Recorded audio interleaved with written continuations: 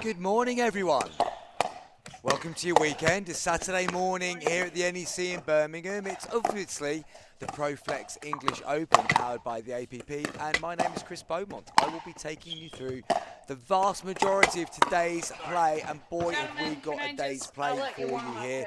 It is Gender Open Doubles Day here on the championship courts. This is championship court number 2, and we are going to be starting off today's proceedings with the men's draw. Now, as the players on court just go through a little bit of a briefing from the referee, I'm going to tell you about the group that they are in. And of course, I'll introduce the players as well.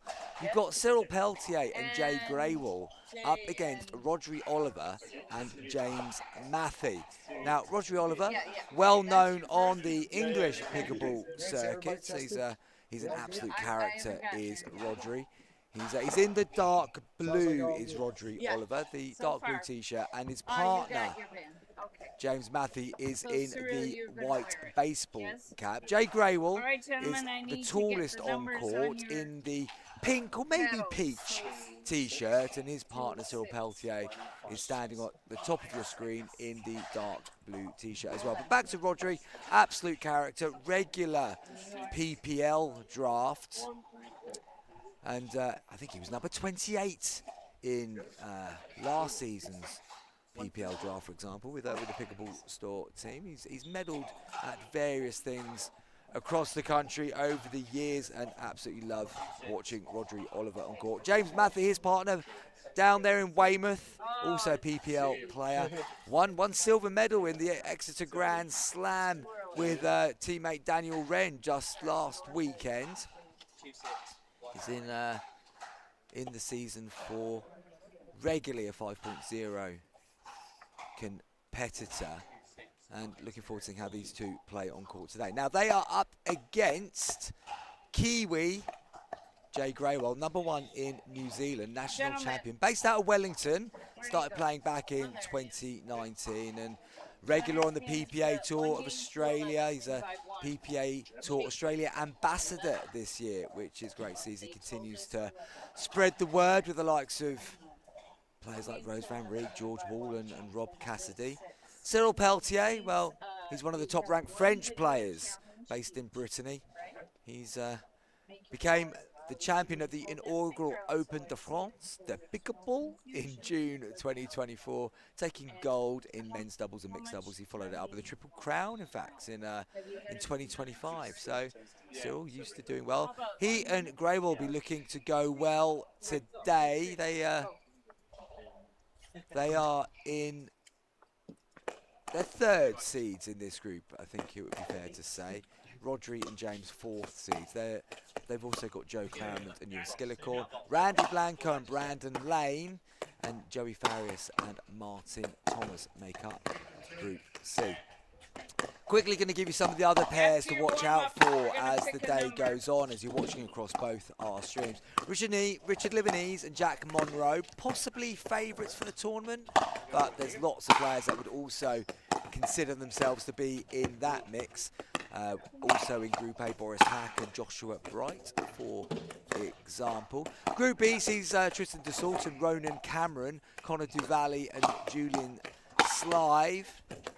Shout out to Scott Mayo, Welsh correspondent for me on the Welsh Pickleball magazine, the World Pickleball magazine. But as we do know, most of the pickleball world is based in Wales, certainly on Anglesey. Shout out to my friends and teammates from Anglesey, a lot of them competing across the day as well, and have been doing so all week. And much love to Kath Knowles. Hope you're listening in, Kath, and having a good week.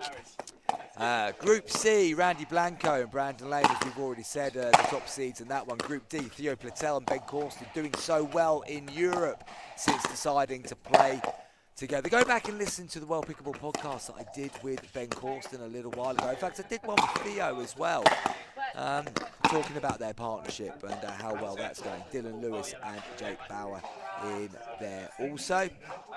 Group E sees Mara Garcia and Louis Leville. They will be a lot of fun to watch over the course of the day, as will James Lofthouse and Josh Roberts. James Lofthouse, lefty, and an absolute showman on court. But they're going to also be up against Ben Slive and James Chowdhury. So tough group in there for Lofthouse and Roberts. Also shout out to Ben Phillips, who's playing with David Campbell. Ben is our team captain in the Northern League for the Cheshire and Mersey Fusion.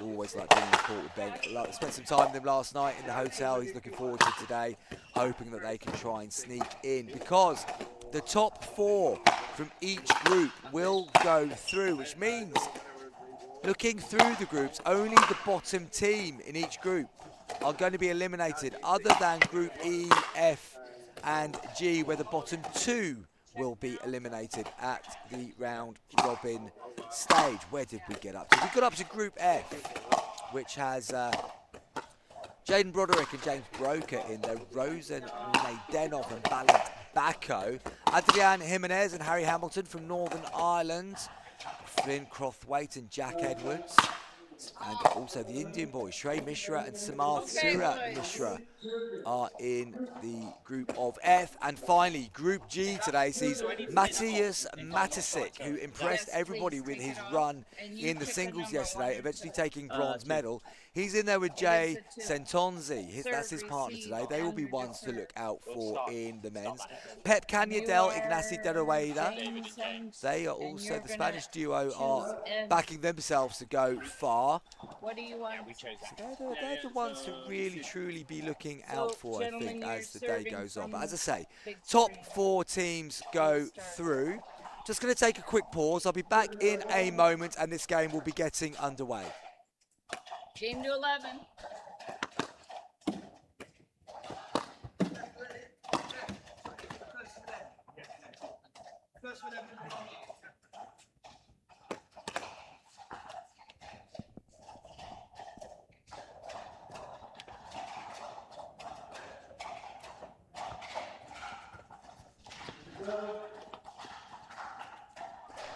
Okay, so we are here, ready to get going. First game of the day here on number 2 court. Rodri Oliver looks like he's going to be serving 15 first. seconds. 15 seconds, the referee has Change just hands called. at 6. First to 11 win by Time 1 in. in the round Serve, robins. serve, 2. And we're going to go at first look of the game. Oliver gets us underway.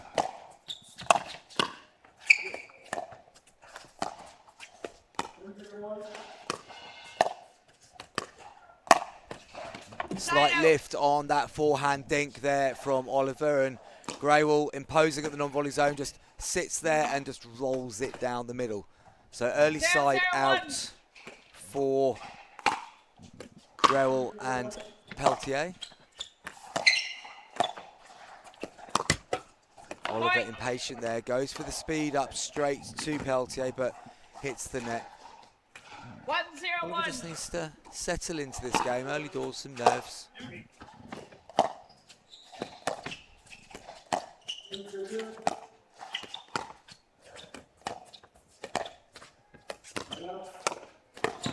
Again, just a little bit of lift from Oliver, and Peltier able to get the ball down to the toes. 2-0-1.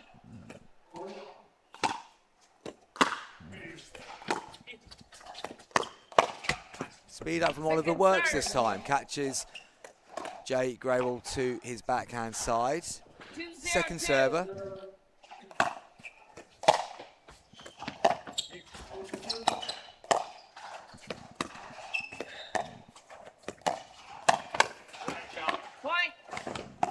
Slight little bit lift there from James Matthew as well. Greywall on the attack straight away. Jams it into the paddle of Oliver.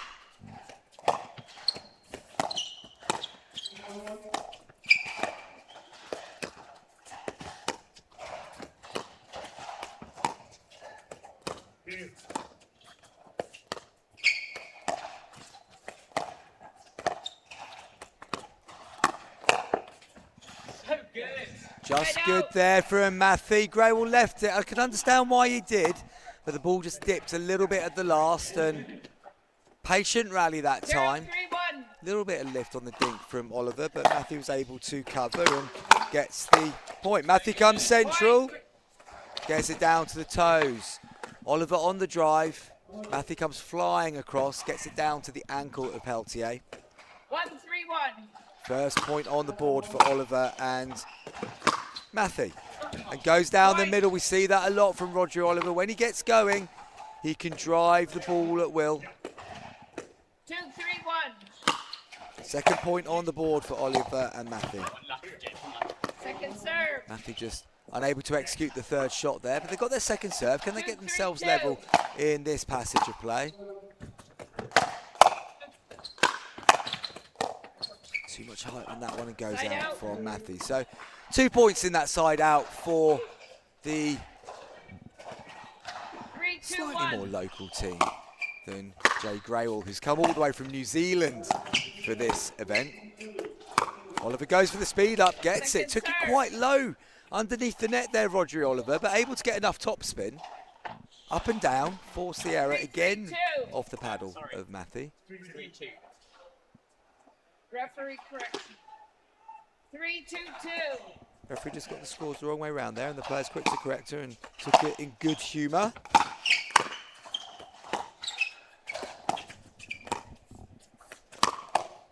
Nice speed up again from Oliver.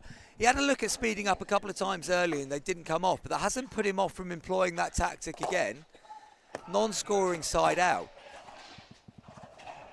2-3-1.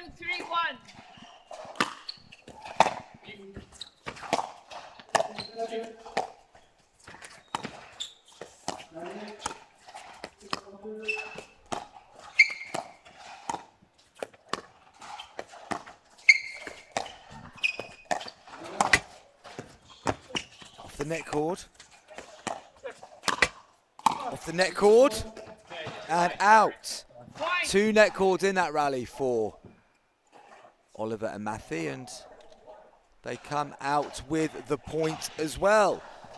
So they just started to settle into this match this morning, and 3-3-1.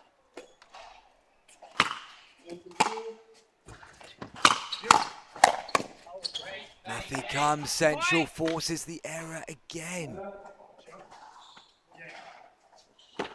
4-3-1. Oliver. Point.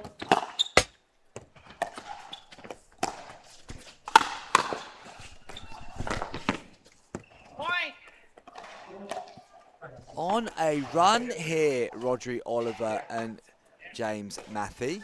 5-3-1. They've got themselves moving. They've got a 2-point advantage. Matthew then just pops that one down into there. If you are watching on YouTube this morning, bright and early, I mean, you're supposed to have a lie-in on a Saturday, aren't you? I'm sure you've all worked hard at work last week. Do come and say hello. On my own in the commentary booth at the moment, so it's always good when I hear from you guys. Good shot from Peltier there. Just jammed Oliver on his right wrist. Gets the side out. So opportunity for Grail and Peltier to try and change the direction a little bit. Oliver goes for that speed up again, but goes long. I like the fact that Oliver is trying to be imposing. And that's the first one that has come into the commentary booth. I wasn't expecting that from Rodri, so he did get the hands there quick enough.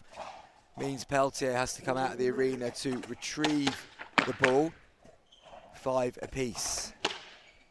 5-5-1.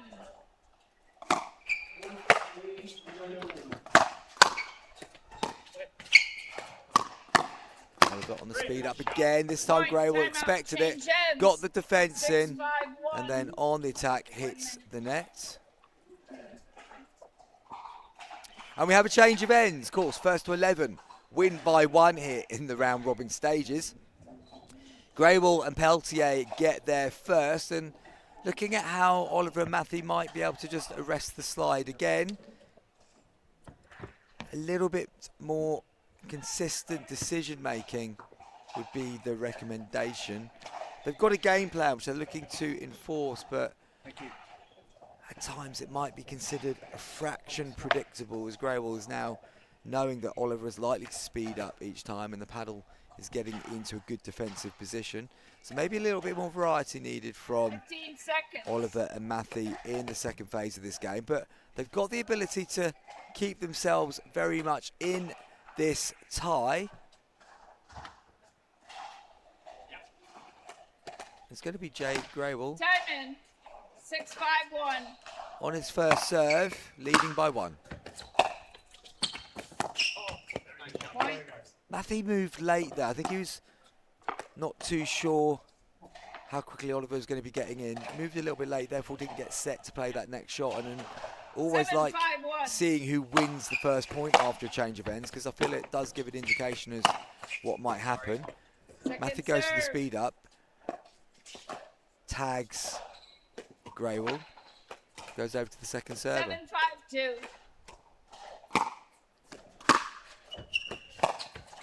Matthew again just staying central for a period of time. This time it works out better.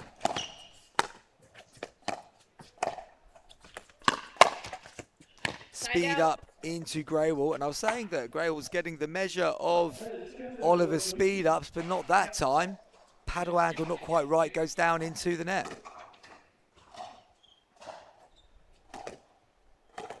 Five, 7-1.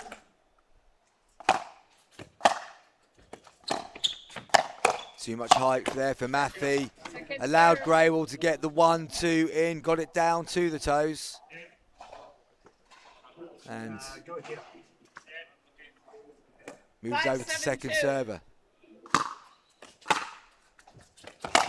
Big drive from Matthew. Oliver follows up. Hands happening.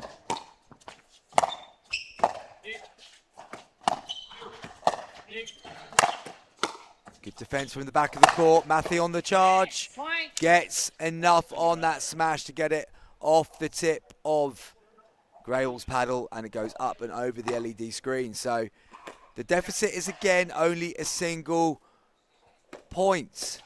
6-7-2. Good morning to Vicky Dorodi. Hope I pronounced that, Vicky. Apologies if I haven't, as Oliver gets them level. Glad you love watching the pickleball. Welcome to the stream, and do stay with us for a long time this morning because we've got so much good stuff coming up, I assure you. Greywell punches that one down into the net. That was a surprising error. 8-7-2. Side out. Matthew unable to execute the third shot. But again, they've turned it around. They've got themselves marginally in front. 7-8-1. So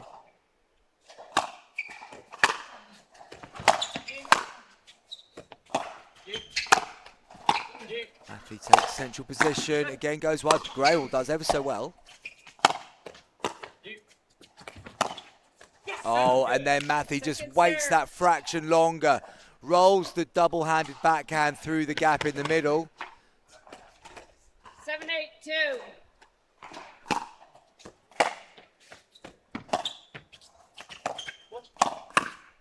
Greywell catches Oliver to the right hip as Greywell and Peltier get the scores level once again. Close game in the opening game of the day here on court number 2.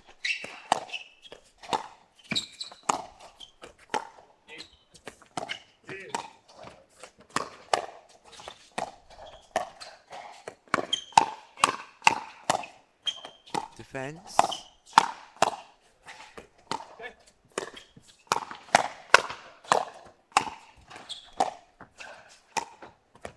Oh, that's a lovely touch from Peltier. Good hands battles happening throughout that exchange. Then Peltier just with the presence of mind to change the pace, open the paddle face and just caress it into the non-volley zone.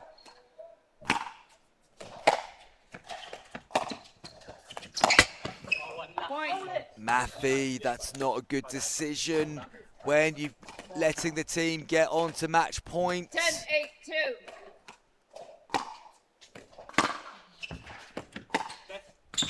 A good return.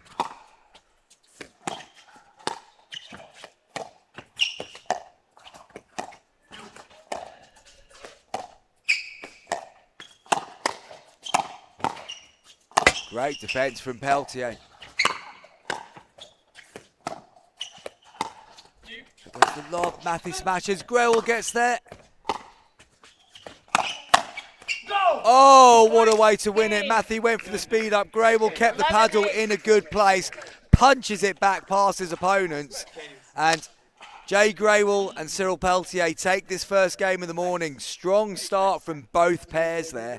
And it's an 11-8 victory to Jay Grewal and Cyril Peltier. Quick shout out to Moonshot Pickleball, who've just sent a comment in on YouTube. Can't wait for the next 2 days. Watching at the venue, supporting my daughter B Walker. Niece Lily Huddleston in the gender doubles today and with their mixed doubles partners tomorrow. Well, go well, B and Lily. Sounds like you can have a bit of support on the sidelines, which is always a nice thing.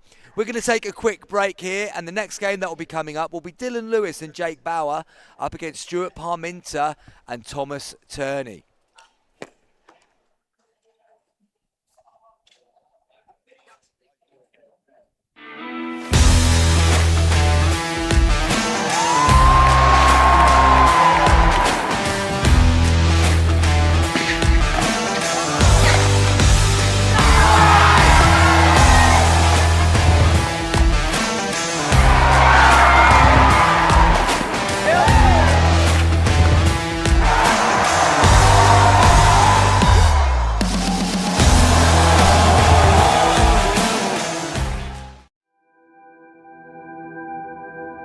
As a professional athlete, my equipment is very important to me.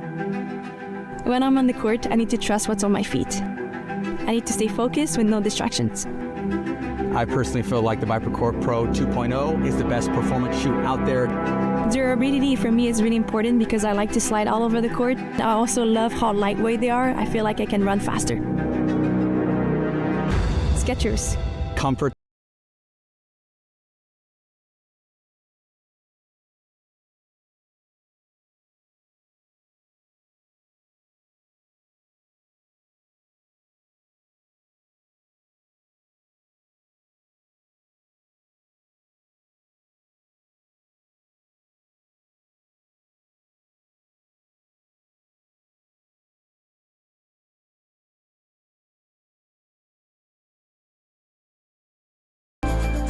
'26, and we're bringing the world's best pickleball tour to your city. That was sick. Join us on a court near you this year. To learn more, visit theapp.global.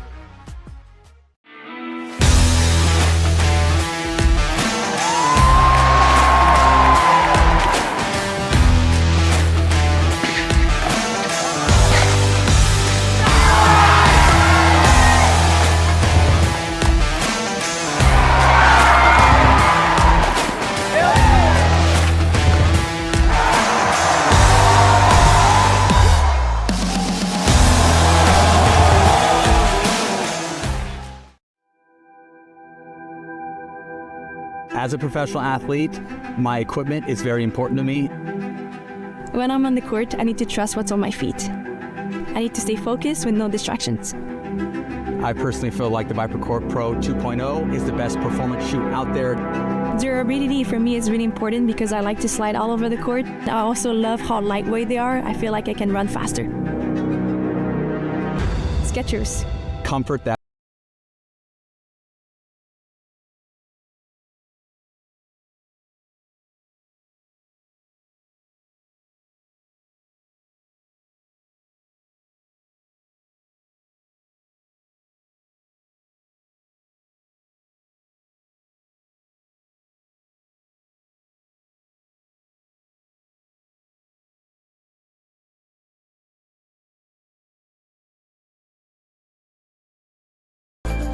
The APP Tour is back in 2026, and we're bringing the world's best pickleball tour to your city. That was sick. Join us on a court near you this year. To learn more, visit theapp.global.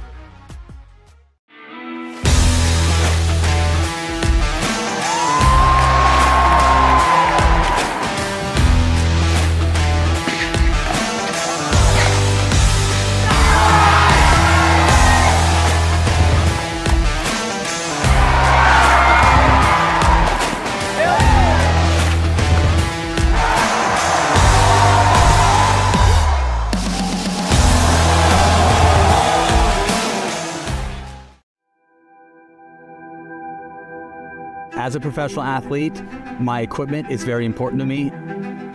When I'm on the court, I need to trust what's on my feet. I need to stay focused with no distractions. I personally feel like the ViperCourt Pro 2.0 is the best performance shoe out there. Durability for me is really important because I like to slide all over the court. I also love how lightweight they are. I feel like I can run faster. Skechers. Comfort that performs.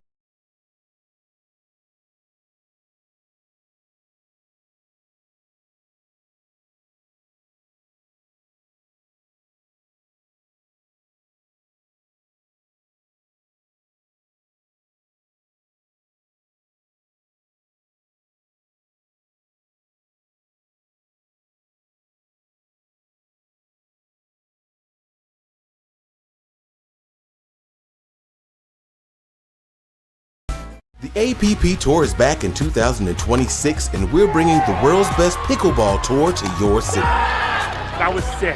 Join us on a court near you this year. To learn more, visit theapp.global.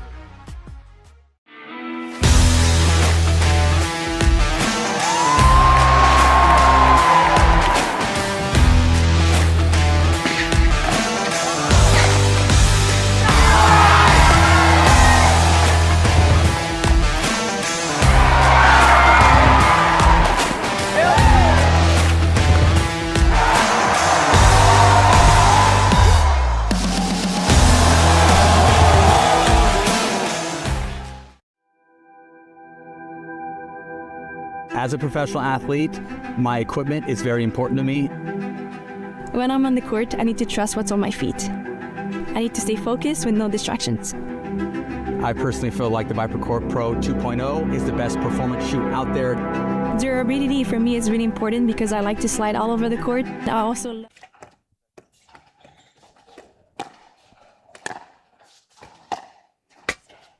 Welcome back to Championship Court number 2, bright and early on this Saturday morning at the NEC in Birmingham. It is the ProFlex English Open, powered by the APP. And we've got our next game about to get underway on this Championship Court. It's going to be Dylan Lewis and Jake Bauer, who are warming up in all white.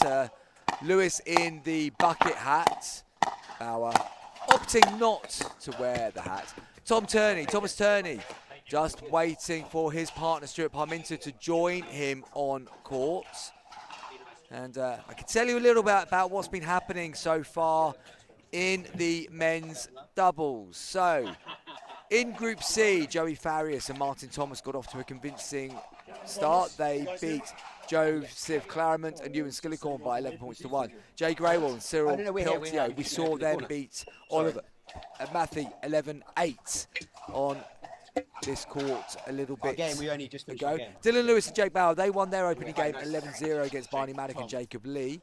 Stuart Parminter and Thomas Turney also off to a winning start. They beat Harry Feast and Callum Matthew 11-8. That would have been a good game. Mara Garcia and Louis Laville, they are off to a convincing start, as are Ben Slive and James Chowdhury. Both those pairs won their opening games of the morning 11-0. And James Lofthouse and Josh Roberts got an 11-4 victory against Lewis Oak and Nicholas Mays. In Group F, Jaden Broderick and James Broker, 11-1 winners over their opponents. Same score for Rosen Nadenov and Balint Bako, also winning 11-1. Flynn Crothwaite and Jack Edwards get off to a winning start, beating Adrian Jimenez and Harry Hamilton, 11-4. Group G, Bastian Grau and Charles Bowen Rayner, well, they won 11-1, and Matthias Matisuk and Jay Sentonze were 11-2 winners. Pep, Kanya, Del Ignasi, Deraweda winning 11-5. What can I tell you about the players on court? Well, just to remind you of their IDs. All right. Jake Bauer, all in white, no hat. Dylan Lewis, all in white, blue hat. So technically probably not all in white then. Let's get that correct from the word go. But Dylan Lewis, 18 years old, from Florida.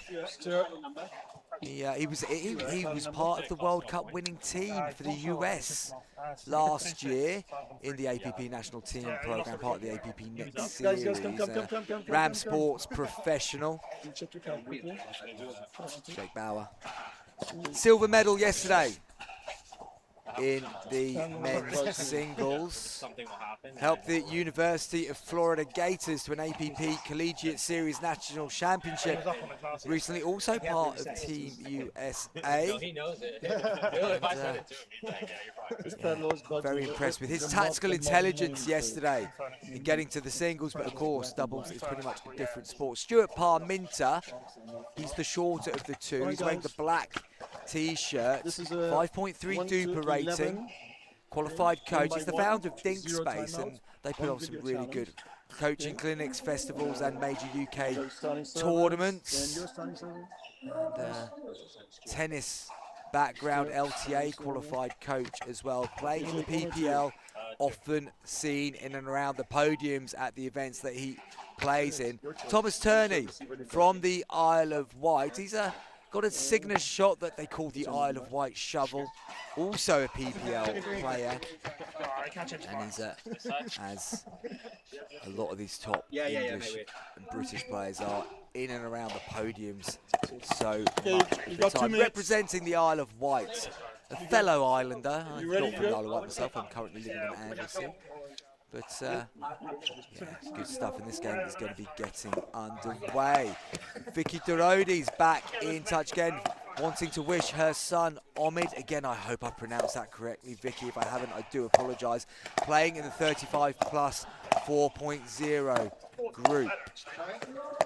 Parminter and Turney. Turney at the top of your screen. I'm just speaking to Tom briefly before the game. He was on a video call to his 3-year-old son, who I believe is watching via video link on Tom's phone from the perspective of Daddy's chair to the side of the court. So that was a lovely moment.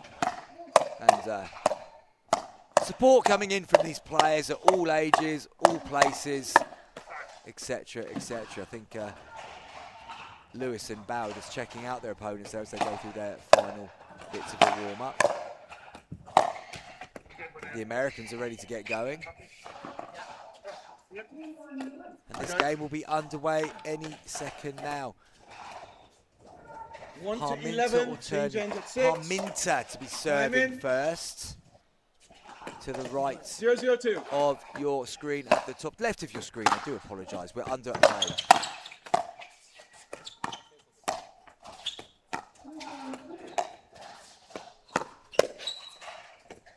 Dylan Lewis just with an off-pace speed up there to Parminter, and he drifts that reaction long. Serves after the side out. Nice reaction from Turney, showing good reactions at the non-volley zone. Forces the error from Bauer, so second serve. Each team just figuring their opponents out in these early stages. Attempted backhand roll drop from the back of the court into the net from Lewis. So no score as of yet. But that is the first point of this game as Lewis just pushes the ball wide of the sideline.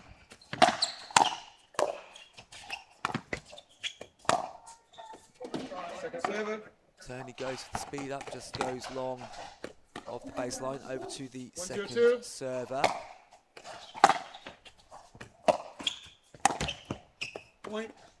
Bauer reaches in there, looks to put it to the outside of Turney, but clips it into the net, so 2-point lead for Parminter and Turney. Big drive from Turney, catches Bauer, paddle up just above the chest, pushes it into the net cord.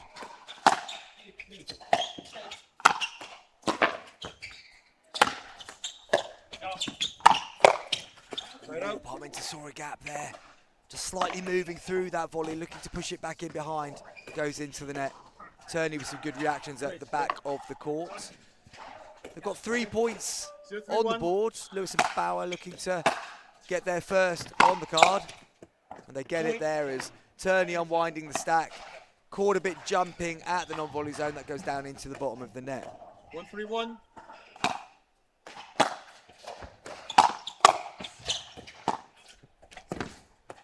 Second server. Lewis just looking to scoop that 1-3-2. drop from the back of the court, but again, into the net.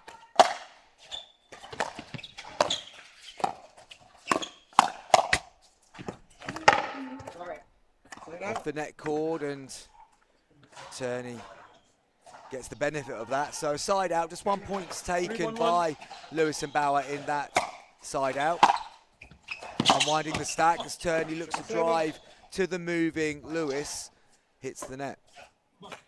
3-1-2.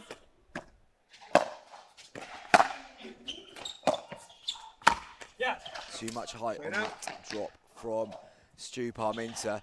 Lewis just standing tall. Good levers, changes the angle. Turney had no chance to defend that. 1-3-1.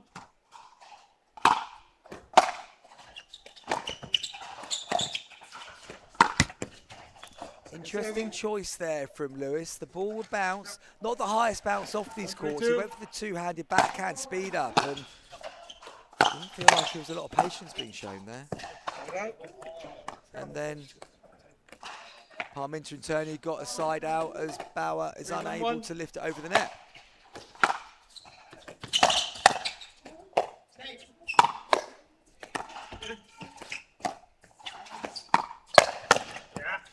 Parminter pleased with that exchange. Able to get it on the forehand, able to get it back with a bit more, and it goes into the net. Lewis covers his partner very nicely indeed there. Bauer struggling to get up to the non-volley zone. Lewis read the drive coming in from Parminter, blocked the first one, then was able to put the second ball away.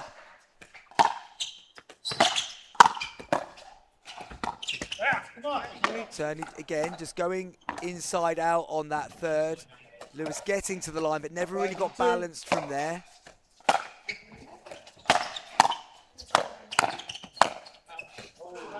Parminter looking to go to the outside. Just overcooked it slightly. 1-5-1. Side out.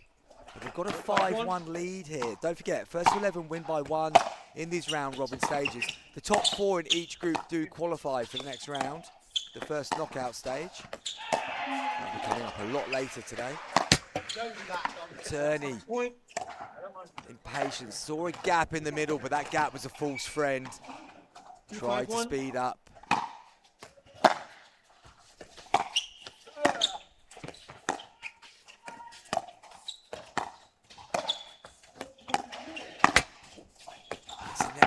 Turney, big net cord, and Bauer unable to readjust his feet quickly enough.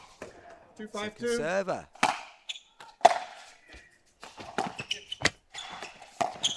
Lewis was coming in on the crash, but the ball wasn't there.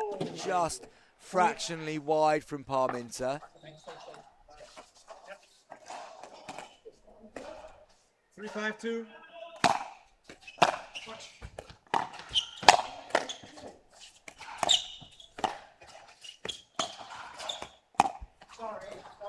Nicely played from Bauer. Turney sitting quite central. Bauer just took his time and a little bit of undercut, a little bit of slice, just guides it down the line. 4-5-2. Single points difference now between the two teams. Turney going backwards. Parminter leans in and gets it to the baseline.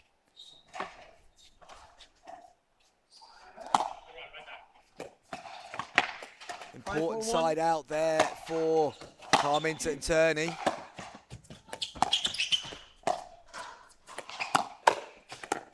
Parminter does well with that speed up, dealt with it. And they come out with the point. So at the change of ends, Parminter and Turney lead Lewis and Bauer by 2 points, 6-4 advantage. High quality game here, some interesting tactical battles going on. Feels like Turney and Parminter are coping with the potential speed ups from the American duo. Lewis and Bauer are ready to go, but we've still got 30 seconds before the game needs to recommence. I think for Turney and Parminter, just a case of keep doing what they're doing, remain patient, but also have the confidence to go when they feel the time is right. Time in. 6-4-1. Turney on serve, we're back underway. Big drive, repelled by Lewis, and Turney just moving forward, unable to get stopped and balanced to reset, therefore stretching a little bit.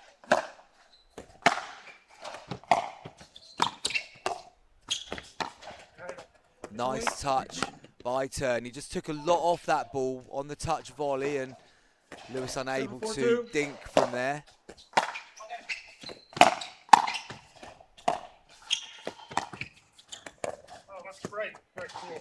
Side out. From Parminter. 4-7-1.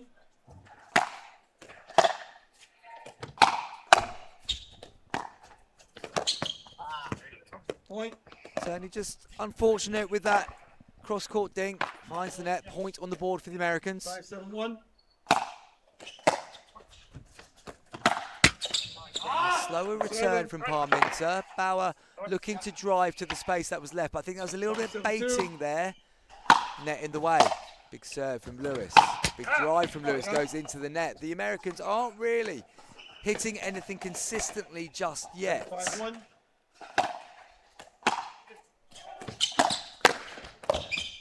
Good reset from Parminter. Turney gets in.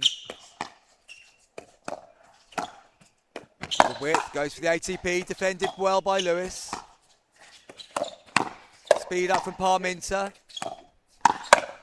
Great reactions from Parminter, saw the speed up coming. Great paddle position from Stu Parminter, able to deflect it back down again. 8-5-1. 8th point on the board.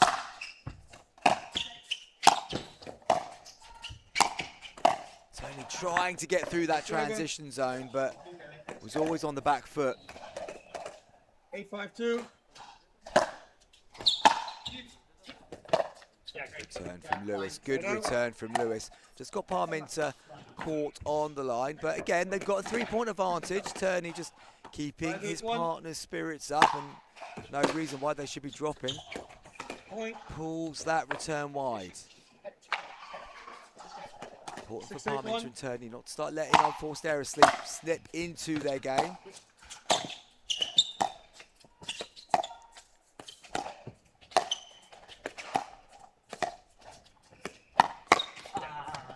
Speed up from Lewis. Turney not quite getting the paddle where it needed to be. Just pushes it into the bottom of the net.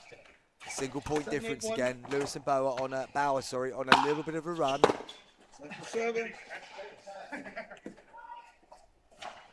of limbo there from Tom Turney. He then goes to the back of the LED screens. We've got a camera needing to be sorted. Tom Turney just clipping the camera. We'll quickly go and check that it's okay. Just a little timeout needed here. We'll need to put the camera back in place. We need to put the camera back in place so that the AI line calling software is able to be used. Just take a moment here. Let's go. Okay, I think the players have opted not to have the line calling technology in place. Well, I hope for their sake there's not an important call that comes down that line. 7-8-2. It's their decision.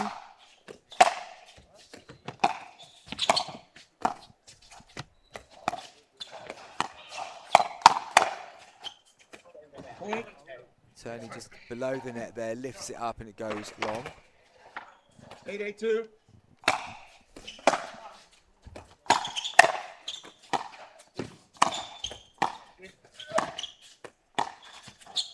Turney coming all the way over, very off balance. What feet to get back into position though.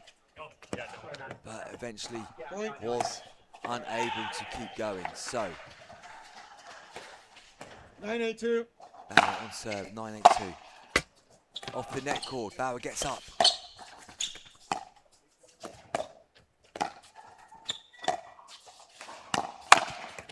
Bauer speeds up, Turney puts it into the net, and suddenly the Americans have match point here. 10-8-2.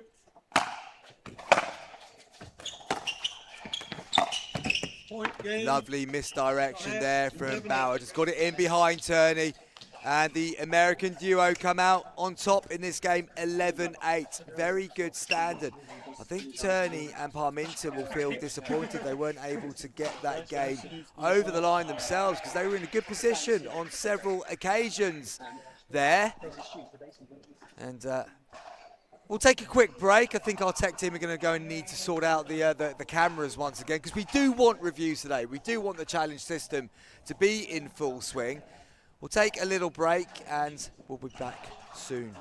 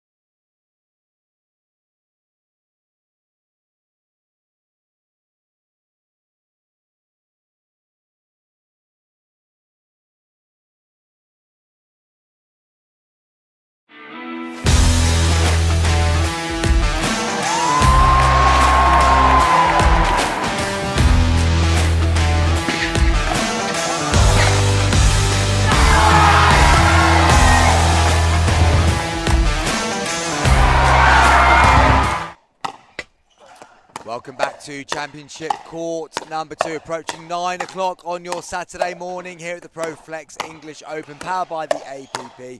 I'm Chris Beaumont and I'm bringing you live coverage of today's gender doubles at the open skill category. We're focusing on the men's so far, and we're about to bring you a game between Ben Slive and James Chowdhury up against Toby Clark and Bao Fan. Just going to give you a quick rundown though of what's been happening on the courts so far this morning. Group A and Group B not underway yet, but in Group C, Jay Graywell, who we saw playing with Cyril Peltier in the first game of the morning, well, they are 2 for 2. Randy Blanco and Brandon Lane won their first game 11-0. And Joey Farias, Martin Thomas, they've won 1, lost 1 in that Group C. Group D, Dylan Lewis and Jake Bauer, we just saw them on court. They've got a 100% record, 2 from 2.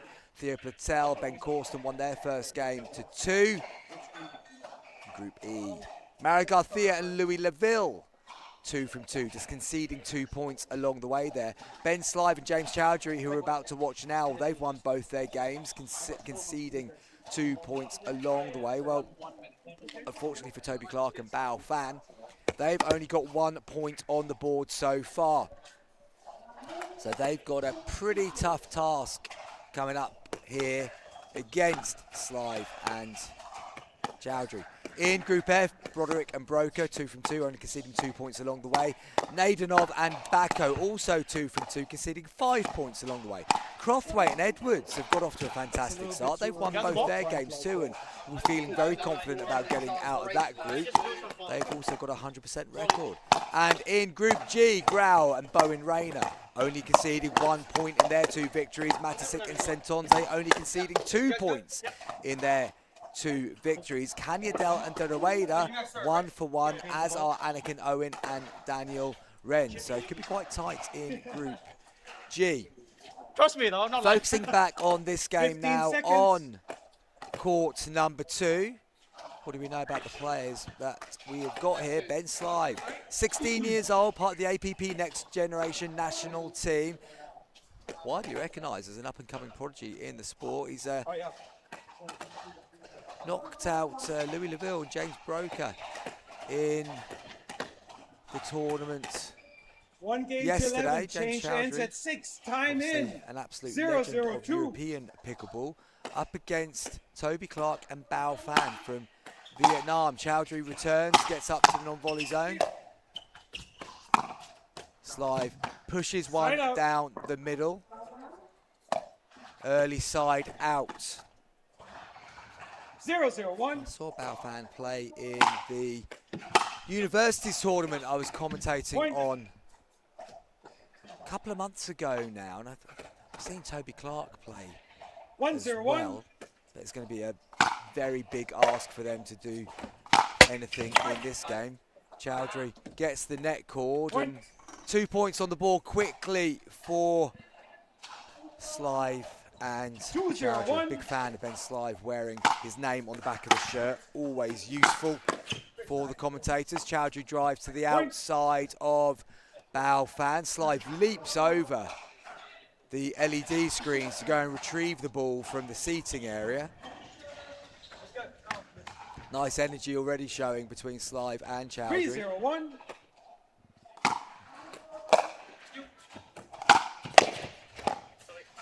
Change of hands there from Slive. Comes off the net cord and Second server. unable to deal with that one. Quick change of hands there from Ben Slive. 3, 0, 2.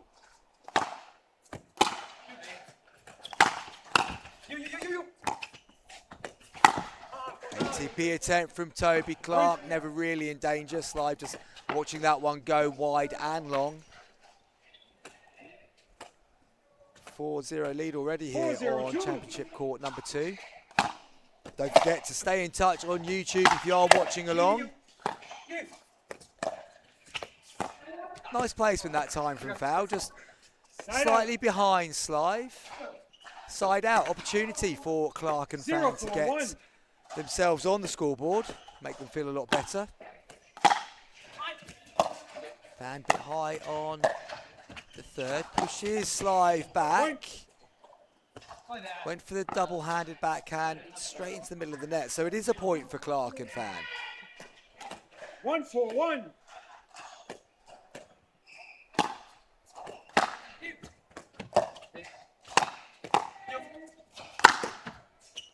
Chowdhury whips that, hits somebody outside the arena there, immediately apologises to the young lady who saw the ball whistling towards her.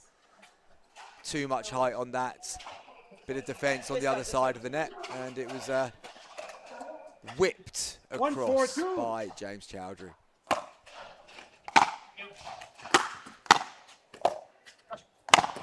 Slive takes control in the middle, punches it down to the toes of Toby Clark, and he's unable to reset with the ball travelling towards him so quickly.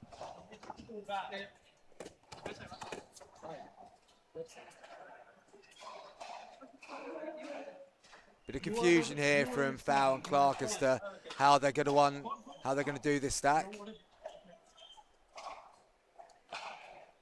4-1-1. Foul on the return. Clark is caught at the back of the court. Ball is pushed long by Foul Fan. 5-1-1. A new partnership, Clark and Fan, and just a few things that are not quite cemented in yet. Chowdhury drives into the bottom of the net. They lead 5-1. First to 11, win by 1 in these group stages. Top 4 teams do go through. Fan running through that return, puts it into the net. Change of ends, 6-1.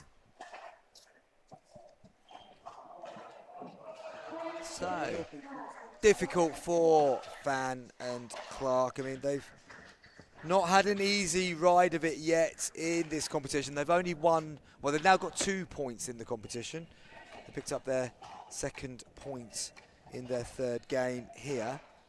In saying the top 4 go through, just so you understand where we go next then. So as we go into the knockouts in the round of 32, there's 1, 2, 3, 4 buys on offer, and everyone else will go into that round of 32. So 4 teams will go through to the round of 16 with a buy. Everyone else who's qualified will go into the round of 32 draw. Time in. Chowdhury and Slive will be absolutely looking to be one of those teams that get the bye. Slive drives, clips the top of the net. Side out, and a chance once again for 1-6-1. Fan, Toby Clark. Too much height from Clark. Slive attacks. Second Foul server. trying to reset, trying to give it a nice bit of touch to get it up and down, but unfortunate. 1-6-2.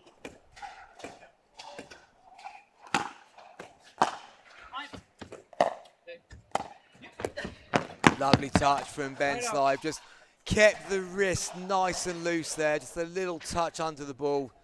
Clark, even with those long legs, was unable to get there. 6-1-1.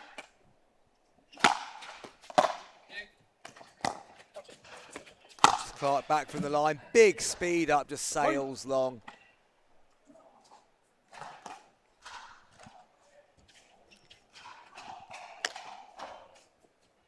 Seven, 1-1. Second server. Can we challenge that? You can challenge that. We're going to have a challenge.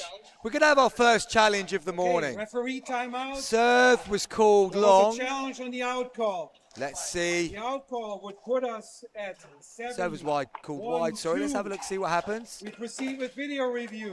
Video review.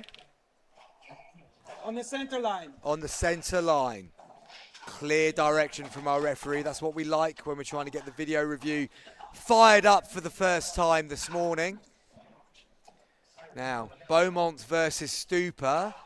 Beaumont has got all but one call correct himself this time, but I have to say I didn't see that ball land, so I would be taking a 50-50 gamble on whether that was in or out. I'm going to say it was in, based on the reaction of Ben Slive, who was immediately asking to challenge. So I'm going in on this one.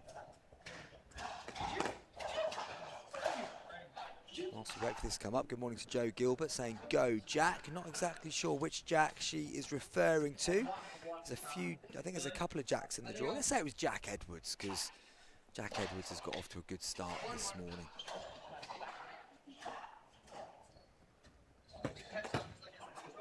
Oh, that comment's disappeared from the group. So anyway, here's the review. Oh, it was marginally out. Very, very, very close. That's a great call about initially. Balfour is absolutely delighted with that. At a score of Perfect use of the video technology. Here, Slive loses his review. 7-1-2.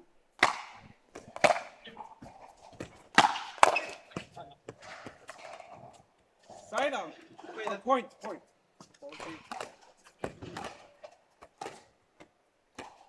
8-1-2. 8-1-2 here on number 2 court.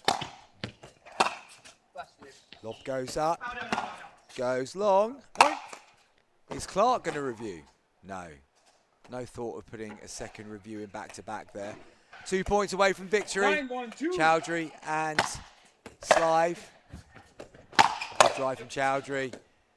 Van trying to keep it in play, unable to do so. Just pushes it across court. And we have game points here for Slive and Chowdhury.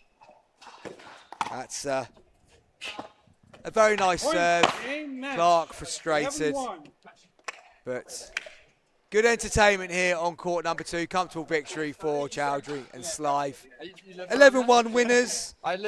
They will keep moving throughout these round robins. And we will be back after this short break with Rosen Naidenov Balenbako up against Flynn Crosswaite and Jack Edwards. Looking forward to bringing you live action of that as Jack Edwards just steps onto court.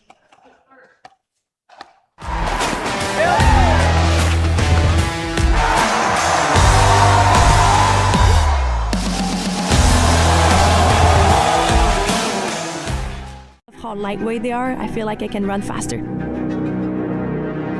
Skechers. Comfort that performance.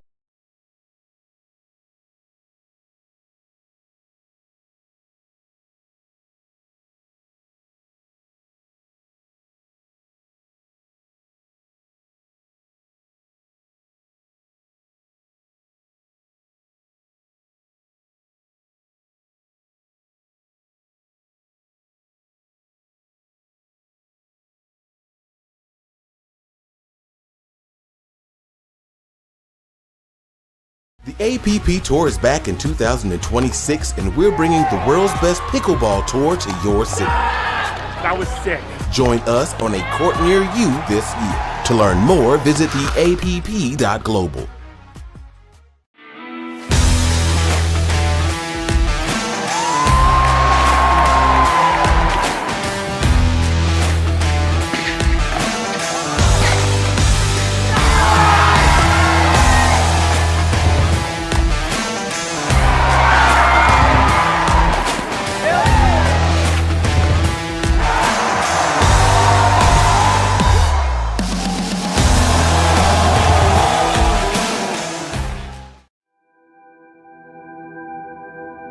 As a professional athlete, my equipment is very important to me. When I'm on the court, I need to trust what's on my feet. I need to stay focused with no distractions. I personally feel like the ViperCourt Pro 2.0 is the best performance shoe out there. Durability for me is really important because I like to slide all over the court. I also love how lightweight they are. I feel like I can run faster. Skechers. Comfort that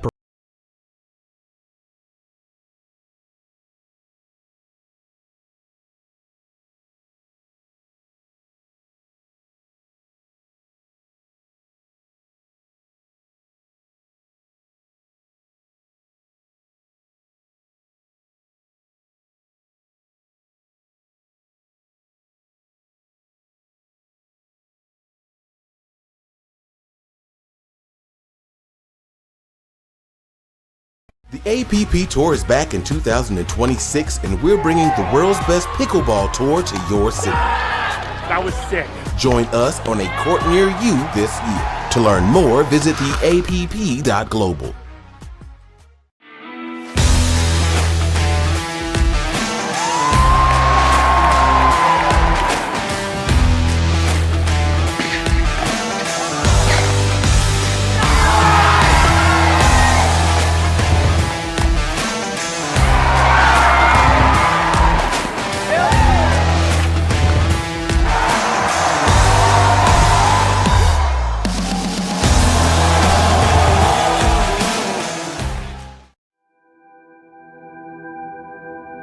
As a professional athlete, my equipment is very important to me. When I'm on the court, I need to trust what's on my feet. I need to stay focused with no distractions. I personally feel like the ViperCourt Pro 2.0 is the best performance shoe out there. Durability for me is really important because I like to slide all over the court. I also love how light. Welcome back to Championship Court number 2, everybody. Hope you're having a good Saturday morning. We certainly are at the NEC, where we've got the ProFlex English Open powered by the APP in full swing. Of course, today is Gender Doubles Day. It's day 5 of this fantastic event, and we're about to bring you 2 local homegrown talents in Jack Edwards and Flynn Crothwaite. They're going up against Balint Bako and his partner, Rosen Naidenov. Now, what is the state of play in this group? Well, I can tell you that. Group F sees Naidenov and Bako 3 from 3 so far. Crothwaite and Edwards looking to get themselves through. They've won 2, lost 1. So they will be hoping to get something out of this game, because if they do, that pretty much guarantees they go through in the top, well, into the next round, top 4 qualifying. Bako and Naidenov. Naidenov in all white with the long hair, cap back to front. Edwards left-handed in the black hoodie at the moment. Crothwaite in the dark blue t-shirt. Balint Bako, one of the top singles players in Europe, from Hungary, and developing his doubles game week after week. Referees on court, they're just going through their final checks. I would imagine there'll just be a little warm-up straight after that as well. Yes, which is just now starting to happen. Looking forward to seeing Crothwaite and Edwards in action here against 2 incredibly talented players. I like Balint Bako a lot. He's former elite tennis player. Naidenov from Bulgaria. He transitioned from NCAA Division 1 tennis in the US, where he was playing Division 1 for Longwood Lancers, playing under Jonathan Medina Alvarez, who is a bit of a pickleball legend in the US, played for Spain in the 2025 European Championships as well. Naidenov actively competing on the Pickle Pro Tour in Spain as well. Crothwaite, based in the south of England, working at the Hurlands Paddle and Pickleball Centre in Farnham, Surrey. Jack Edwards, left-handed, Wolverhampton Wanderers fan. Lovely lad, Jack. His game has gone from strength to strength over the last 2 years as well. Had an amazing run in the men's singles at the English Nationals last year. And he's also doing some good work coaching players of all levels out of Wolves Pickleball. Also going to be coaching at the Telford Tennis Centre in the not too distant future. Good venue, the Telford Tennis Centre. Great place to see pickleball being played. Great to have a variety of options of where you want to play, no matter where in the country you are based. And Naidenov, it's fair to say, he's got a distinctive style, hasn't he? I'm not sure how many of the people following along on YouTube this morning will remember the 1994 World Cup, Football World Cup in the US, but there was the Bulgarian team were pretty prominent in that event, the likes of Stoichkov and Yedinov and a few others, but there was Tristan Ivanov had a similar hairstyle to the one being rocked by Naydenov today. I don't think you were expecting the Bulgarian football team of 1994 to get a mention on today's live stream, but they certainly have done. We have quite the match. Edwards just removing his hoodie, So, reminding us that he's in the Pickleball Premier League representing Stack. It's very close to drafting Jack Edwards into my team last year, Pure Pickleball. Delighted to see him in the Premier League this time. Really looking forward to seeing Edwards and Crothwaite go here. Edwards on serve, we're underway.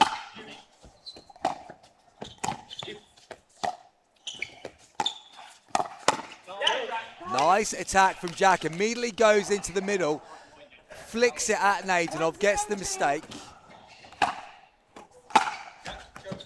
2 quick points on the board for Crothwaite and Edwards. 2-0-2.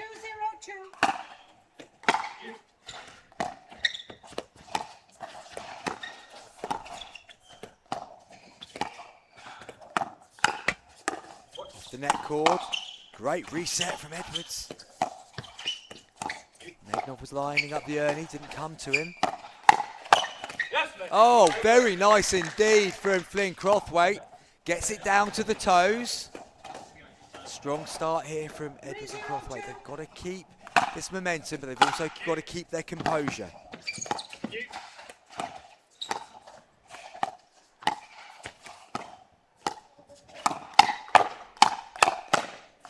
Good hands, and Edwards comes out on top again. Crothwaite pumped for this one. Edwards making a very good start. 4-0-2.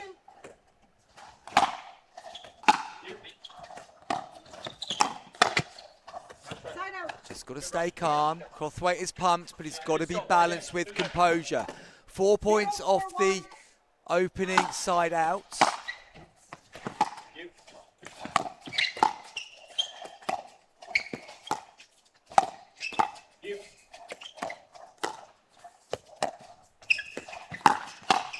Good ATP from Bacco. Edwards saw it coming, tried to defend, but unable to deflect the ball back into play. First point on the board for Naydenov and Bacco.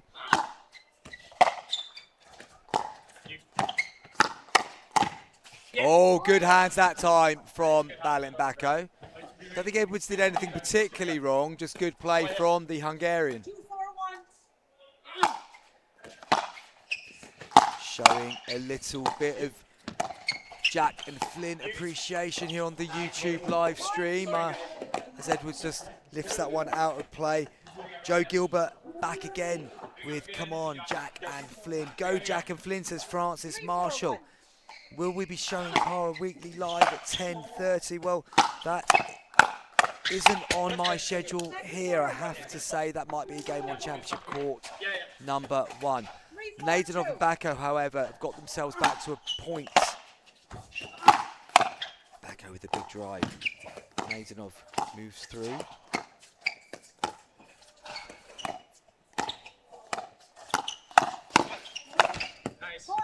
Crothwaite punches that one into the net. They just need to settle down now because Bacco and Naydenov have settled into the game themselves. The early exuberance of Crothwaite and Edwards needs to now be tempered with a bit of control. Nice bit of play from Edwards again. They get the side out, so the scores are level. 4-4-1.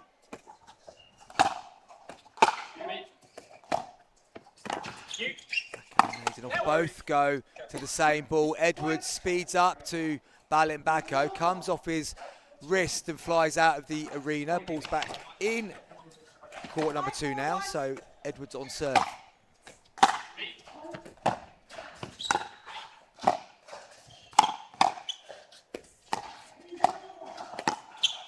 Lob. Crothwaite unable to get balanced. tips it out of the arena. One of the crowd very keen to go and get the ball. Good to see support just starting to fill up in the stadium.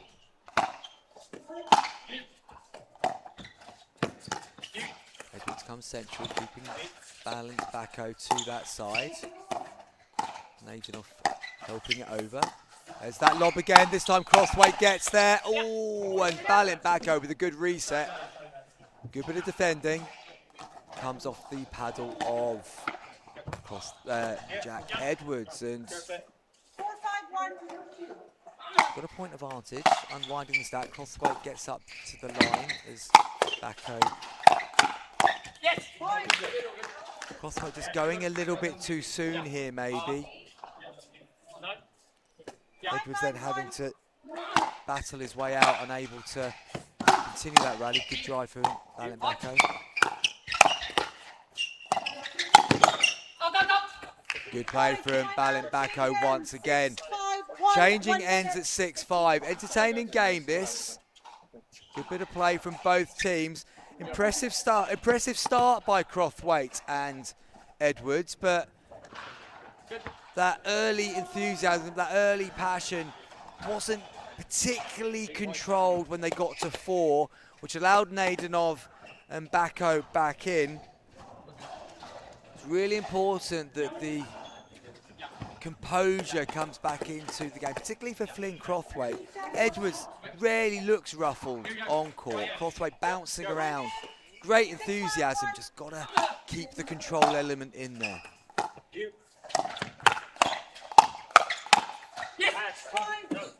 Nadenov showing fast reactions there. Nudges it down the middle. 7-5-1.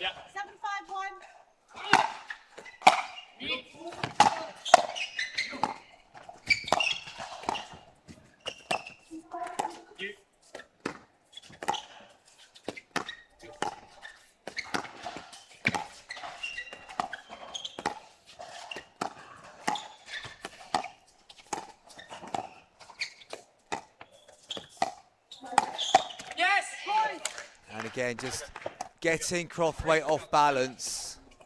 Good patience from Nadenov and Bacco.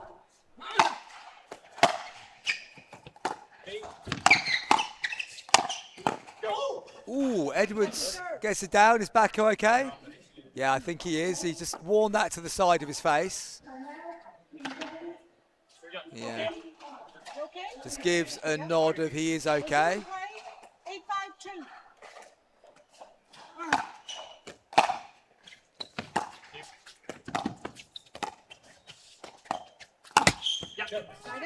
That's just ruffled him a little bit because that's an uncharacteristic mistake from Bacco. Leaning in, puts that backhand volley into the net. He's just rubbed his eye again, or the side of his eye, I should say.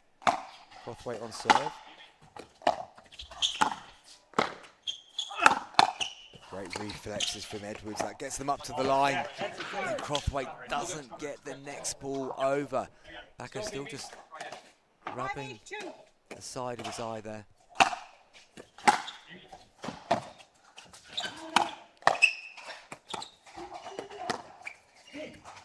Lovely lob from Edwards.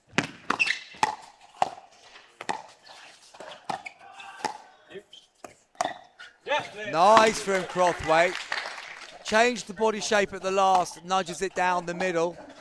Good bit of play there. 6 points for Crothwaite and Edwards, trying to catch the 8 of Nadenov and Bacco. That was a point, correct?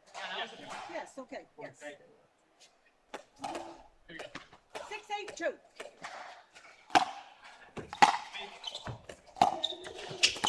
Nice drop from Edwards. Good play from Jack Edwards. I like his game style. So composed. Good speed up to Bacco, but then early set to get it down to Nadenov's toes. Crothwaite unable to execute on the third. It was just encouraging his partner. Nadenov on serve.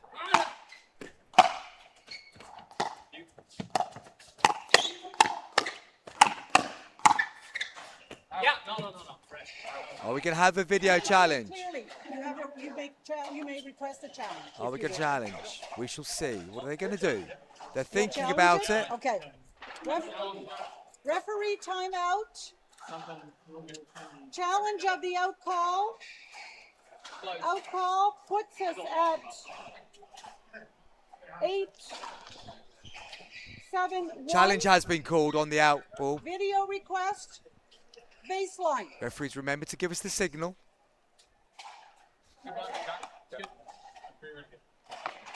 Now, Crothwaite and Edwards called it long. I think it was long myself, but not. I've lost my touch, folks. I have to say, I've not been getting all of these right. Well, I got the first one this morning wrong. That's my second one that's wrong, but I was priding myself on my 100% record. It is important from the Crothwaite and Edwards point of view that this was out, but Nadenov and Bacco were pretty quick to ask the question. Let's see how it has gone. Just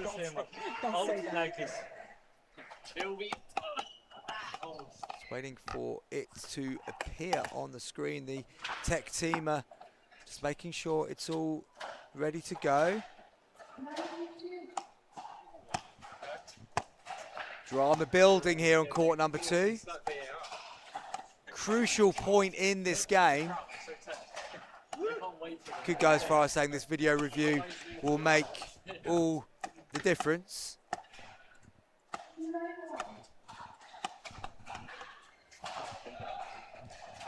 Here we go.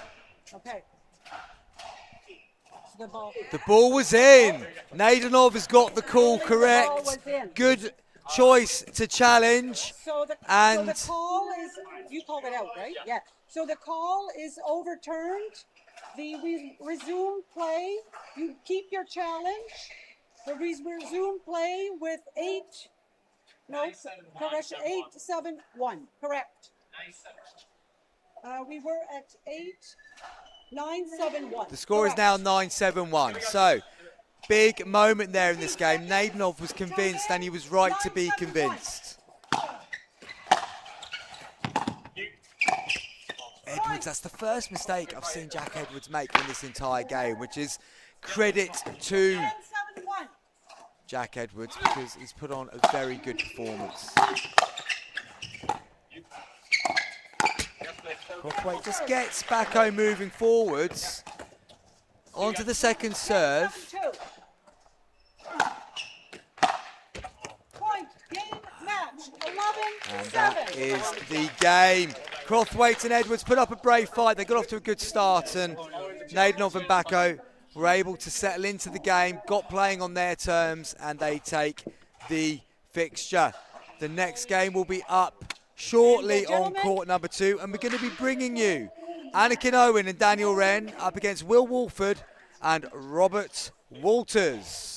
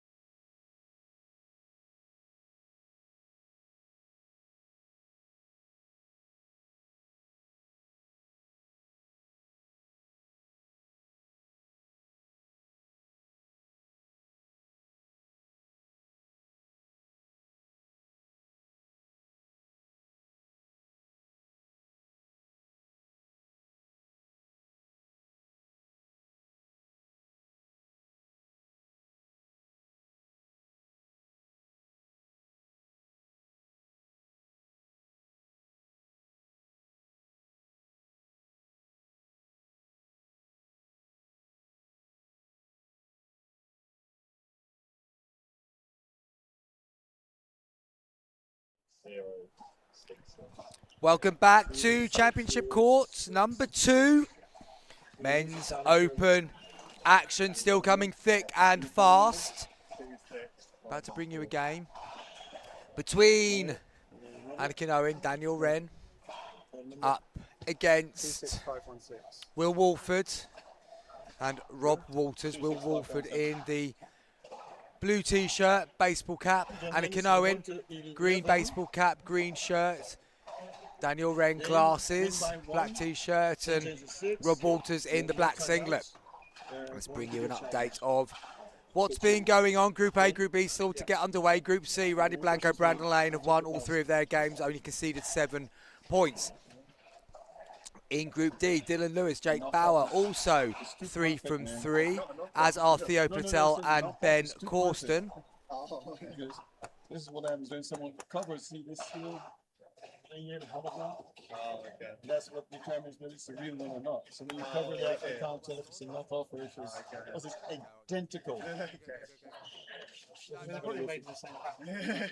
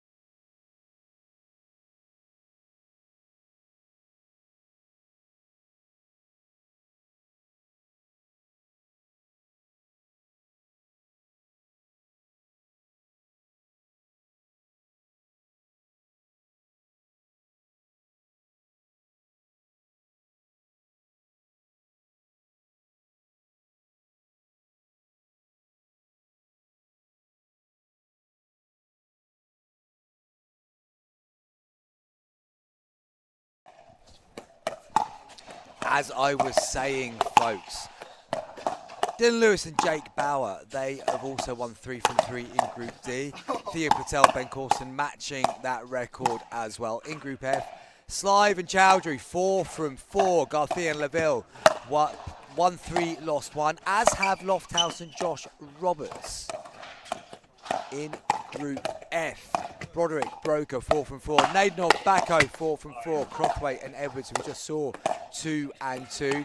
Group G, Matisic and Sentonze, 4 from 4. And underneath that, it's all quite close. And this is the group that we're talking about now. Bastien Grau, Charles Bowen Rayner, Pep Canyadel, Ignacy Dedaweda have 2 wins on the board from their 3 games. Anakin Owen and Daniel Wren, they've played 4. This is their 5th and final group game. They need to win this to make sure they do go through, because if they don't, there's an outside chance, and it is an outside chance, that Shrika, Van Kamadini and Akil Paletti could sneak through. Wolford and Walters, they're just playing for a bit of pride here and looking to enjoy their time on show court. Can they get their first win of the day? It looks more like it. So Anakin Owen, one of the stronger players in the UK, partnered with Daniel Wren of Pickled Pad. Walters and Wolford, just to remind you, Walters is top right of your screen. Wolford in the baseball cap. Anakin Owen also sporting a baseball cap. See if the women's tournament's got underway, see if there's anything that's gone on in there. No, there's not. I know we've seen Shelby Bates and Rose Van Reek warming up on one of the outside courts. I can just about see from my little fridge of a commentary booth that we have today. I think the temperatures in the UK generally are a little bit lower outside, where my phone is currently suggesting that it's 18 degrees outside as opposed to the 28 degrees that it was showing at this time yesterday. They've not adjusted the air conditioning unit to reflect that, as we are shivering somewhat here in the commentary booth. And one of my friends to my right, one of the technical teams, got his hoodie up over his head, covering his ears, just to stay warm. And we're about to get underway. 0-0-2. Players are fully warm on court as Daniel Wren serves first.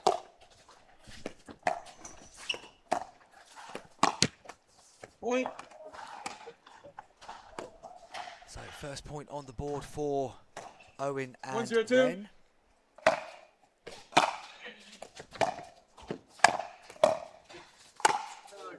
And a second point on the board. Point.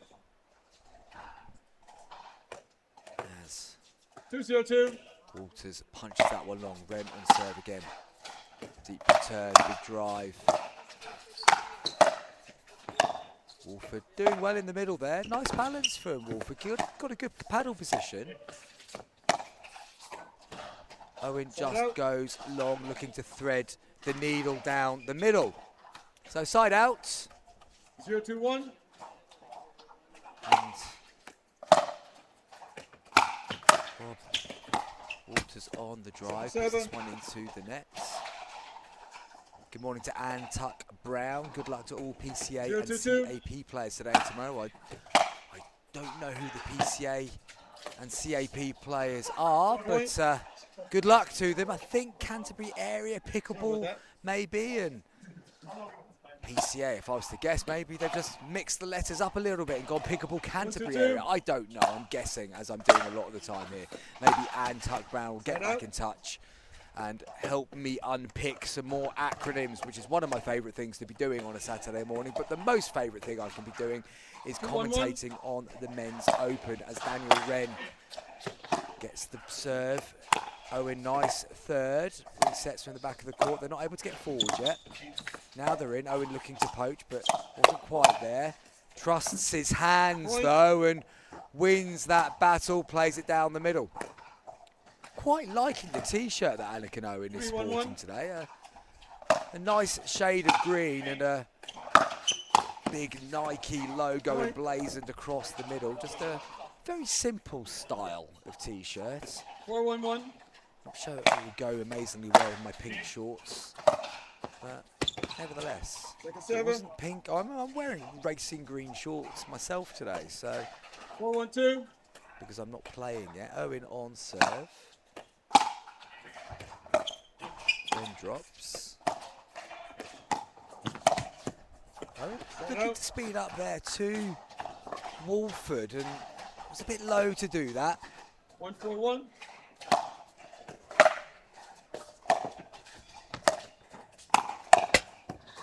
Point. I think Walters could have been a little bit more forceful with that forehand volley. Ball then ends up in the net and we go on to the second serve.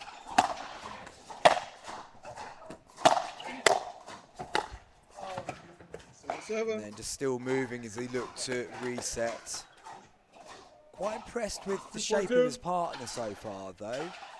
Will Wolford looking good on court. Nice balance.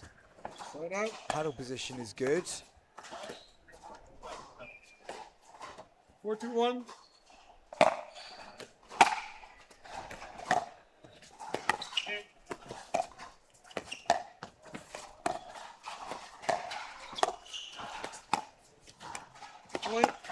Owen just remaining patient once again, just a little nudge into a good spot. Gets their fourth point.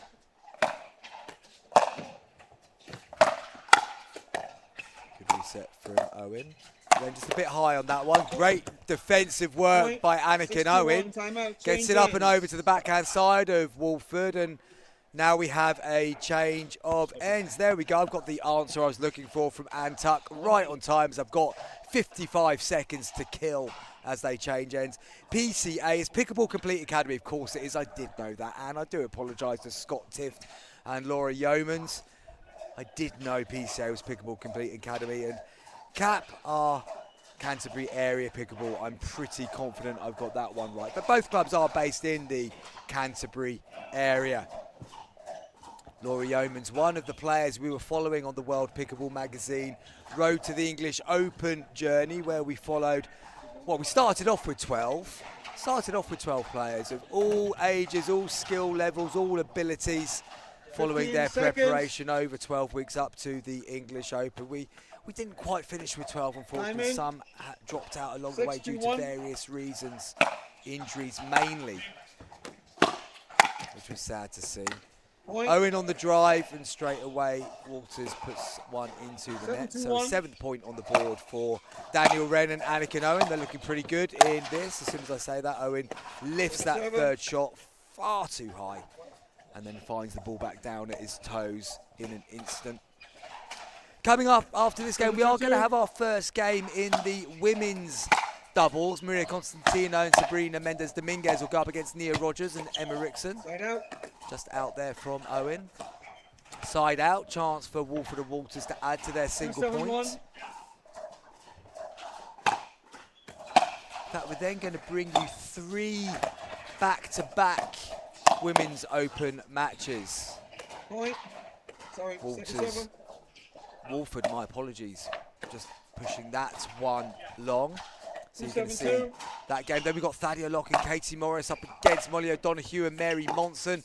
Then Cara Wheatley and Megan Fudge play Abigail O'Kelly and Marina Al-Qaid before approximately 11:20 we go back into the men's doubles and pick up the action once again from there. Side out, Owen and Wren.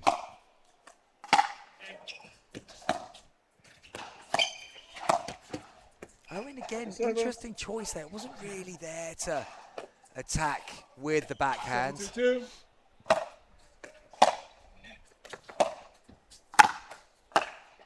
When the left-handed is caught on his backhand side as well.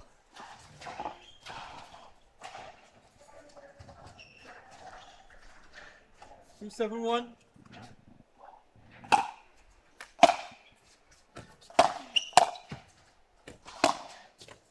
Nice shot down the middle from Will Wolford. So I like his style. I like how he's looking on the court. And that was a nice shot through the gap in the middle of the court.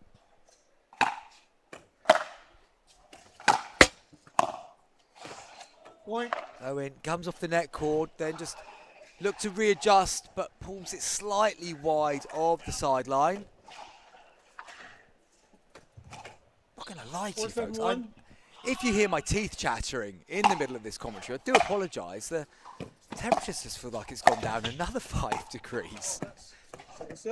And I've put my lunch on the desk now in the hope that it will stay nicely chilled for when I get a chance to eat it.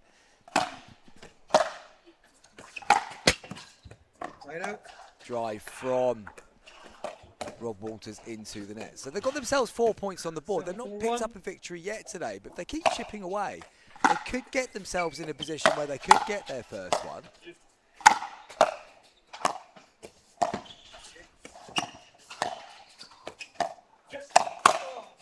Good attack from Owen. Wolford unable to get balanced. Error forced off the paddle of Anakin Owen. Good attack. 8-4-1.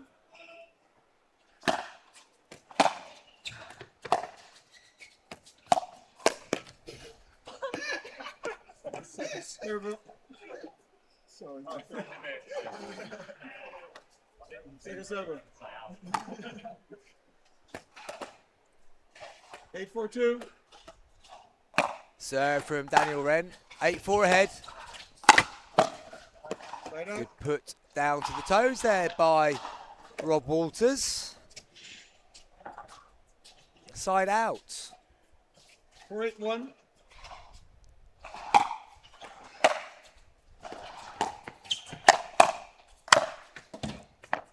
Second server. Now this will be interesting. He can challenge it. I thought they might be challenging there. I was getting excited. I thought the challenge might happen, but no, we're moving on.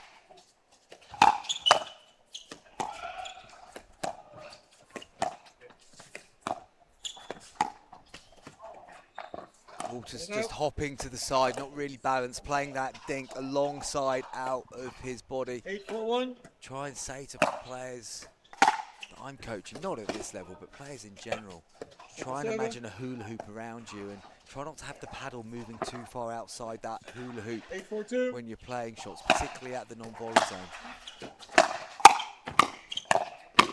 Owen comes through the middle. Great work there by Anakin Owen. He's able to get forward, poach, pushes it down to the paddle. Comes off the top, goes out of the arena. And Owen and Wren are now 2 points away from taking an important victory here that will all but confirm their place in the next round. Round of 32 for these two, you would imagine. Wren just sits there nicely, little bit of a roll on that backhand volley off the edge of the paddle once again, and match point comes up. Anakin Owen serving here for the game. Nice shot again from Wolford, nudges it to the side. Owen coming through the transition zone, unable to lift up and over that time. 4-10-1.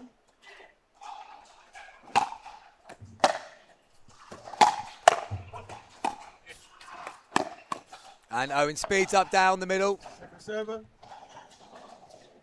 So, second serve. We've saved one match point. Wolford and Walters.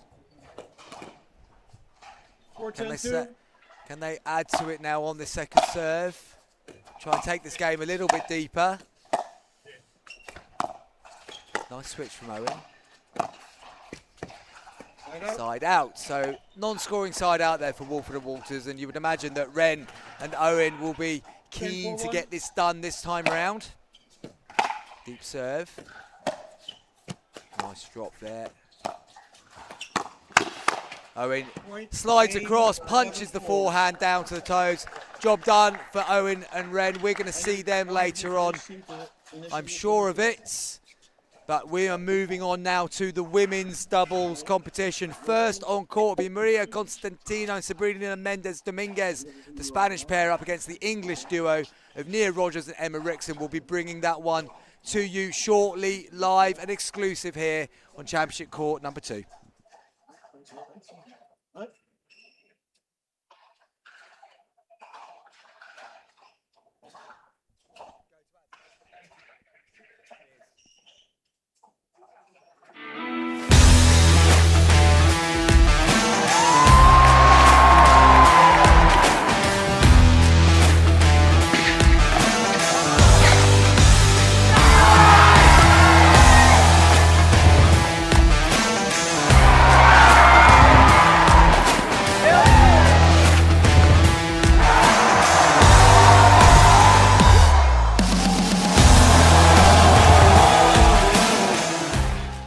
I feel like I can run faster. Skechers. Comfort that performs.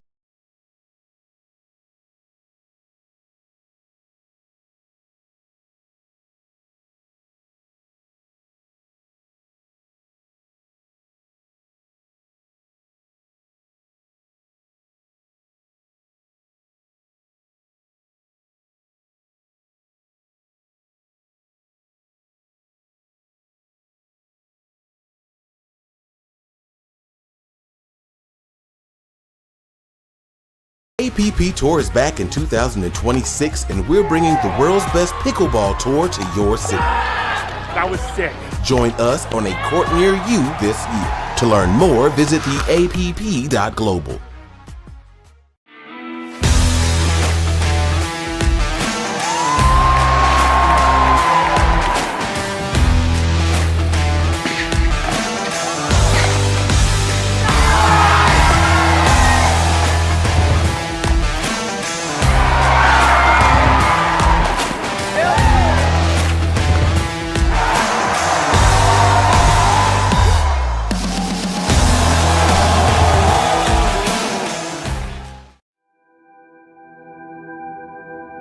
As a professional athlete, my equipment is very important to me.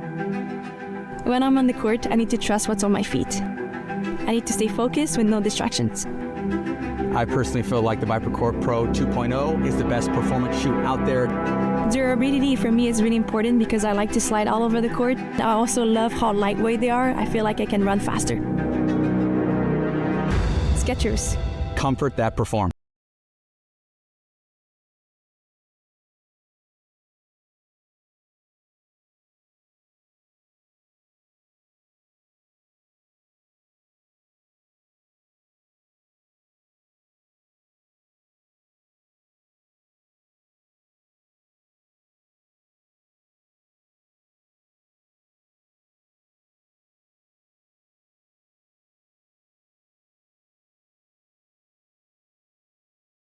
The APP Tour is back in 2026, and we're bringing the world's best pickleball tour to your city. That was sick.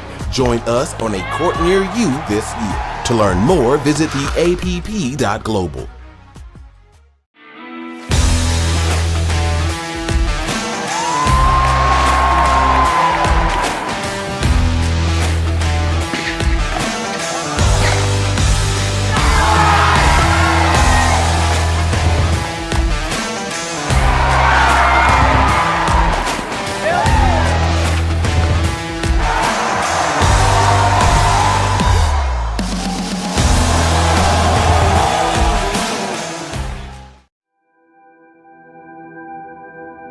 As a professional athlete, my equipment is very important to me.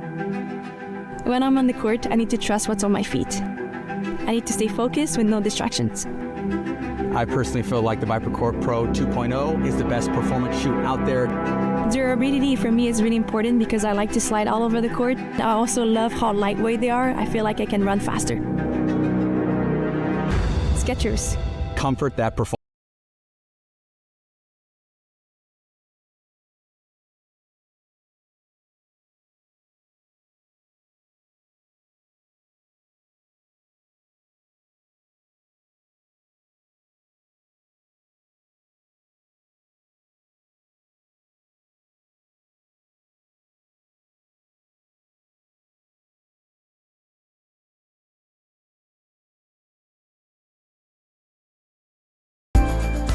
The APP Tour is back in 2026, and we're bringing the world's best pickleball tour to your city. That was sick.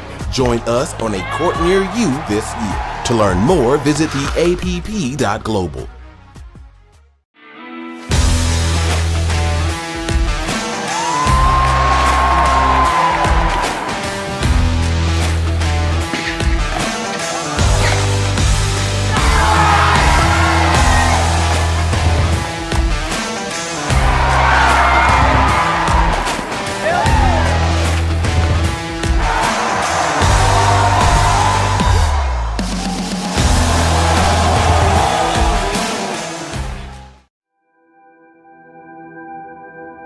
As a professional athlete, my equipment is very important to me. When I'm on the court, I need to trust what's on my feet. I need to stay focused with no distractions. I personally feel like the ViperCourt Pro 2.0 is the best performance shoe out there. Durability for me is really important because I like to slide all over the court. I also love how lightweight they are. I feel like I can run faster. Skechers. Comfort that.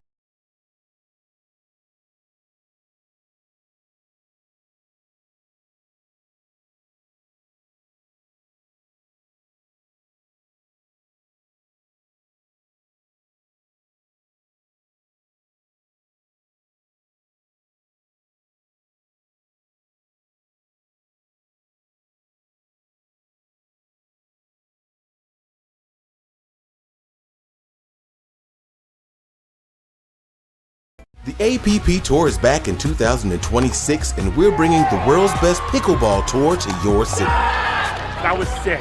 Join us on a court near you this year. To learn more, visit theapp.global.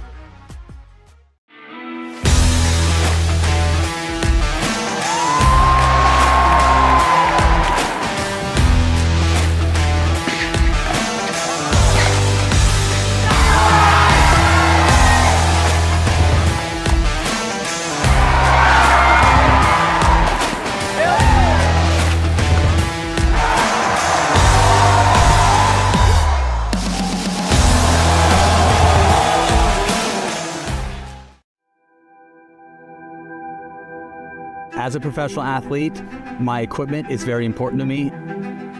When I'm on the court, I need to trust what's on my feet. I need to stay focused with no distractions.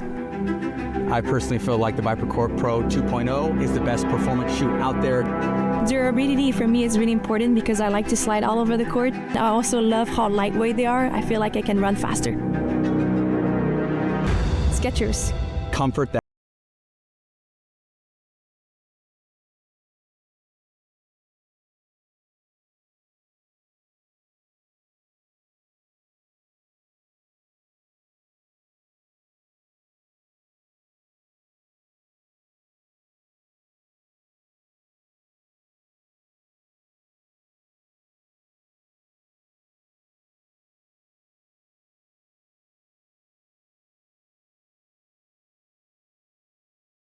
The APP Tour is back in 2026, and we're bringing the world's best pickleball tour to your city. That was sick. Join us on a court near you this year. To learn more, visit theapp.global.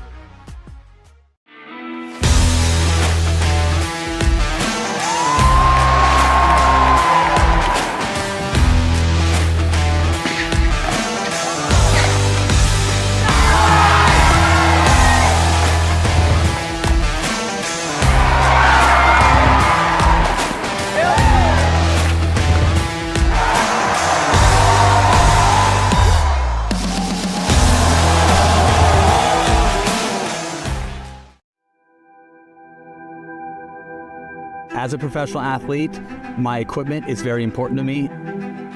When I'm on the court, I need to trust what's on my feet. I need to stay focused with no distractions. I personally feel like the ViperCourt Pro 2.0 is the best performance shoe out there.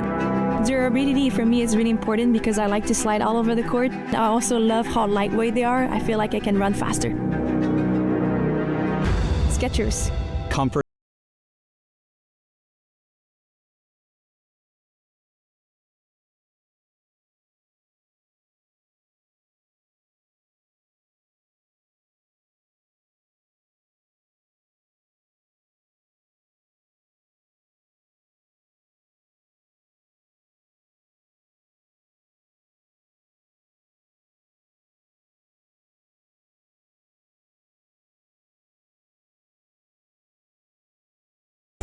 The APP Tour is back in 2026, and we're bringing the world's best pickleball tour to your city. That was sick. Join us on a court near you this year. To learn more, visit theapp.global.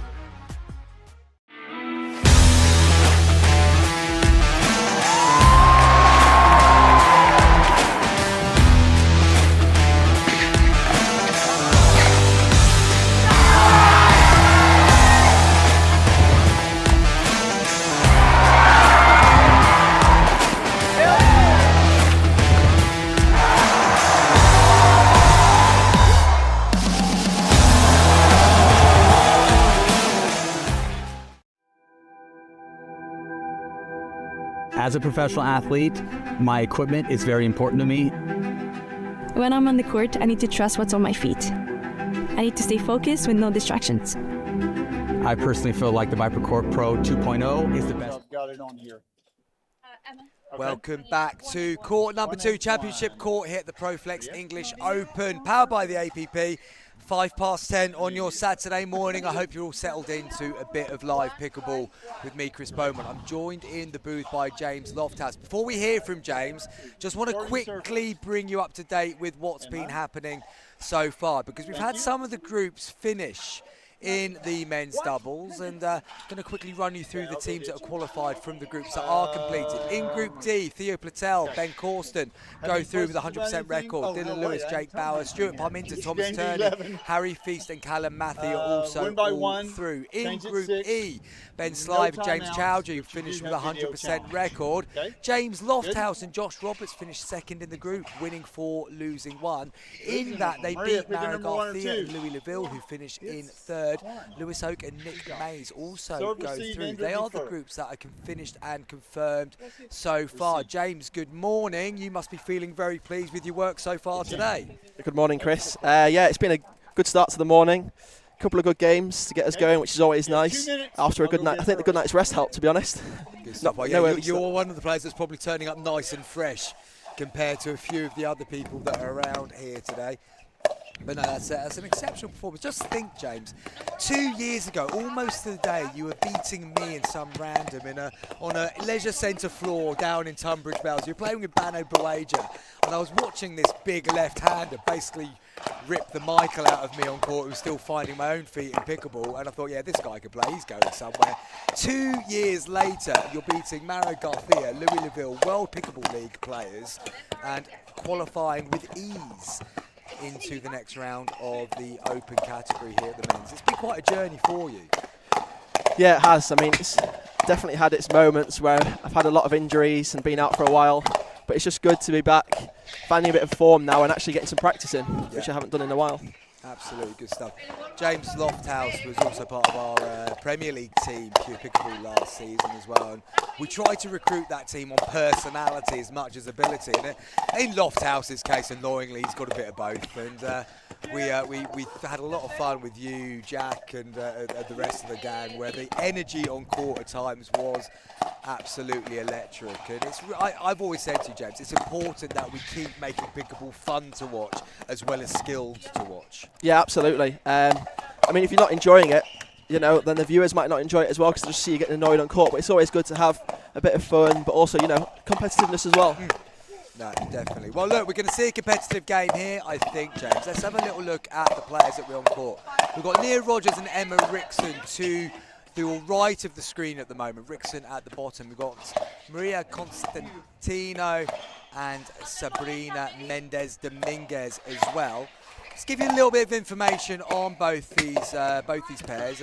Maria Fernandez Constantino, she's a professional player coming from Malaga specifically. I used to live next door to Mijas, James, believe it or not, and they weren't playing pickleball there when I was there, unfortunately, but I know that area very, very well. She's a pretty forceful player on the European tour, and she's partnering then Sabrina Mendez Dominguez, who is widely considered the #1 female Spanish player for good reason. She's won many, many medals. She's going to the World Cup in Vietnam after this tournament in Da Nang. What do you know about Nia and Emma, James? I mean, in terms of tournaments, I have played against Nia and Emma quite a bit, especially just on like the more local-sized tournaments like the Pickle Bees. And they've improved so much, especially this last year. I've seen a lot of good consistency come from Nia, and the aggression starting to come out now, and Emma's just so solid. That's a really interesting point you make there, that a lot of the really good players coming through on the female side of the game, consistency was always there, but now they know they need to add that extra bit to be able to compete with the sort of players they're playing today. Turn those, what you would normally reset into a counter where possible, and go from there. Anyway, Rickson is on serve. It's Constantino receiving. We are underway.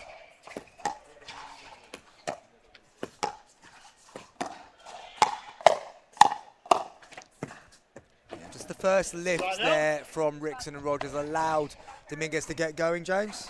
Yeah, absolutely. And then as you saw there, as soon as Rickson lifted it, Rogers actually stepped back. I think she was trying to give herself a bit more time, but if she stayed up and held the paddle higher, she might have got a good counter in there, which we're talking about, that next level, that next bit of aggression. Thank you. Absolutely. Well, early side out and the first point on the board 1-0-1 to Constantino Dominguez, the Spanish pair.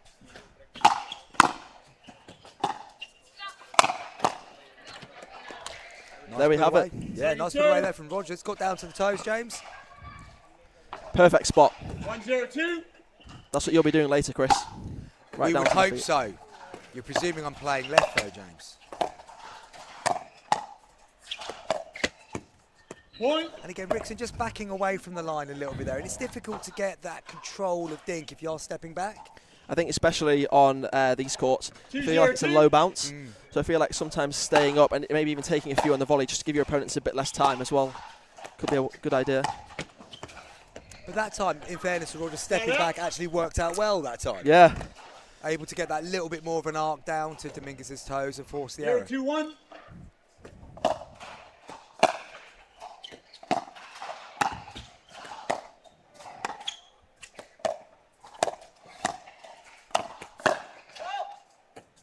Second serve. Constantino just putting it down to the right ankle of Rickson, unable to control the ball, just goes long of the court. Now, James, I'm sure you've seen, we've got automated review systems here in place on show courts. The players get one review, or one challenge each, I should say, and if they get it right, they keep it. If they get it wrong, they lose it. We've got referee Ron Ponder on court, always a good character, and I'm hoping that we will get a challenge at some point in this game so you can see my new fancy bit of tech in action. Yeah, I hope so. I'd love to say it's mine, it's not really, I'm just taking temporary ownership of it. Yeah, I spent quite a bit of time on the first day on Tuesday watching your commentary, waiting for that moment. We were begging for it to happen for the first time, and eventually it did, and it was the most controversial one of the whole tournament when it came up. It's all been a little bit soft since then. 0-2-1.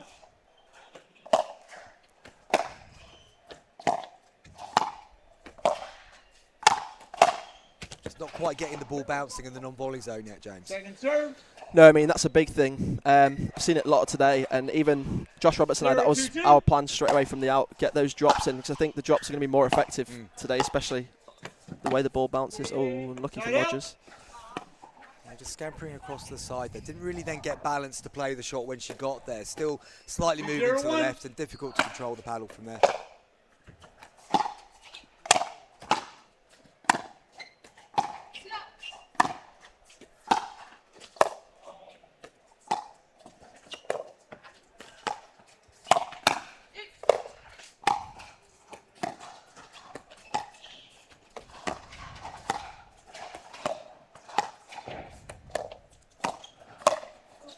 There was a moment in there, James, I felt like Rickson could have been more forceful.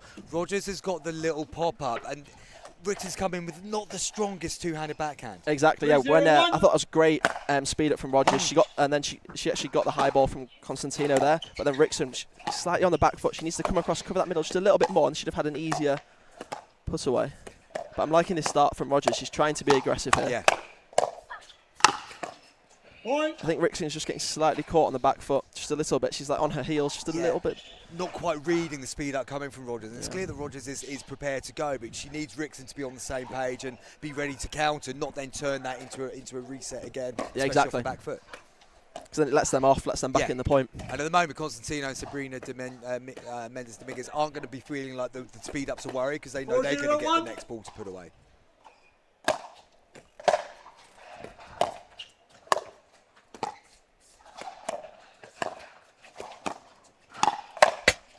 I mean, it's better. It's a better idea from Rickson, but again, she's just got to be a little bit ready because she's stepping back. Yeah. So I actually think Rickson's doing quite a lot of dinking here. I think one time she should just try and speed one up down the line at Mendes Dominguez and see how she reacts to it. Yeah, just to find out. Just to find out.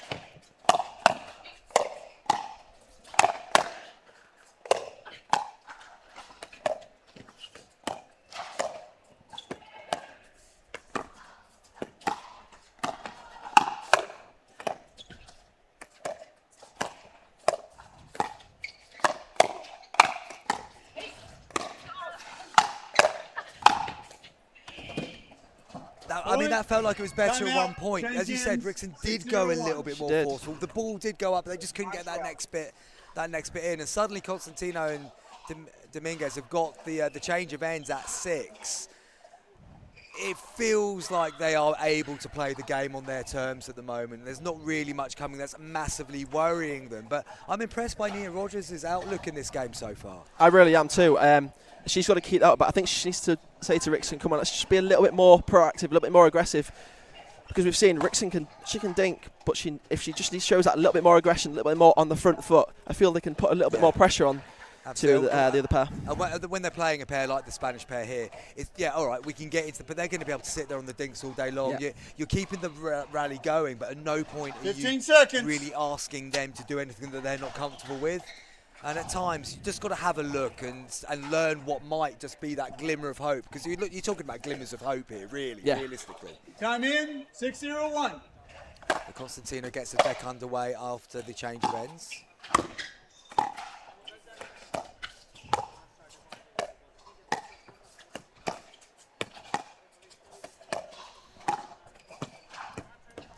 Second serve. they've got out of that one, but again there was a fraction there where it was a nice two-handed roll. Yeah. I just wanted to see Rickson leaning in there to take the ball out of the air because there was a bit of pressure on. Yeah, okay, they've got it over the second serve, but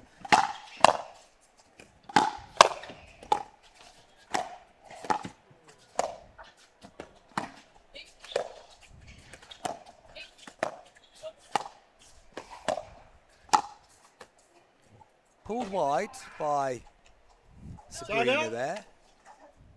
This is interesting for the Spanish pair though, because in this sort of game where they're not really getting tested by pace, it's easy then just to get off your level a little bit.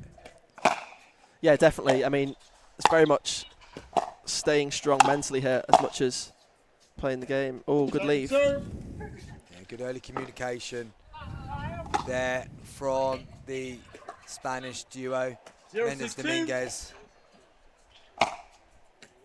European gold winner, playing with Glauca Carbajal Lane in Rome last summer. Constantino, I think, was also a member of that squad. Plays a lot of mixed doubles, or was playing a lot of mixed doubles with Mara Garcia at that time as well. 1-6-2. There we have the first point, Chris, for Rogers and Rickson. But then unable to just generate a little bit of momentum.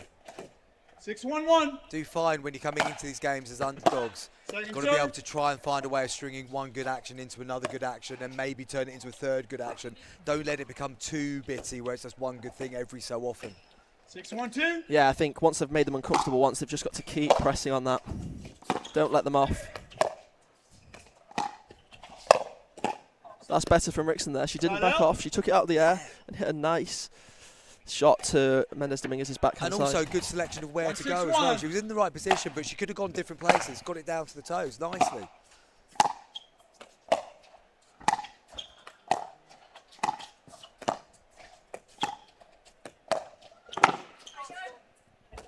Point.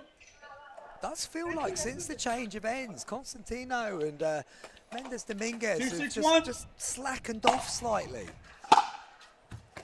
Yeah, again, I just think they felt very, very comfortable. And they felt it was only really going one way. But I think I've seen Nia take a few of the dinks from the middle and just push it wide to Mendes Dominguez's backhand side and had a little bit of success.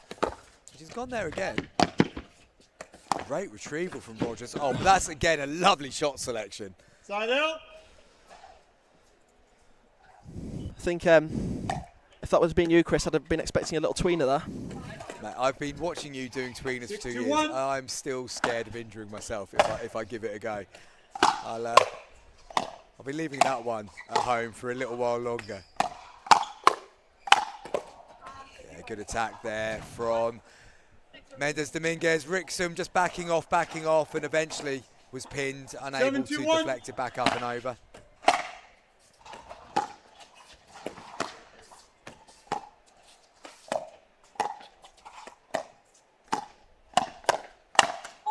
Oh.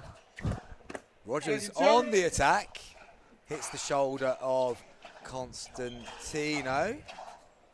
7-2-2. Maybe that'll wake the Spanish pair back up and they'll find the next gear. It's great intent there from Rogers.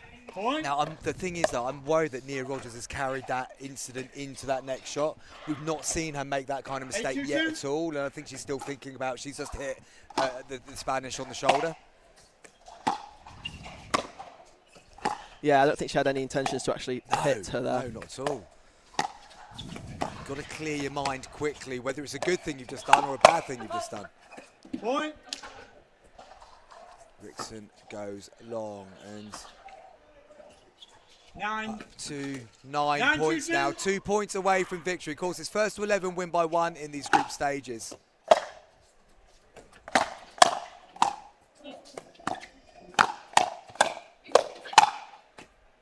Point. Comfortable enough there for Mendes Dominguez, and they bring up match points. Spanish duo looking to get their campaign off to a winning start. 10-2. Point. And there it is.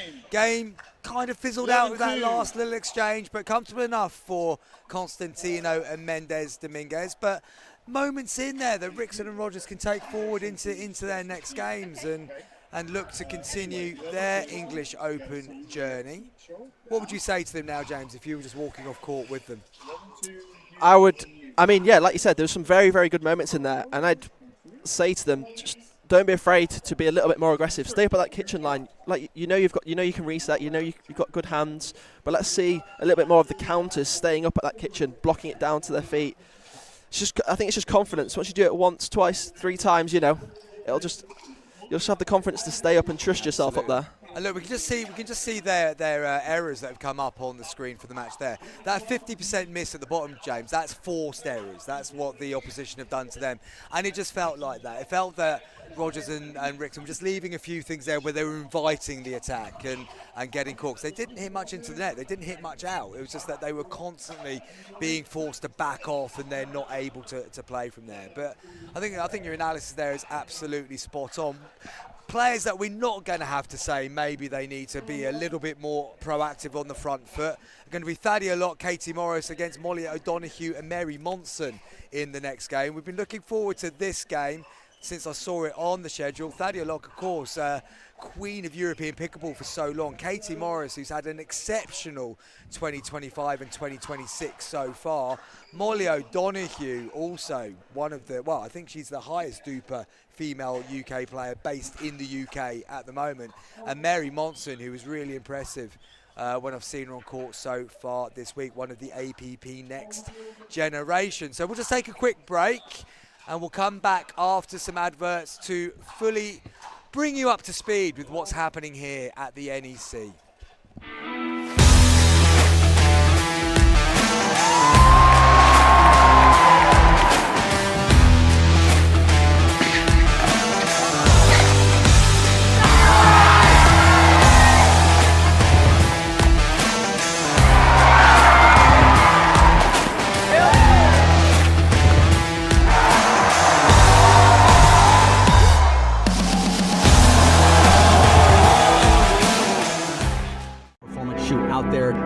Durability for me is really important because I like to slide all over the court. I also love how lightweight they are. I feel like I can run faster. Skechers. Comfort that.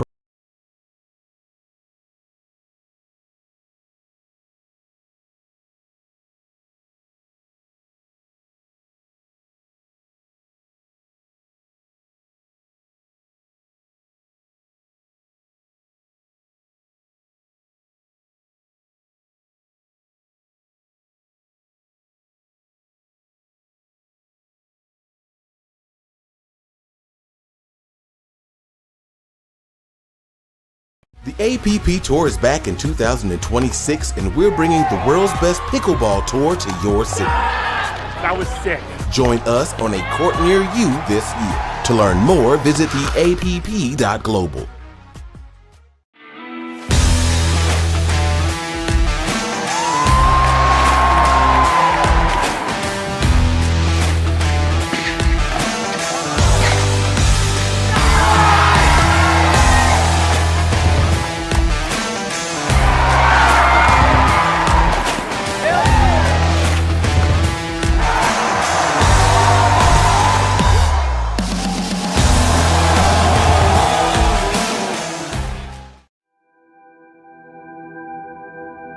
As a professional athlete, my equipment is very important to me. When I'm on the court, I need to trust what's on my feet. I need to stay focused with no distractions. I personally feel like the ViperCourt Pro 2.0 is the best performance shoe out there. Durability for me is really important because I like to slide all over the court. I also love how lightweight they are. I feel like I can run faster. Skechers. Comfort that performs.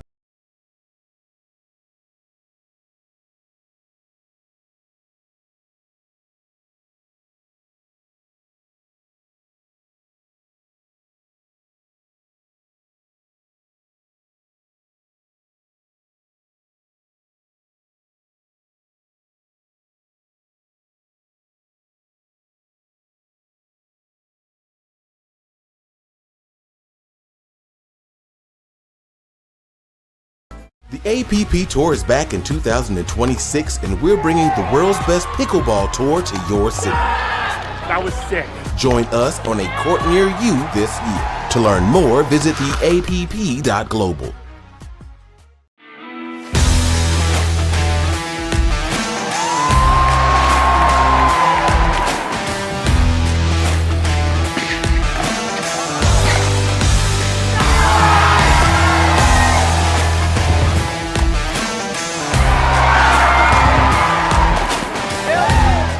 We are back with live action on Championship Court number 2, ProFlex English Open, powered by the APP. I'm Chris Beaumont. I'm joined by James Lofthouse. And James, when you came into the commentary booth not too long ago, you pointed at this one on the card and went, I'm looking forward to this one. Tell me why. I mean, I've had the pleasure of playing against a few of these players, but Katie Morris is in my PPL team, Project X. Of course. And she's just great fun to play with. Great fun. She gives you some great tips as well, and she's just a lovely player to watch play. Yeah. And then we know Thadia, I think, speaks for itself really. Absolutely. And I'm actually looking forward to seeing Mary Monson play because I haven't seen her play before. Yeah, I've seen a little bit of Mary over the last couple of days, and yeah, she's got a good all-round game, but she can absolutely pack a punch as well when needs be. As a lot of the American youngsters have got, they've just got that extra bit of speed. It's just choosing the right time to use it at times.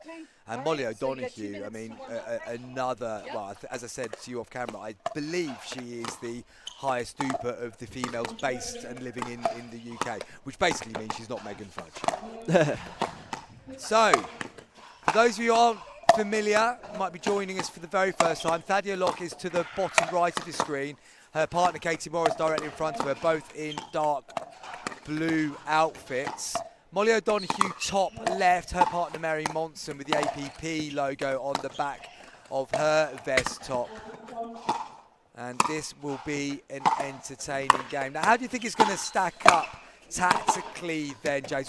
We believe Thadia will be playing right side, so Morris on the left. Yeah, and I mean, it looks like, the way they're warming up, it looks like Molly O'Donoghue's going to be on the right as well. Really? So you're taking that from the way that they've configured themselves in the warm-up? I mean, it could mean nothing. I mean, maybe they might be playing straight up, to be honest. But if, let's say, they are doing it the way they're warming up, I think Thadia would be more than happy jinking cross-court anyway. Yeah. With whoever it is. And then Katie just being on those toes, trying to wait for that right time to poach.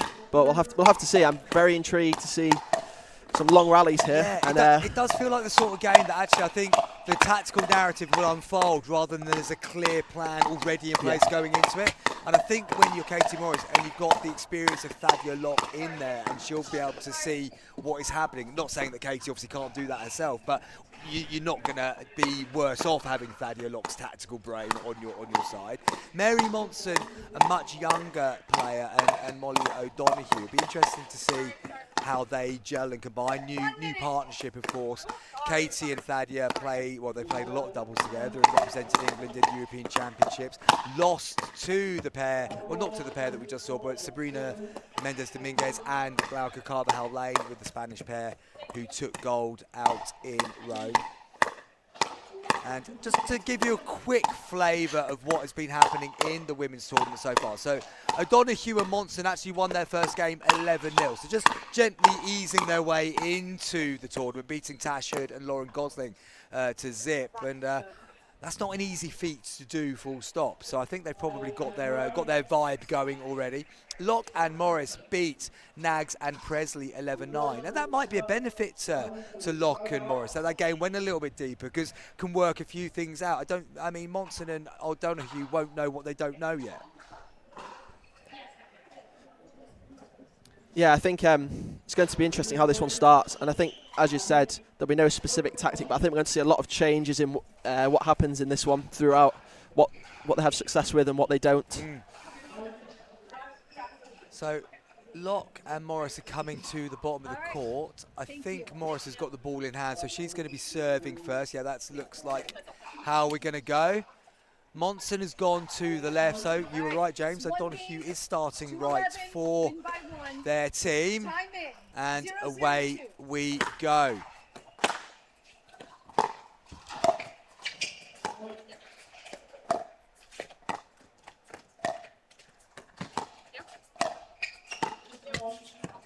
I liked that initial location from Monson there. She found a really nice space behind Morris. Yeah, she did. It was lovely. And as you can see, especially early, the first few dinks there from Morris, she's trying to dink to that middle spot, kind of O'Donoghue's left foot, and pull Monson across. Second serve.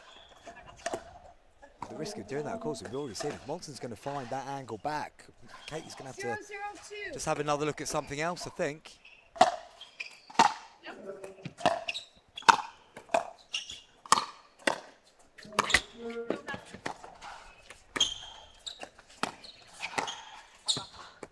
Just got a little bit jammed off balance there. Not quite the right height to look for that cross-court volley dink. 1-0-2. So first point on the board for O'Donoghue and Monson.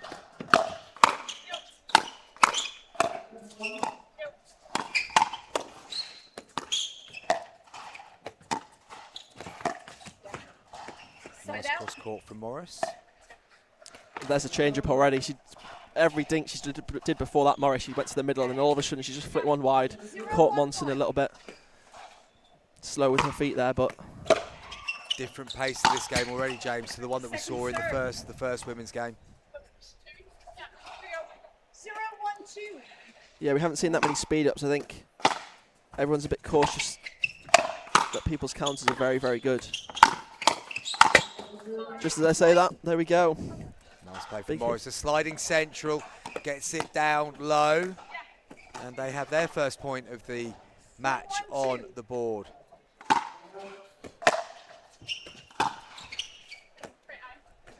So Morris has just missed her first two-thirds there, James. One with the drive into the net, and then the second time looking to arc the ball out to the backhand side, but overcooked it. 1-1-1.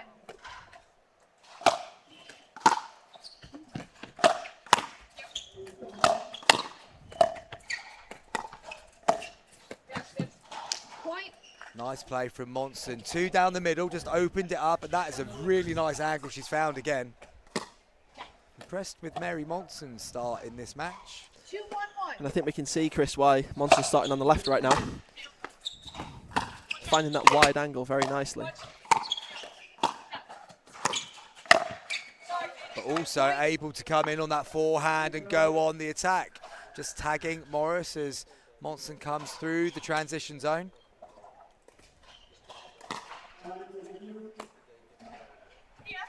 You had Mary Monson on commentary very, very briefly during the Unity Cup. I think the Slive brothers wanted to take over, so Monson was, I'm sure, politely asked to take a seat again. She goes for that angle once more, just slightly out that time.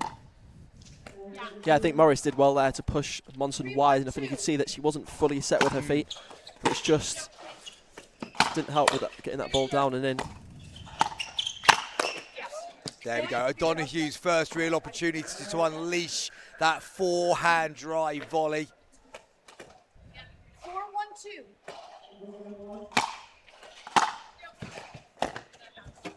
Side out. Unable to execute on the third. So a chance for Morris and Locke just to work their way back into this. An early three-point advantage for O'Donoghue and Monson. Good drive from Morris. Yeah, I think she took a bit of pace off there, gave it a little bit more height, because as you said, she's missed her last couple of third shots, which is big. It's big, especially 3 points down. You need to start making that third shot. Just didn't follow it up with the next one, though. Again, going for that drop, looking to go to that backhand side twice now.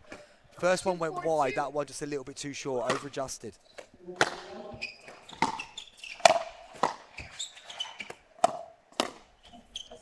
Side out.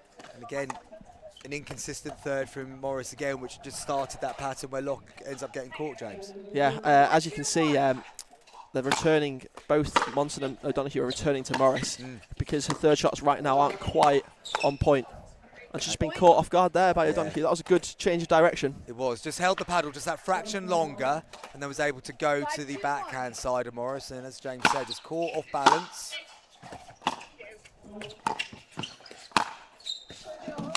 Nice play by O'Donoghue. Good drop, good drive. That was beautiful. I mean, as you can see, so Morris there stepped across to cover her line, and O'Donoghue just flicked it back across. I mean, it's a tough one there. She's put it in the spot where it's probably just out of Locke's reach as well. No, it's a nice bit of play. But I think the key difference here, James, from what we've seen is that I don't think O'Donoghue and Monson have missed more than 1/3 shot so far.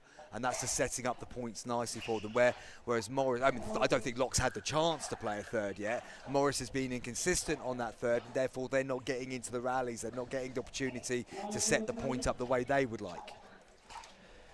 Yeah, absolutely. It's going to be interesting here at the change. I think Morris, as you said, with those thirds, she's just not finding that consistency of flicking through the shot. It's like kind of she's half backing out of it, and it's either popping up or going into the net.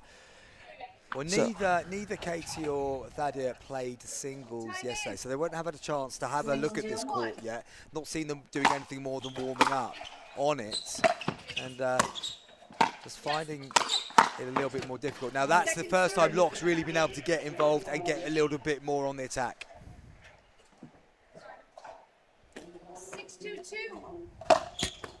Side out. Monson misses the serve. So, opportunity for Locke and Morris to now put into practice some of the things they might have been talking about in the change of ends. 2-6-1. Point. Nice return. We have seen here, James, that quite often the players at this end, after the change of ends, struggle for a few points to readjust. Possibly because of the LED screen at the back of the court and just the change of view. Another unforced error. Yeah, it's 3 now, isn't it? It's like you said, since the change. They've made a couple here. 4-6-1.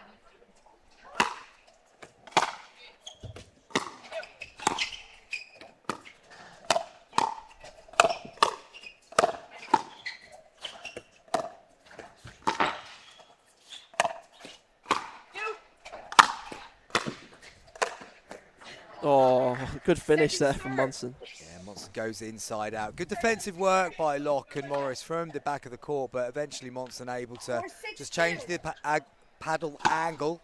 Gets it to go outside the court. But another missed, I think that's 3 missed returns. 5-6-2. Yeah, I mean, if you're Monson and O'Donoghue here, there's 2 easy points, knowing that Morris has missed a few thirds. They haven't even made an attempt to play one there. Morris just unable to get that dink up and over. But they'll be pleased with that start. Their first opportunity to get points on the board since the change of ends, and they've got the score back to just a single point deficit.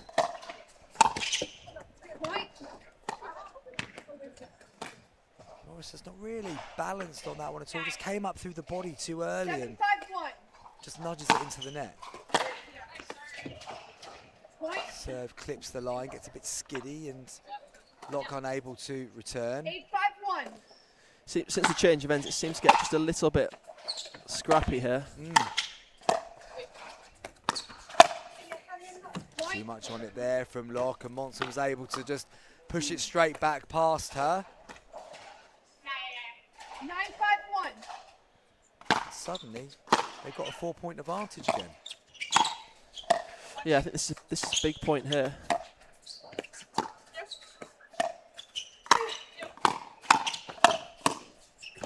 Good play by Monson and O'Donoghue. Quick 1-2. Locke goes into the net, and we have game points. 10-5-1. On the paddle of Molly O'Donoghue.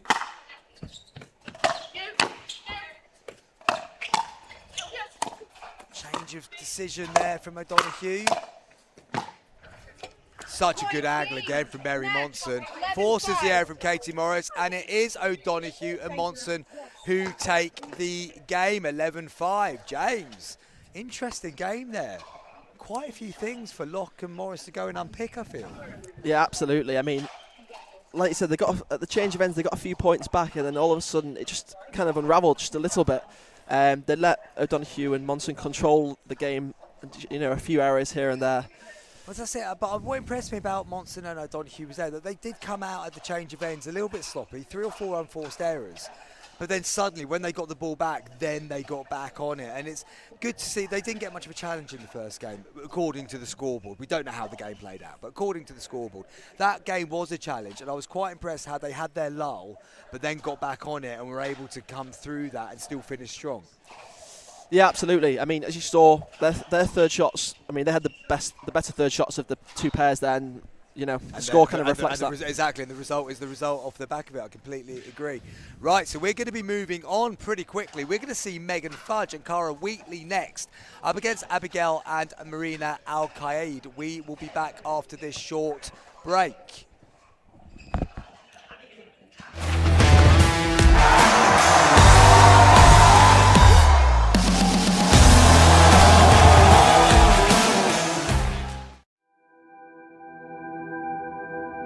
As a professional athlete, my equipment is very important to me. When I'm on the court, I need to trust what's on my feet. I need to stay focused with no distractions. I personally feel like the ViperCourt Pro 2.0 is the best performance shoe out there. Durability for me is really important because I like to slide all over the court. I also love how lightweight they are. I feel like I can run faster. Skechers. Comfort that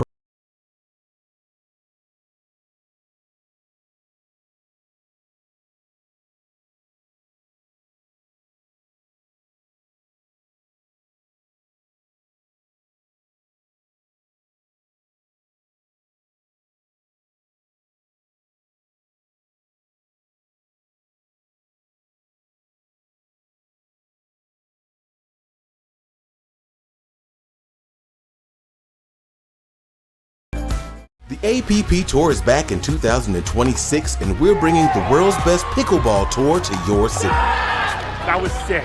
Join us on a court near you this year. To learn more, visit theapp.global.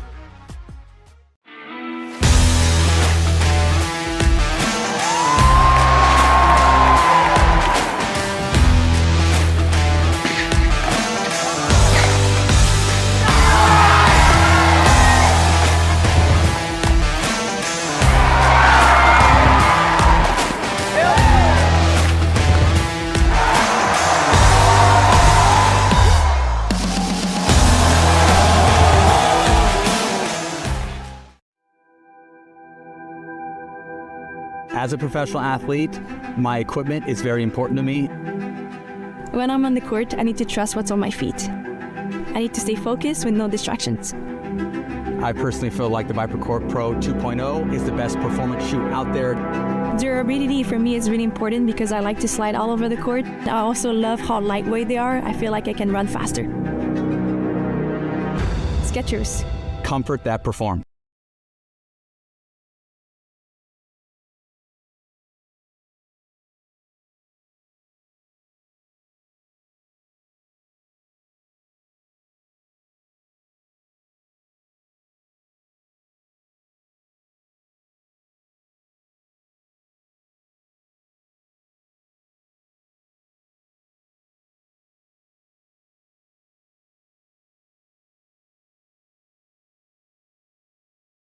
APP Tour is back in 2026, and we're bringing the world's best pickleball tour to your city. That was sick. Join us on a court near you this year. To learn more, visit theapp.global.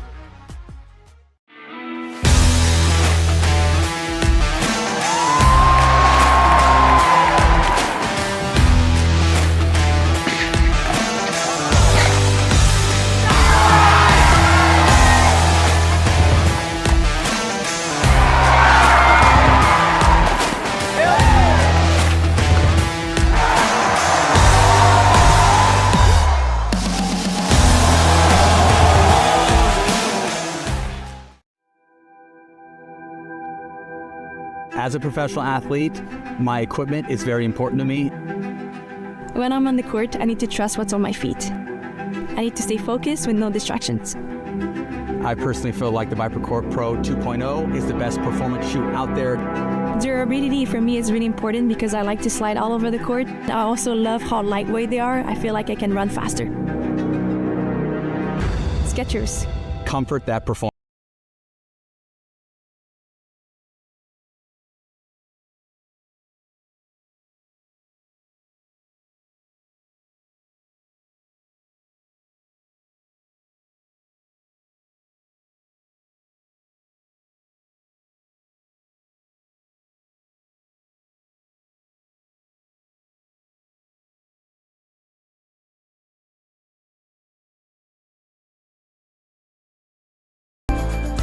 The APP Tour is back in 2026, and we're bringing the world's best pickleball tour to your city. That was sick.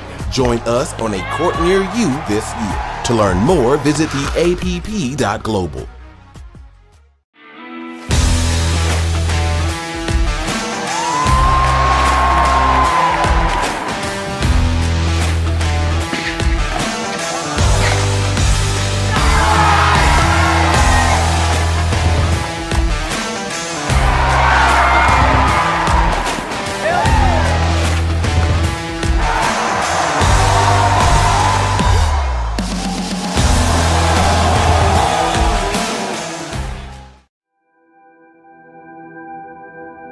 As a professional athlete, my equipment is very important to me. When I'm on the court, I need to trust what's on my feet. I need to stay focused with no distractions.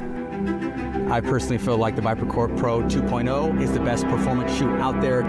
Durability for me is really important because I like to slide all over the court. I also love how lightweight they are. I feel like I can run faster.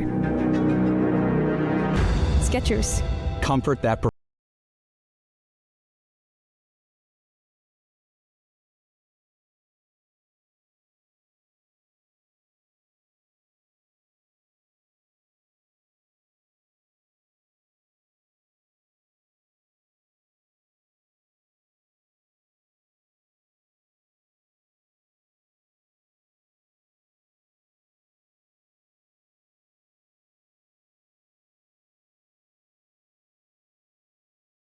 The APP Tour is back in 2026, and we're bringing the world's best pickleball tour to your city. That was sick.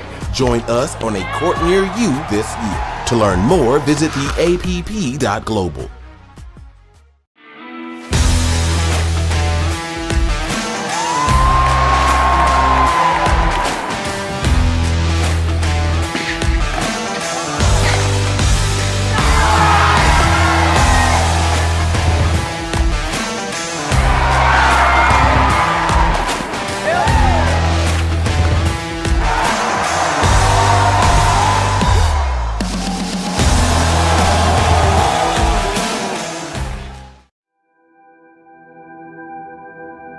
As a professional athlete, my equipment is very important to me. When I'm on the court, I need to trust what's on my feet. I need to stay focused with no distractions. I personally feel like the ViperCourt Pro 2.0 is the best performance shoe out there. Durability for me is really important because I like to slide all over the court. I also love how lightweight they are. I feel like I can run faster. Skechers. Comfort that perform.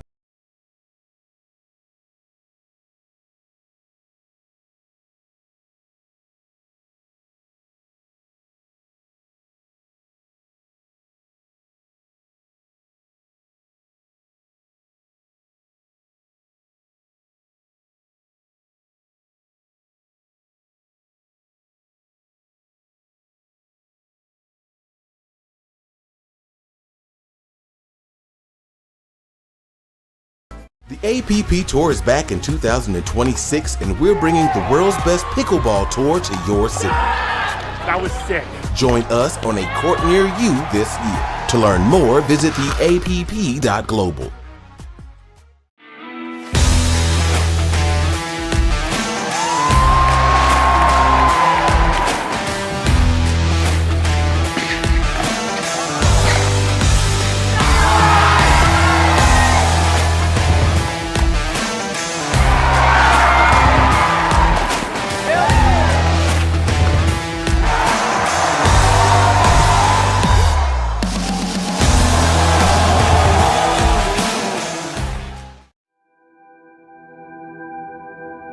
As a professional athlete, my equipment is very important to me.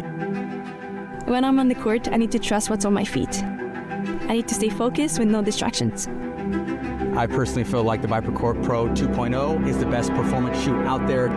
Durability for me is really important because I like to slide all over the court. I also love how lightweight they are. I feel like I can run faster. Skechers. Comfort that perform.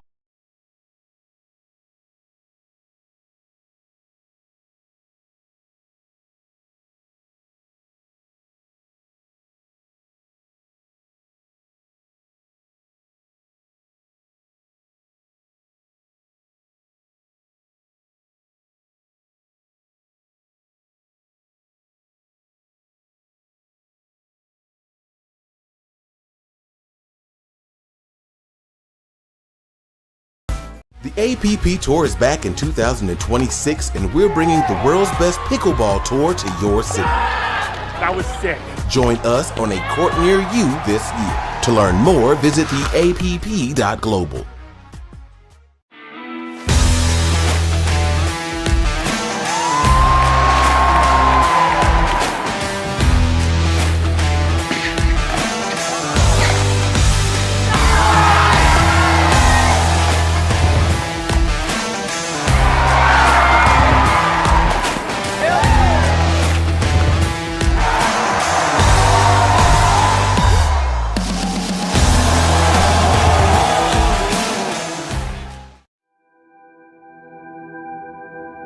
As a professional athlete, my equipment is very important to me.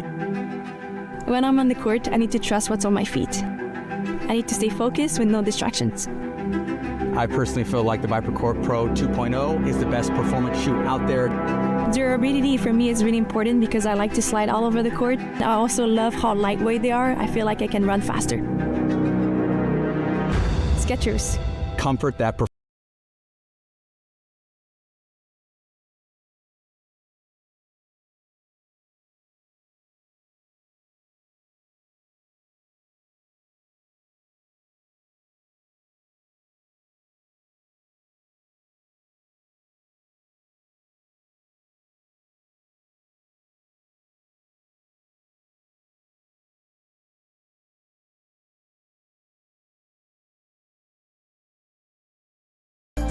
The APP Tour is back in 2026, and we're bringing the world's best pickleball tour to your city. That was sick. Join us on a court near you this year. To learn more, visit theapp.global.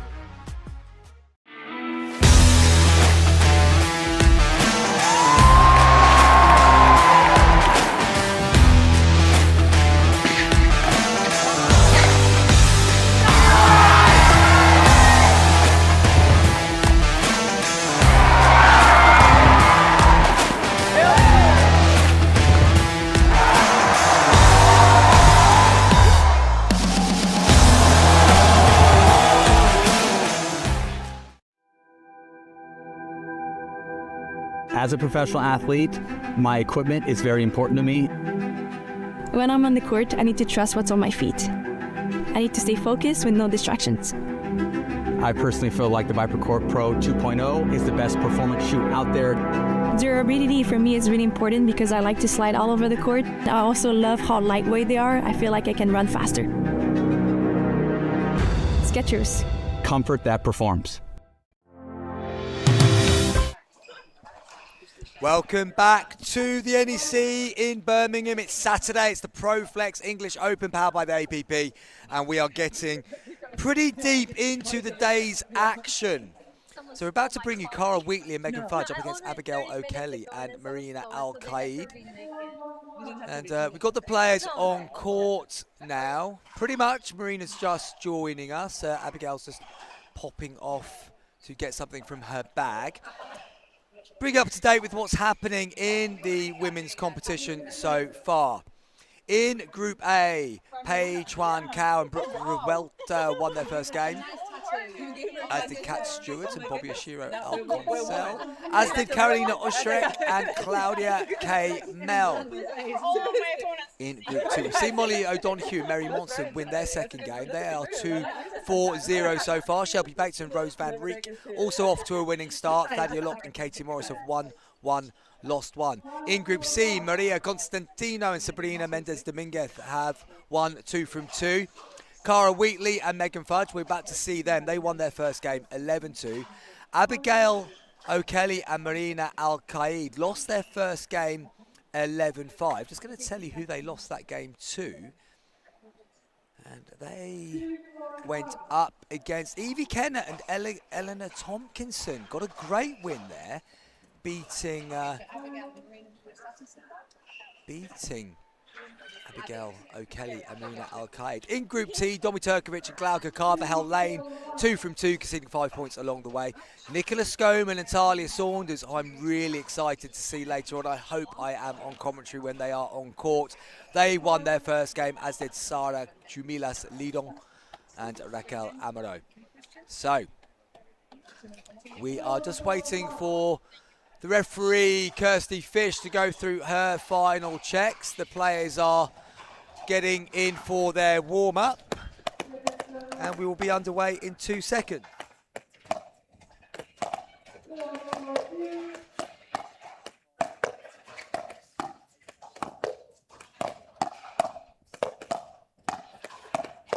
James Lofthouse is back in the co-commentary seat with me and was just going off to do a bit of scouting, see what was happening around the courts. James, what do you know? So I got the pleasure of seeing Jack Monroe and his partner Richard play. It looks quite comfortable, to be honest. Still in their tracksuit bottoms, but I mean, just the level, not missing a single shot. The drops just going over the net. It's just great to see. Yeah. And then also another match in their group. So it's Alexander Minogue-Stone and James Ling were playing Josh Bright and Boris Pack, and that was turning into a good game just as I was leaving it. I think it was 3-3 when I left. Okay. But yeah, I don't think that game's finished yet. Boris and Joshua got off to a winning start. They won their first game. MJ Greiner and Jason Edwards Pereira also off to a winning start. Richard Limonese and Jack Monroe, unsurprisingly, also off to a winning start. So it's a pretty close group after one game being played by most pairs in there. JP O'Connell and Aidan Sippy played 2 and lost 2. It was Group A and Group B that we were waiting to get started in the men's, and Hector Santos Vidal, Jesus Garcia Gara won 2 from 2 in theirs. Tristan Dassault, Ronan Cameron also won their opening game. Diwali and Sleeve won 1, lost 1. Scott Mayer and Rob Adams, they lost their first game, and Fletcher and Jonathan Adams have lost both their games. Looking at who else has qualified, I don't know if we got as far as Group F in terms of qualifications. We now know that Broderick and Broker won 5 from 5. Broderick seemingly recovered from whatever was troubling him late last night. Naidenov and Bacco, they're also qualified, as are Flynn Crothwaite and Jack Edwards. Adrian Jimenez and Harry Hamilton get through too. They're going to be playing certain James Lofthouse and Josh Roberts in the round of 32, I believe, in the not too distant future. Also in Group G, Matthias Matisik and Jay Sentonzi rolled over their opposition, winning 5 from 5. But it was pretty tight in Group G after that. Bastian Grau, Charles Bone Rayner, Pet Canyadel, Ignacy Donoeda, Anakin Owen and Daniel Wren all winning 3 and all going through. Let's get back to this one though, James. Our first look at Megan Fudge on number 2 court. Her partner, Cara Wheatley, is getting us underway and picks up the first point as Abigail O'Kelly puts it into the net.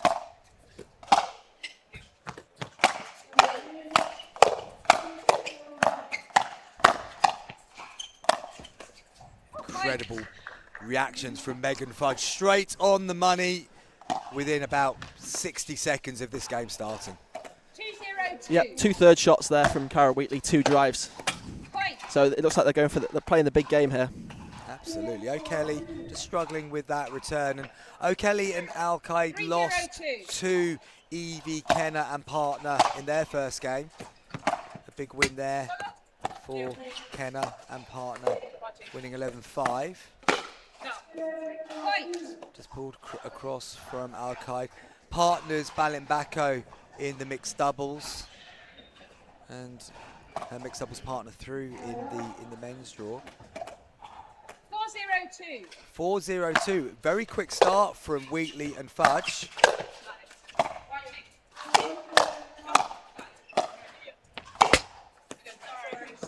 Help from the net cord. Kelly and Al-Qaid just having a bit of a chat as they come back. What do you think they would be saying to each other at this stage, James? I think they just need to make some more balls. I mean, Wheatley and Fudge. In fairness, just keep hitting the net, because that's how they got the side out in the first place. Now they got their first point in the same way. Can we make it 3 in a row now? 3 points in a row, isn't it? And, 0, correction. Nick Armitage, who had a great run in the senior draw. with Sharon Tinsley on Wednesday. Just kind enough to bring me a coffee. James, had you been here at the time and not scouting, I'd have got one in for you as well. I do apologise. Don't know what your coffee of choice is. I mean, I spent a bit of time in Vietnam and went on a coffee making course there, which is quite cool. So I had some salt coffees, egg white coffee, coconut coffee. So I quite like a salted or a coconut, but probably iced is probably better for me, to be honest. Fair enough. This will either be coconut or oat milk. It's oat milk, I can confirm. Fudge comes racing across the court, clips O'Kelly. Fudge hoping to make eye contact with her young opponent to make sure that apology is registered. 5-1-1. Quite impressed with Cara Wheatley so far, James. First time I've ever seen her play. From Hong Kong. Just got caught in the transition zone that time, of course, as that always happens when you start praising somebody in commentary. Their next action tends to be an error. 5-1-2. Yeah, it's been a very positive start. She's showing some good aggression here. There it is again. Yeah, a strong tennis pedigree has Cara Wheatley. Fudge somehow has got that so quickly down to the toes, and before we've even really got going in this, it's 6-1. Change of ends. Is there anything Al-Qaid and O'Kelly can do here? Because this would be their second defeat, and they would be expecting to go through normally, but with this start, it's top four from each group. So in fairness, you've got to go some to not qualify, bearing in mind 4 out of the 5 will go through. But they do need to win this game, otherwise they will be at the bottom alongside Rogers and Rickson with 2 defeats from 2 games, and it would come down to points difference. Yeah, I feel they have to just try and slow it down. They can't keep giving Fudge and Wheatley the ball back to them. I think they should try the odd drop, draw them in, and then get them in that dinking, because we haven't really seen any dinking yet. No, it feels like they're trying to fight fire with fire, and it's. I think there's only one set of fire that's going to continue to dominate if they remain with that as their strategy. But they've also got to get the ball back in play. We could talk about slowing it down, but they've missed 3 returns there, and that's 3 free points, which has meant they've got 7 and make that another one. So 50% of the Wheatley Fudge score has come from returns going either into the net or long. Yeah, it makes up a big part of the game. You know, the first 4 shots. Good. Oh, foot fault called. Oh, it's going from bad to worse for O'Kelly and Al-Qaid. Referee Kirsty Fudge. I mean, we've seen a lot of foot faults called in not today, but in the tournament so far. A lot of foot faults called. Referees doing a fine job of being eagle-eyed. 9-1-2. So we have technology for line calls, Chris. What about for a foot call? Are you allowed to challenge that? They can't yet, so I'd love to see that come in the future. But that would be an interesting one, James, because at the moment, the way it's set up on the challenge is that if the ball is called out and then they ask referee Kirsty Fish whether she saw it, if she says, yes, I did see it and I think it was in or I think it was out, you can't then challenge. You can't challenge the referee's call. So with that logic, if a foot fault was called, would you be able to challenge the referee's exact call? I don't know. Yeah, that's a good point. Speaking of good points, what a lovely touch that is from Megan Fudge. Getting young Abigail O'Kelly scampering from left to right, trying to get to the ball, but not possible. 9-1-1.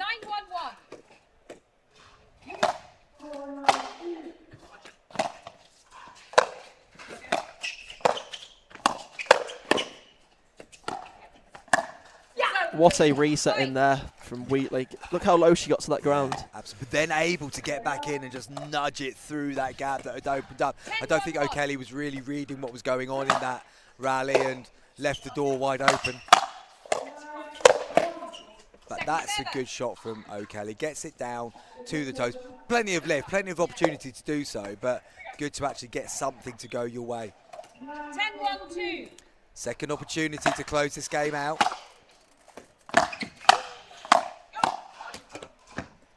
And close it out they do. Well, that came and went pretty quickly. James, Wheatley and Fudge run away with that one, 11-1. Al Said is straight out of the arena.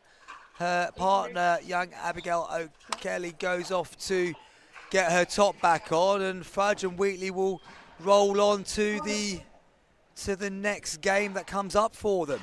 I think we might have some statistics coming in here. Let's have a look at the match summary. Well, yeah, I mean, that tells the story itself, doesn't it? 8 unforced errors there from O'Kelly and Al-Qaid, 6 forced errors, and yeah, I don't think we need to really analyse it much deeper than that. That certainly matches what our eyes were telling us.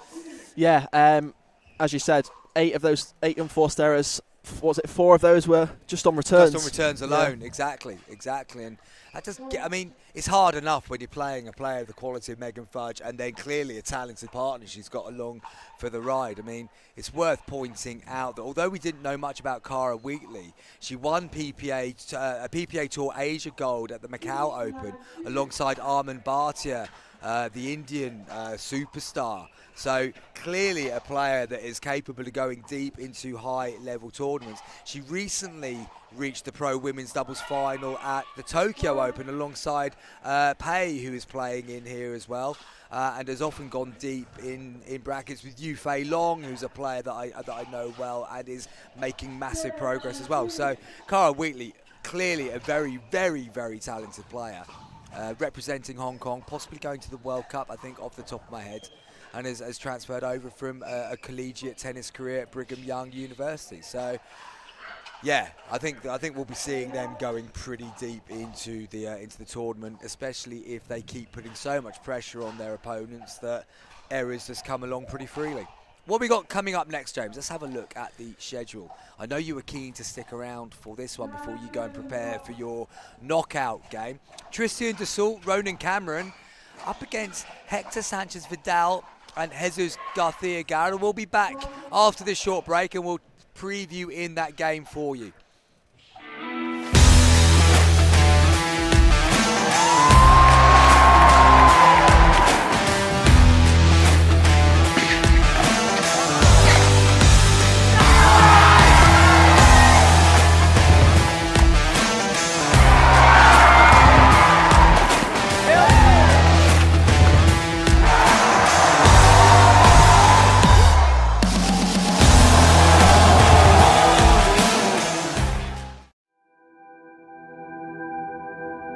As a professional athlete, my equipment is very important to me.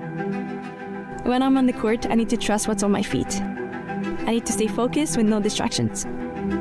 I personally feel like the ViperCourt Pro 2.0 is the best performance shoe out there. Durability for me is really important because I like to slide all over the court. I also love how lightweight they are. I feel like I can run faster. Skechers. Comfort.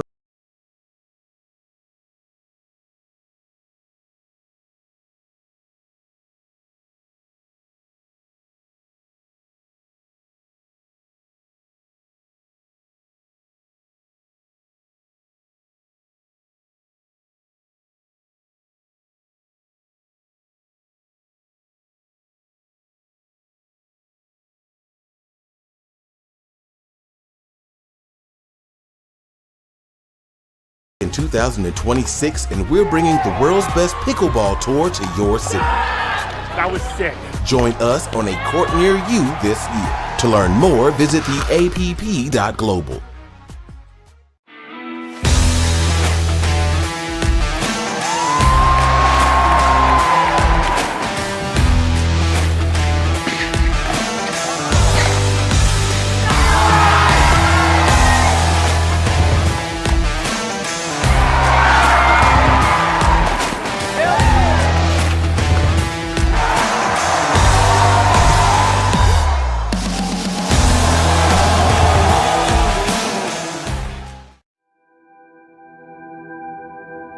As a professional athlete, my equipment is very important to me.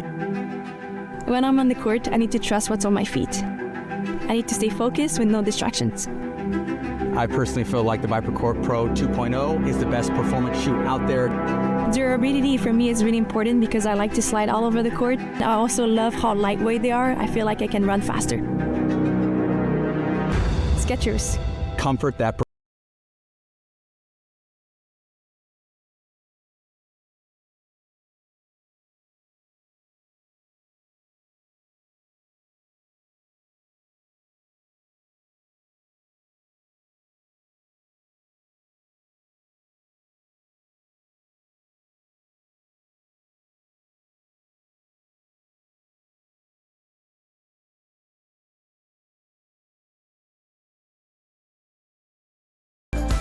The APP Tour is back in 2026, and we're bringing the world's best pickleball tour to your city. That was sick. Join us on a court near you this year. To learn more, visit theapp.global.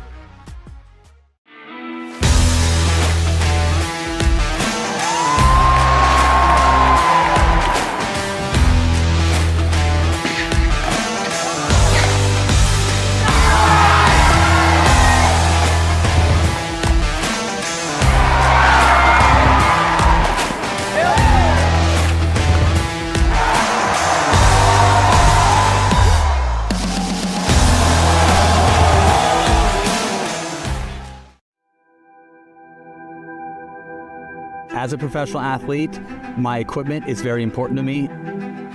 When I'm on the court, I need to trust what's on my feet. I need to stay focused with no distractions.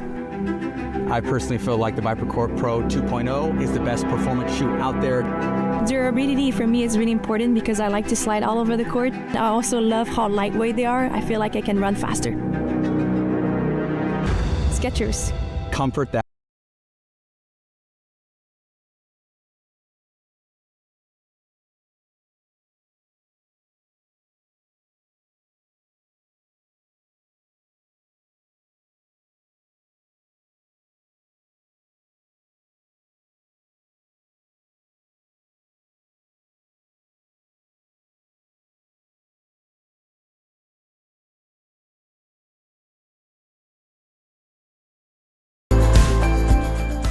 The APP Tour is back in 2026, and we're bringing the world's best pickleball tour to your city. That was sick. Join us on a court near you this year. To learn more, visit theapp.global.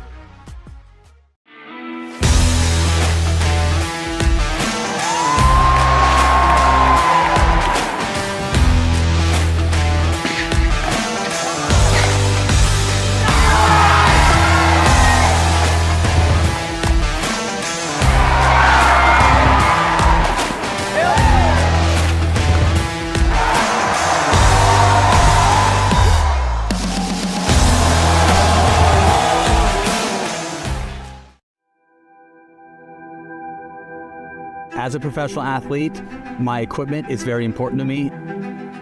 When I'm on the court, I need to trust what's on my feet. I need to stay focused with no distractions. I personally feel like the ViperCourt Pro 2.0 is the best performance shoe out there. Durability for me is really important because I like to slide all over the court. I also love how lightweight they are. I feel like I can run faster. Skechers. Comfort that performance.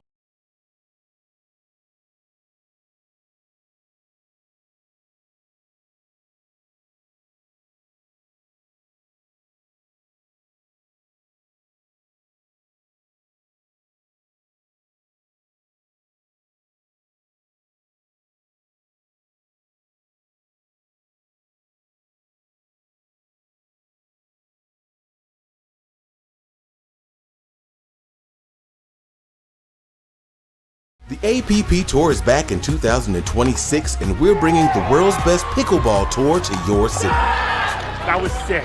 Join us on a court near you this year. To learn more, visit theapp.global.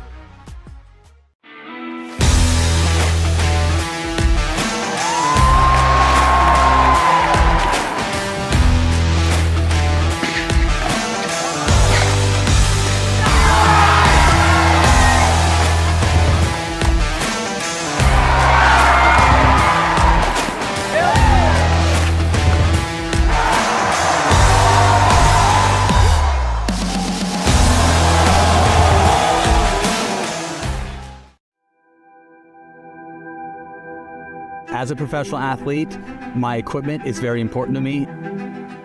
When I'm on the court, I need to trust what's on my feet. I need to stay focused with no distractions. I personally feel like the ViperCourt Pro 2.0 is the best performance shoe out there. Durability for me is really important because I like to slide all over the court. I also love how lightweight they are. I feel like I can run faster. Skechers. Comfort that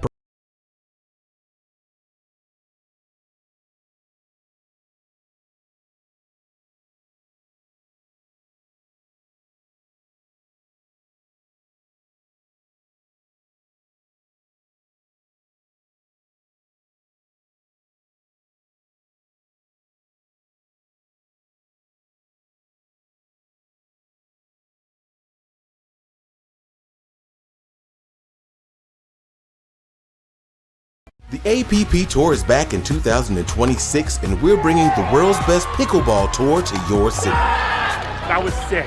Join us on a court near you this year. To learn more, visit theapp.global.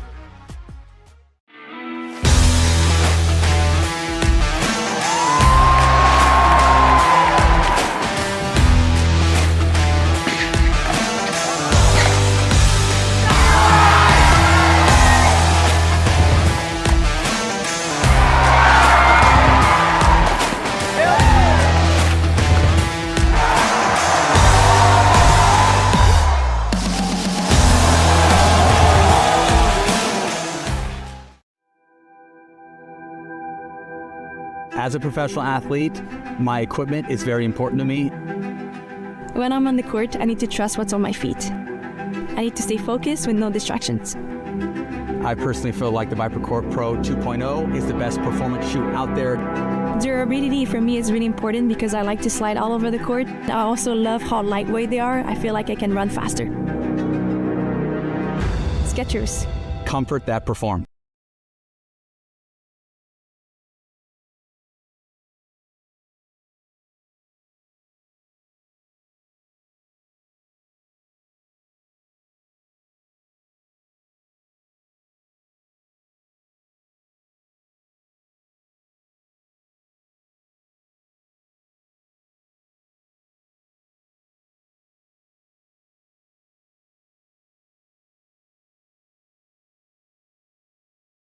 The APP Tour is back in 2026, and we're bringing the world's best pickleball tour to your city. That was sick.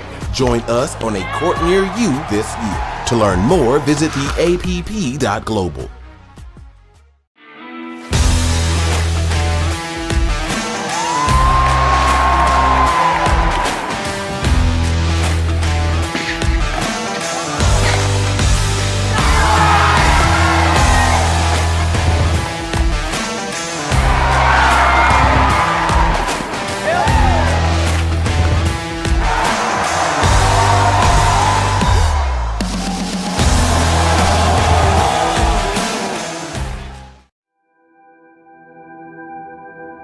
As a professional athlete, my equipment is very important to me. When I'm on the court, I need to trust what's on my feet. I need to stay focused with no distractions. I personally feel like the ViperCourt Pro 2.0 is the best performance shoe out there. Durability for me is really important because I like to slide all over the court. I also love how lightweight they are. I feel like I can run faster. Skechers. Comfort that performs.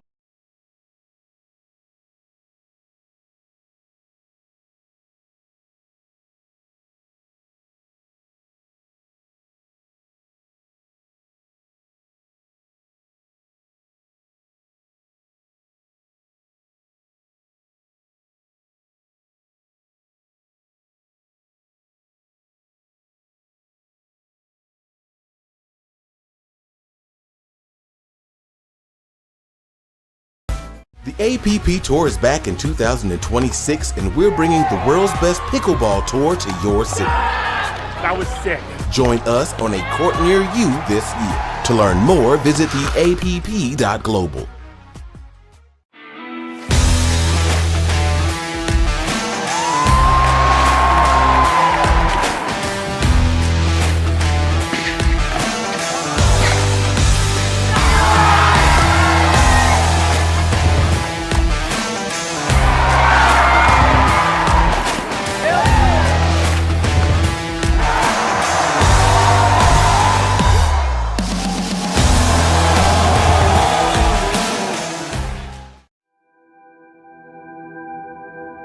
As a professional athlete, my equipment is very important to me. When I'm on the court, I need to trust what's on my feet. I need to stay focused with no distractions. I personally feel like the ViperCourt Pro 2.0 is the best performance shoe out there. Durability for me is really important because I like to slide all over the court. I also love how lightweight they are. I feel like I can run faster. Skechers. Comfort that performs.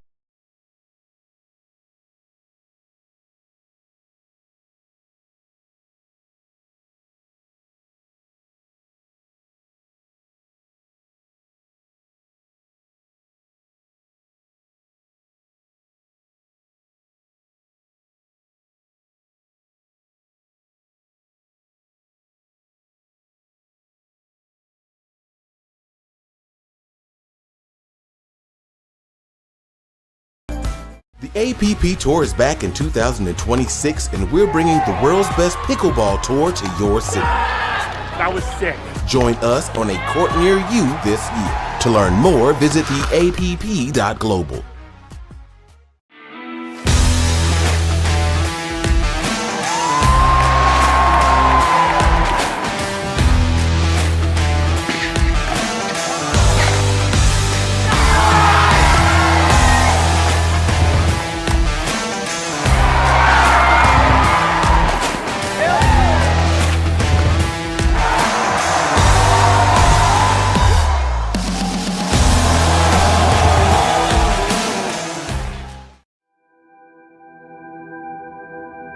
As a professional athlete, my equipment is very important to me.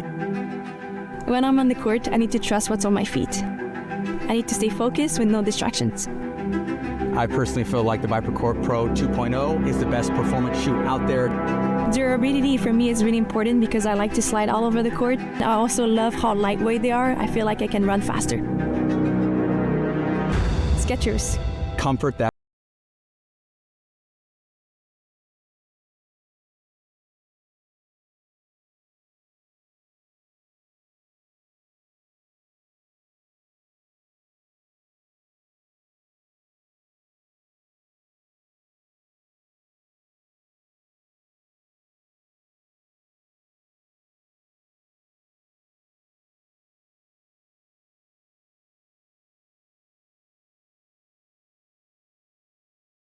The APP Tour is back in 2026, and we're bringing the world's best pickleball tour to your city. That was sick.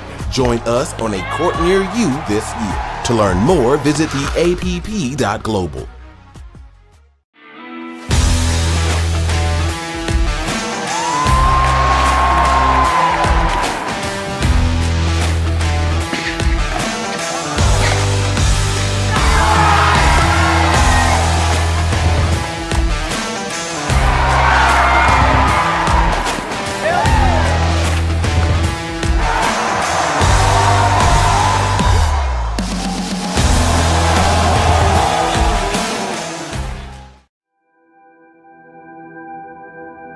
As a professional athlete, my equipment is very important to me. When I'm on the court, I need to trust what's on my feet. I need to stay focused with no distractions. I personally feel like the ViperCourt Pro 2.0 is the best performance shoe out there. Durability for me is really important because I like to slide all over the court. I also love how lightweight they are. I feel like I can run faster. Skechers. Comfort that performance.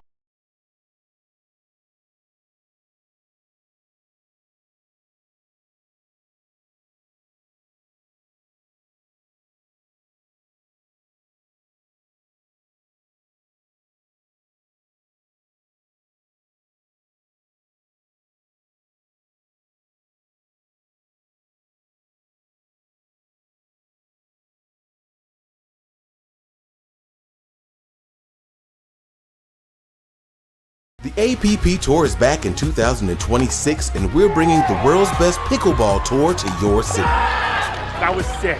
Join us on a court near you this year. To learn more, visit theapp.global.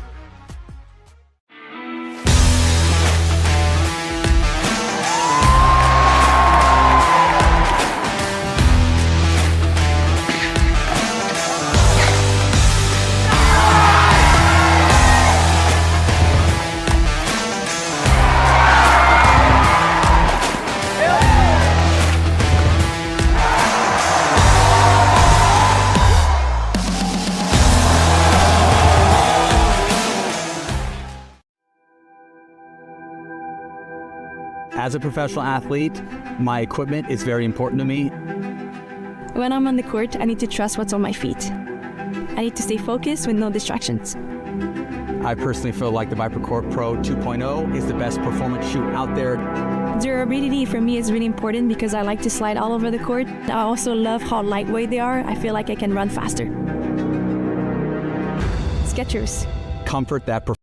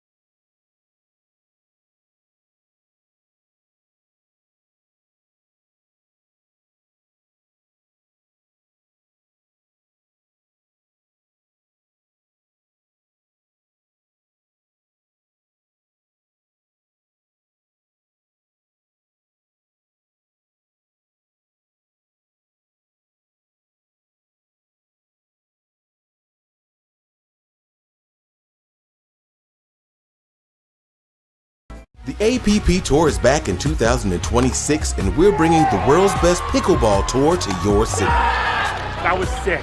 Join us on a court near you this year. To learn more, visit theapp.global.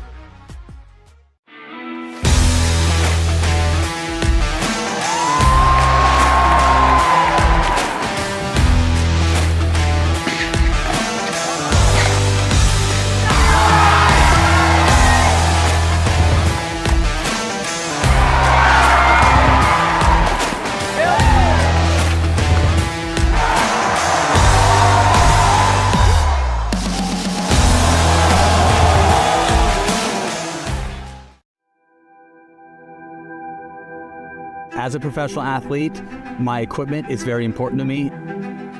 When I'm on the court, I need to trust what's on my feet. I need to stay focused with no distractions. I personally feel like the ViperCourt Pro 2.0 is the best performance shoe out there. Durability for me is really important because I like to slide all over the court. I also love how lightweight they are. I feel like I can run faster.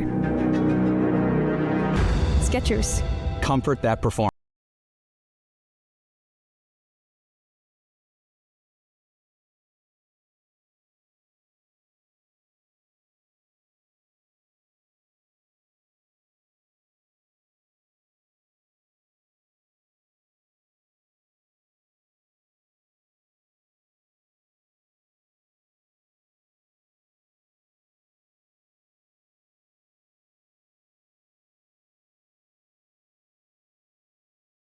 The APP Tour is back in 2026, and we're bringing the world's best pickleball tour to your city. That was sick. Join us on a court near you this year. To learn more, visit theapp.global.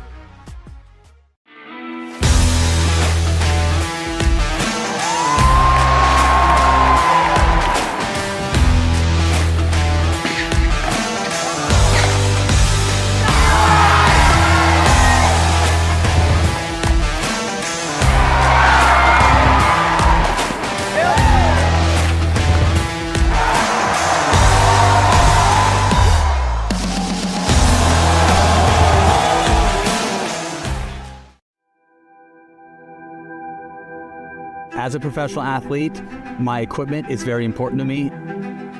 When I'm on the court, I need to trust what's on my feet. I need to stay focused with no distractions. I personally feel like the ViperCourt Pro 2.0 is the best performance shoe out there. Durability for me is really important because I like to slide all over the court. I also love how lightweight they are. I feel like I can run faster. Skechers. Comfort that performs.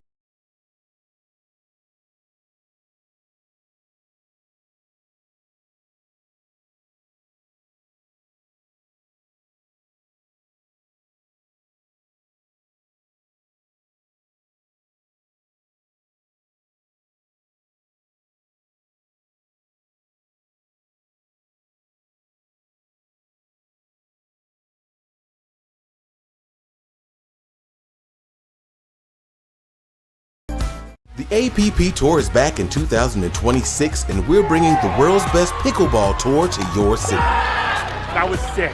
Join us on a court near you this year. To learn more, visit theapp.global.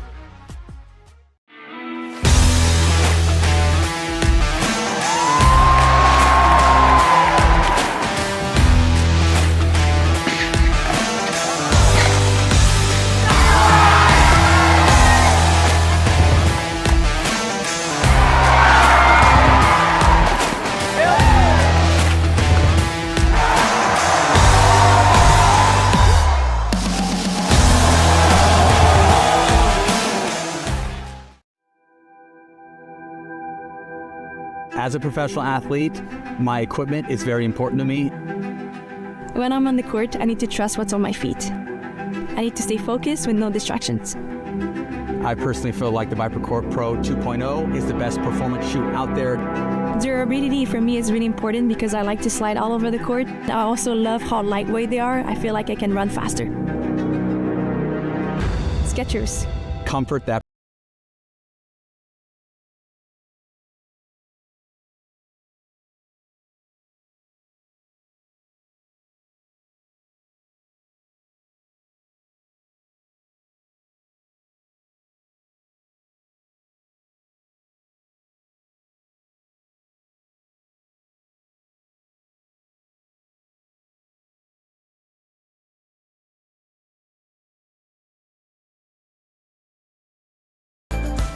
The APP Tour is back in 2026, and we're bringing the world's best pickleball tour to your city. That was sick. Join us on a court near you this year. To learn more, visit theapp.global.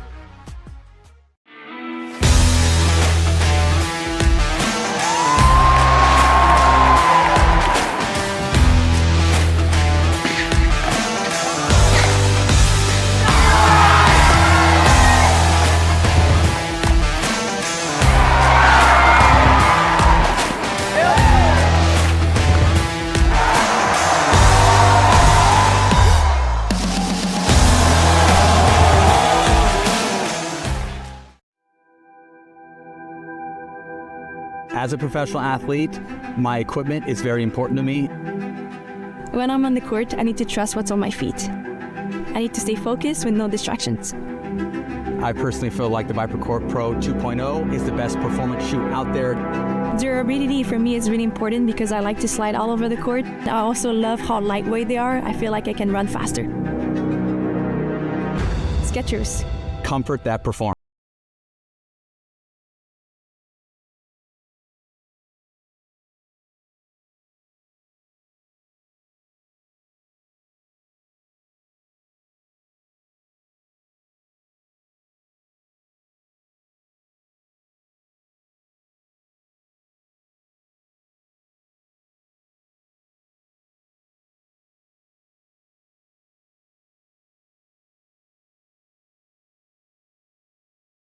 The APP Tour is back in 2026, and we're bringing the world's best pickleball tour to your city. That was sick.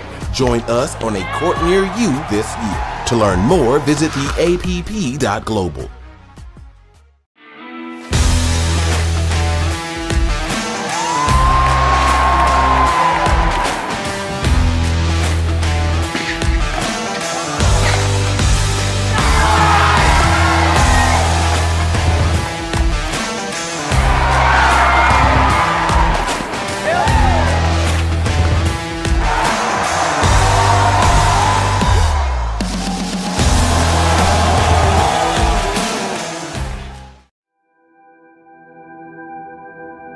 As a professional athlete, my equipment is very important to me.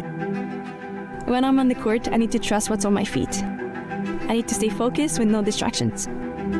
I personally feel like the ViperCourt Pro 2.0 is the best performance shoe out there. Durability for me is really important because I like to slide all over the court. I also love how lightweight they are. I feel like I can run faster. Skechers. Comfort that performs.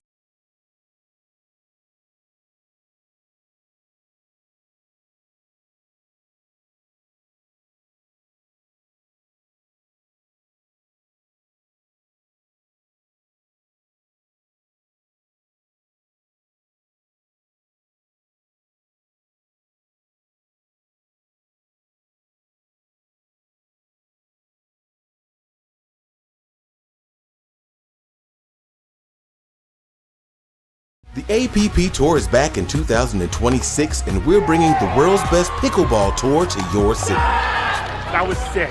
Join us on a court near you this year. To learn more, visit theapp.global.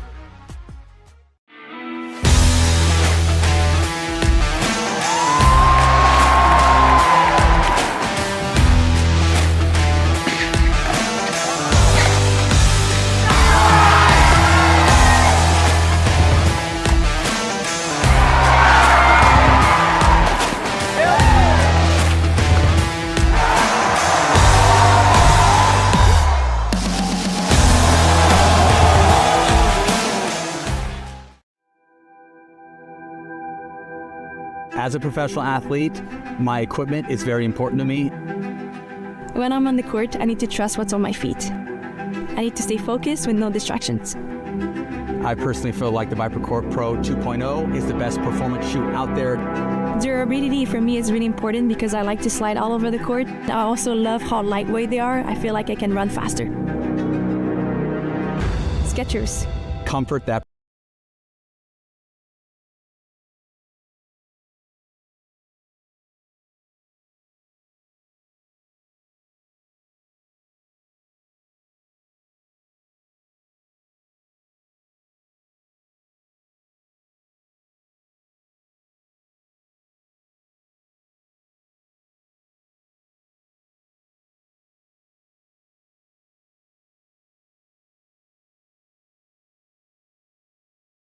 The APP Tour is back in 2026, and we're bringing the world's best pickleball tour to your city. That was sick.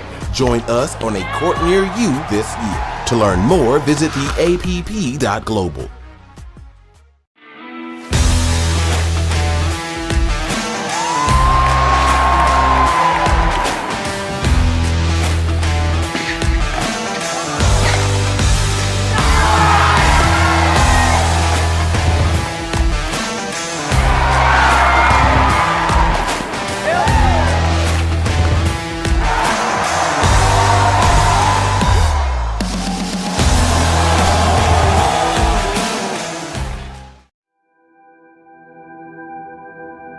As a professional athlete, my equipment is very important to me.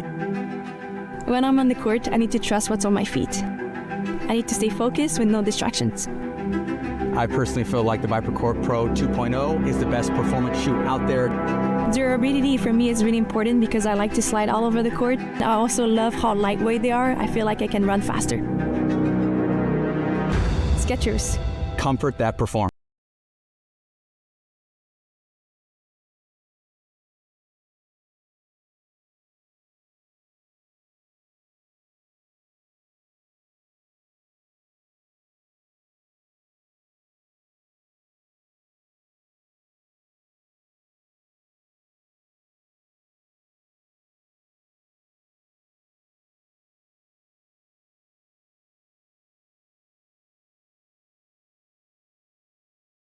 The APP Tour is back in 2026, and we're bringing the world's best pickleball tour to your city. That was sick. Join us on a court near you this year. To learn more, visit theapp.global.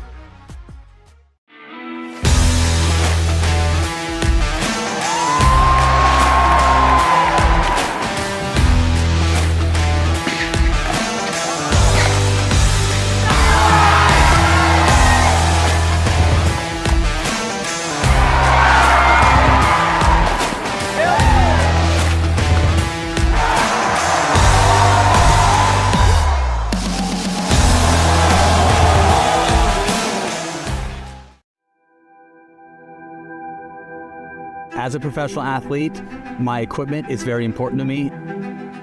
When I'm on the court, I need to trust what's on my feet. I need to stay focused with no distractions. I personally feel like the ViperCourt Pro 2.0 is the best performance shoe out there. Durability for me is really important because I like to slide all over the court. I also love how lightweight they are. I feel like I can run faster. Skechers. Comfort that performs.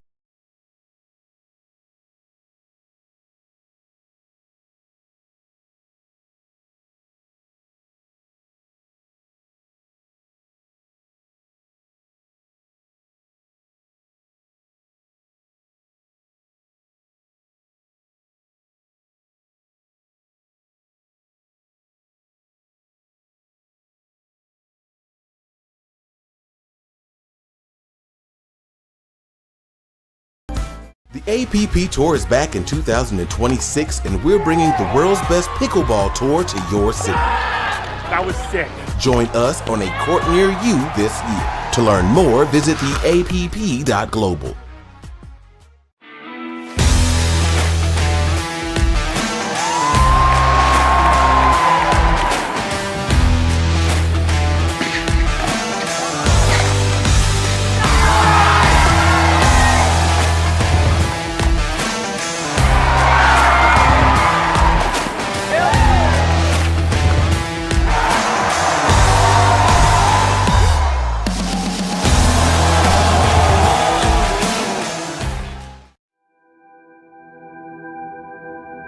As a professional athlete, my equipment is very important to me.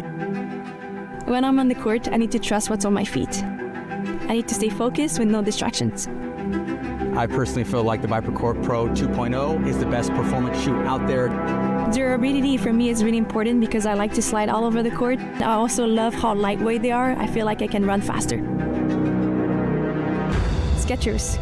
Comfort that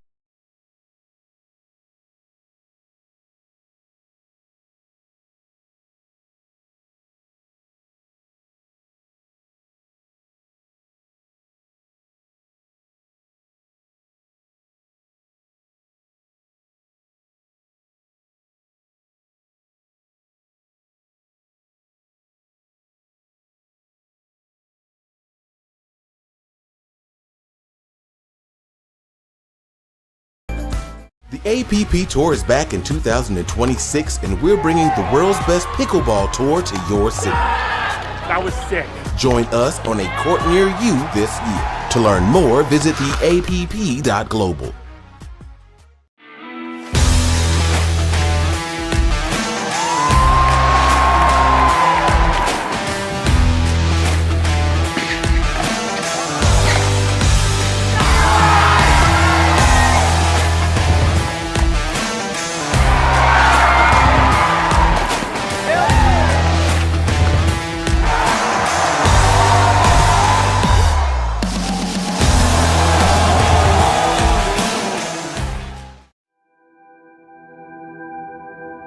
As a professional athlete, my equipment is very important to me.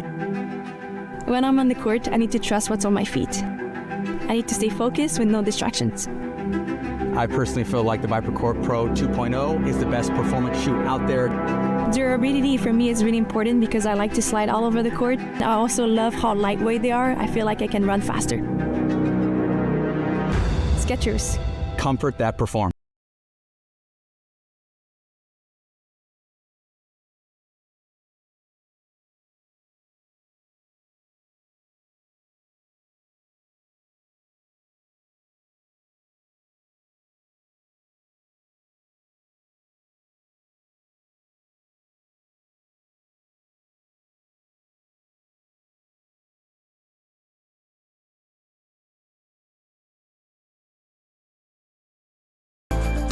The APP Tour is back in 2026, and we're bringing the world's best pickleball tour to your city. That was sick. Join us on a court near you this year. To learn more, visit theapp.global.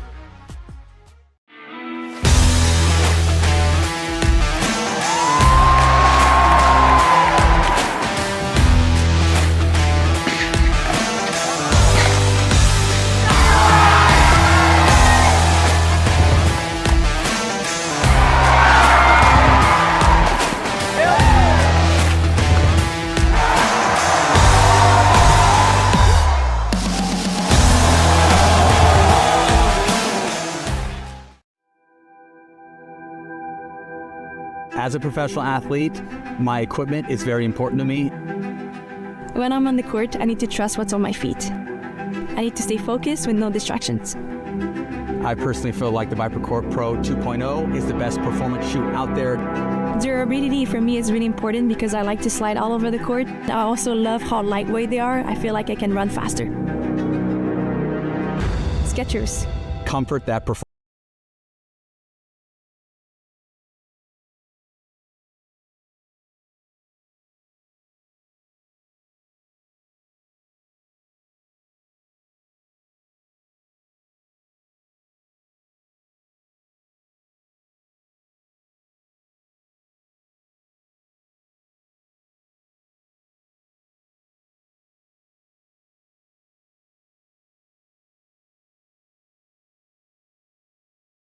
The APP Tour is back in 2026, and we're bringing the world's best pickleball tour to your city.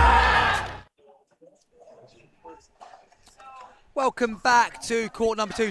Sorry about that short delay. Our Americans were still in action on one of the other courts, which is why we've been waiting to bring you this next game from the Men's Open at the ProFlex English Open 2026. Let's take this opportunity to bring you up to date with what else has been happening. We told you earlier who has qualified so far. Groups C through to G have all finished, but we're waiting for A and B to get to their conclusions. In Group A, Richard Livanese and Jack Monroe have won 2 from 2, and they're looking pretty damn fine in the process. James Ling and Alexander Minogue-Stone currently in second place there, with Boris Pack, Josh Bright, MJ Greiner and Jason Edwards Pereira all hoping they might get through as well. Well, to be fair, there's a good chance because 4 go through. JP O'Connell and Aidan Sippy haven't won a game yet, so I think the others will be in pretty good shape to qualify. In Group B, well, we're about to introduce you to Hector Sanchez Vidal and Jesus Garcia Gard. They've won 3 from 3 in Group B, and they're going up against the team sitting in second, also with a 100% record. Tristan DeSalt and Ronan Cameron. Tristan DeSalt, you might remember from yesterday, the tall lad with the baseball cap on. His partner, Ronan Cameron, actually the #1 GPA-ranked singles player in the world currently, but went out early in the singles yesterday. So a bit of a surprise there. Sanchez, Vidal and Garbo, we'll come on to them in a second, but Connor Duvalli and Julian Sleeve also have hopes of making sure they go through. And at the moment, Scott Mayo, Robert Adams, Ben Fletcher and Jonathan Adams are all fighting for that 4th and final spot. Neither team have won a game yet, but they're bound to play each other at some point, so one of them will get a win in that one. Chanel Lowe, who's joining me in the commentary booth. James Lofthouse is off to play his knockout round in the doubles, and he's being replaced by Chanel Lowe, who was with me yesterday. How are you doing, Chanel? Good morning, Chris. I'm good, thank you. How did the singles go? Oh, it was amazing. Good fun? I had an absolute blast. The court play, fantastic. Okay. How did you play? I'm not so interested in the court. How did you get on? I'm very impressed with my 4 out of 6 wins. Very good. Well done. Did that get you out of the group? Unfortunately not. Really? You won 4 games and you still didn't get out of the group? I went straight to semis, so the top 2 I missed out on wow. second place. Well, tell you what though, but you can walk away with more than a 50% win rate. I can't do the maths fast enough, but it's more than 50% win rate. That's got to be feeling good. So I feel really strong going into doubles today, having played on the courts, and yeah, excited, really excited for the day ahead. I'm only at 4 o'clock, so. Oh, so you've got quite a wait still to. Quite a wait. Yeah, a bit of a wait. Well, that means we get some hours in on the commentary side of things as well. We're pleased to have you here. I will be shooting off. I'm going to say after this game or when Rob Williams turns up. Tell you what, if Rob turns up by the change of ends, I might duck out because I'm kicking off apparently in 1 hour 8 minutes. So I wouldn't mind getting a bit of preparation time in. These guys are ready to go though. So Hector Sanchez Vidal is to the right. He's going to be serving first. Hector is just 17 years old, but he's on the rise in Spain. Juvenile national champion and entering a lot of the events at the moment and doing very well indeed. His partner, Jesus Garcia Gara, he's a former paddle player, got to the elite level in both paddle and tennis, so clearly very comfortable hitting something over a net. Let's see how he does hitting a pickleball, and I'm sure it's going to be pretty good because they've won 3 from 3. That's unfortunate. Good start. So, DeSalt and Cameron get the first point on the board. 1-0-1.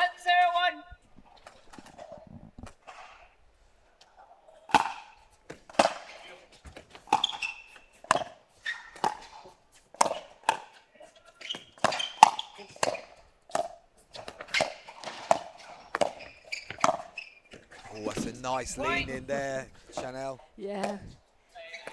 Cameron just saw the gap, put his paddle in the right place and just pushed it down in between the Spanish pair.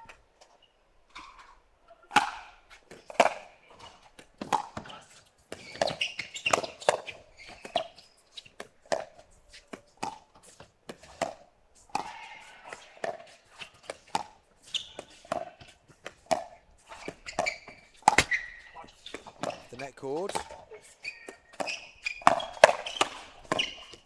Oh, great reactions from Cameron there. What's impressing you about this game so far, Chanel? Seems to be quite tactical already. Yeah, I agree.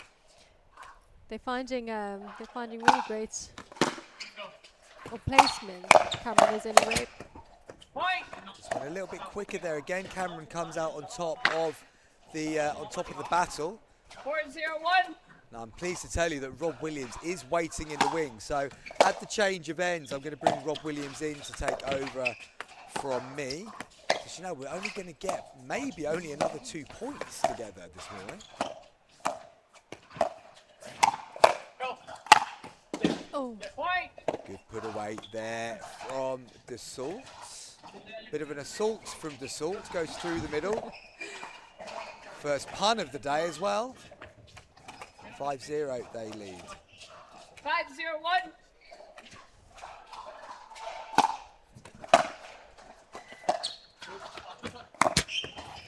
And it's Timeout, 6-0 change at the in, change 6-0-1. events. Now, I was going to bring Rob straight in, but to be honest, this game is going so quickly, I'm just going to make him wait a little bit longer, and he can acclimatise to the temperature in the commentary booth. Now, your hands are nice and warm, Rob. Keep doing that, please, mate.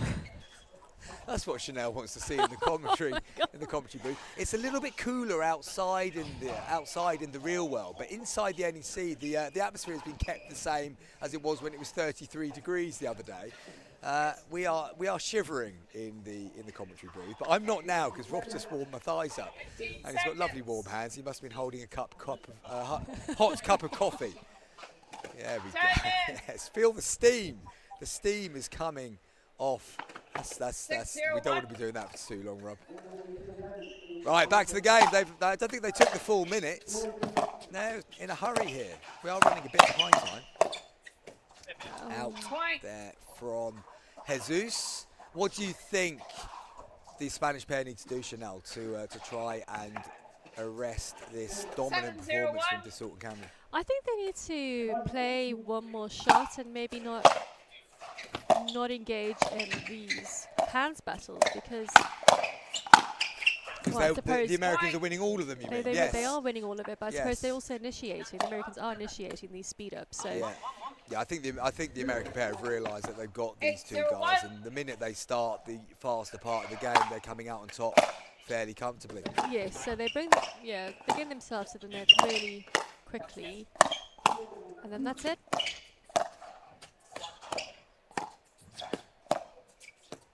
Point to remember, with Alan Guard, I haven't lost the game yet. They've got 3 from 3, but they find themselves 8-0 down in this game. Make that 9-0 down, and looks like we might be getting a little bit back on track schedule-wise as well as a result of this game, barring a monumental turnaround.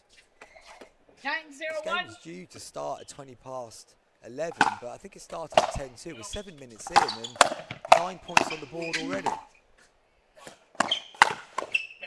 10 points on the board already. Dassault on the attack, comes off the paddle, hits the LED screen. Match point, Chanel. Not a lot to analyse in this one so far. No, they really don't have any answers for the Americans.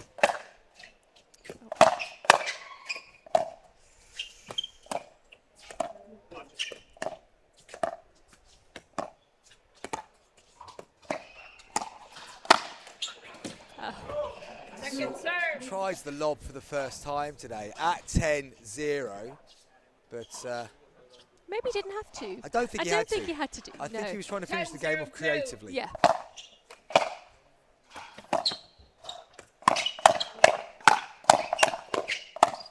And there's the game. Bit of rat-a-tat, and then Cameron just nudges it down the side. That's a game to 0 for Dassault and Cameron. And as I said, not a great deal to unpick in that one other than don't the Americans look good? The Spanish have done their job already and have already qualified, so they won't be too disappointed maybe. I'm going to now leave you in the capable hands of Rob Williams and Chanel Lowe. I will report back later with how my tournament has gone, unless of course it's gone terribly. We won't mention it again. See you later, folks. Yeah, I came over earlier, and then they got done, so I walked over here. And as soon as I walked in, I came in to support Nancy. Yeah, Nancy was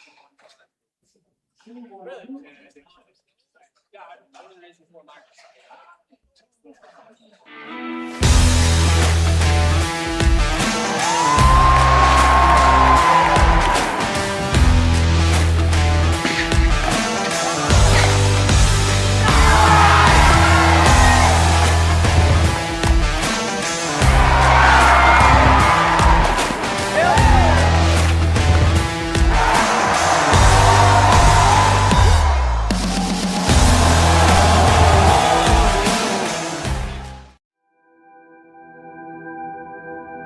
As a professional athlete, my equipment is very important to me.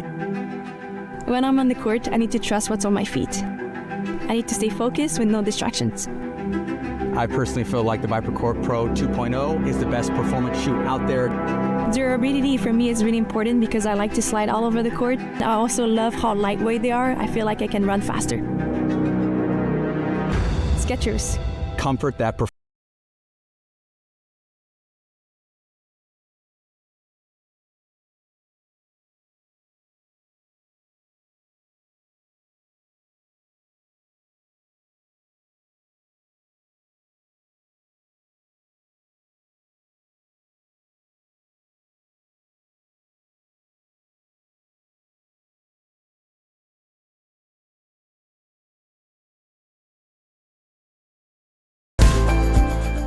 That was sick. Join us on a court near you this year. To learn more, visit theapp.global.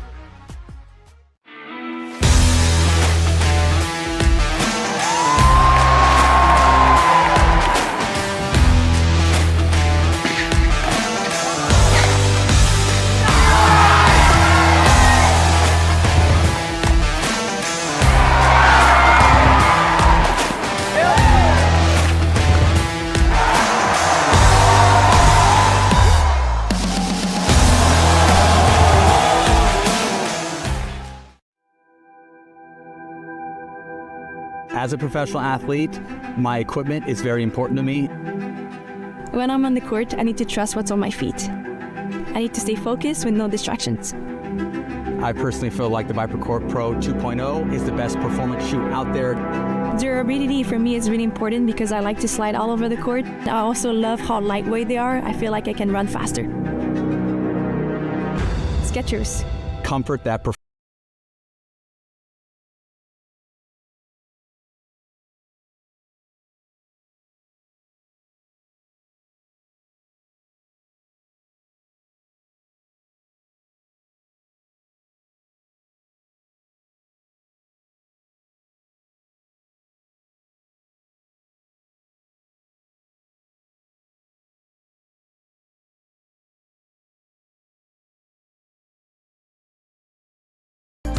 The APP Tour is back in 2026, and we're bringing the world's best pickleball tour to your city. That was sick.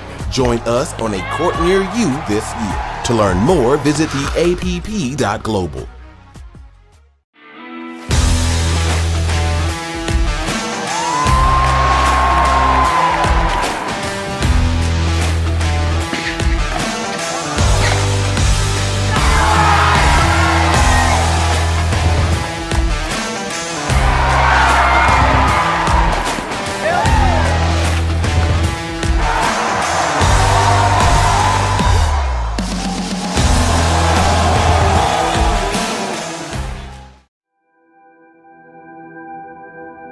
As a professional athlete, my equipment is very important to me.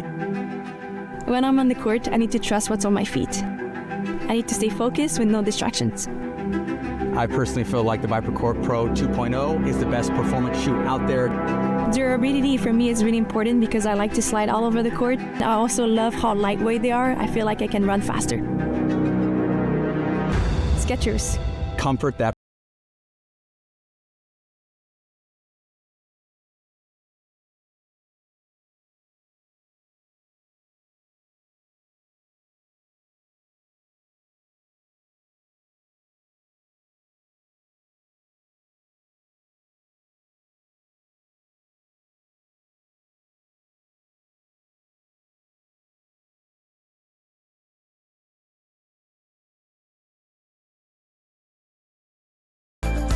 The APP Tour is back in 2026, and we're bringing the world's best pickleball tour to your city. That was sick. Join us on a court near you this year. To learn more, visit theapp.global.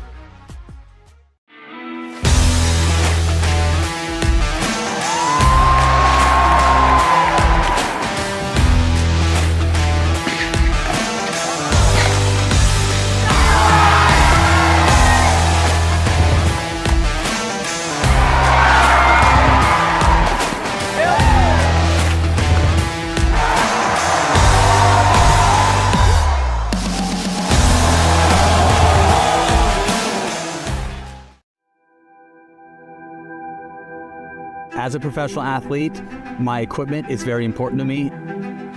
When I'm on the court, I need to trust what's on my feet. I need to stay focused with no distractions. I personally feel like the ViperCourt Pro 2.0 is the best performance shoe out there. Durability for me is really important because I like to slide all over the court. I also love how lightweight they are. I feel like I can run faster. Skechers. Comfort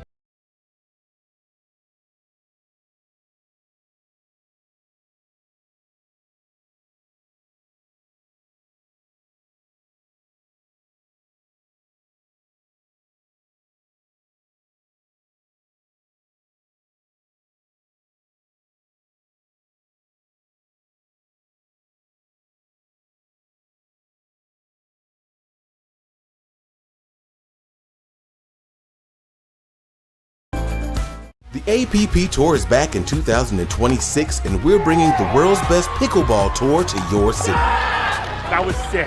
Join us on a court near you this year. To learn more, visit theapp.global.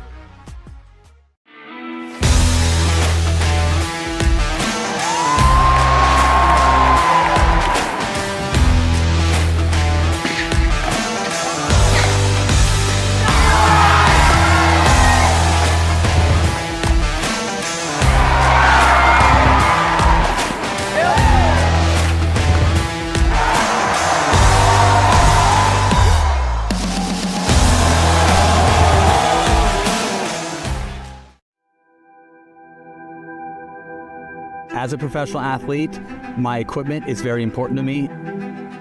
When I'm on the court, I need to trust what's on my feet. I need to stay focused with no distractions. I personally feel like the ViperCourt Pro 2.0 is the best performance shoe out there. Durability for me is really important because I like to slide all over the court. I also love how lightweight they are. I feel like I can run faster. Skechers. Comfort that performance.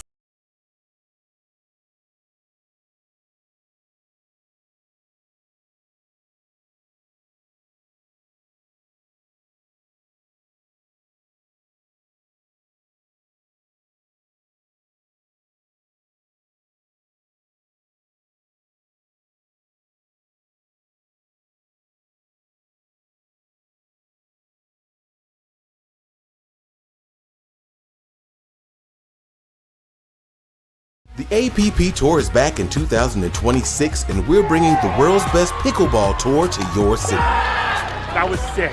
Join us on a court near you this year. To learn more, visit theapp.global.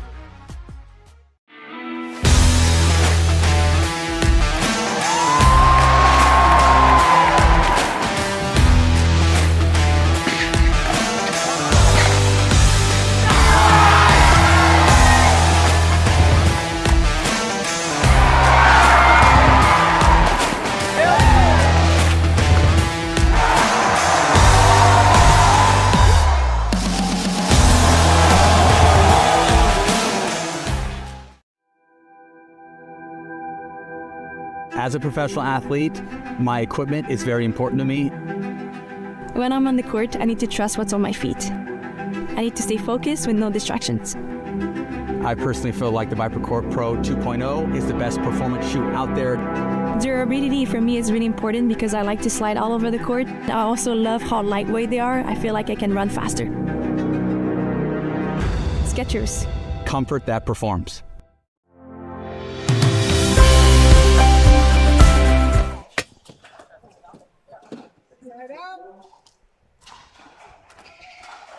So, welcome back to the ProFlex English Open powered by the APP.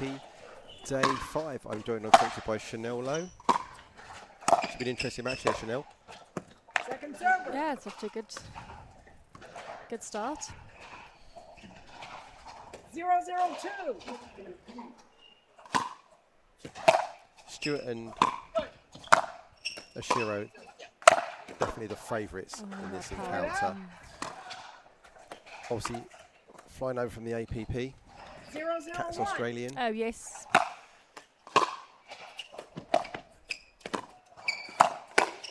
But certainly establishing herself quickly on the Pro Tour out in America. After a quick start here, energy from the far side of the court. Bobby Ashiro to serve.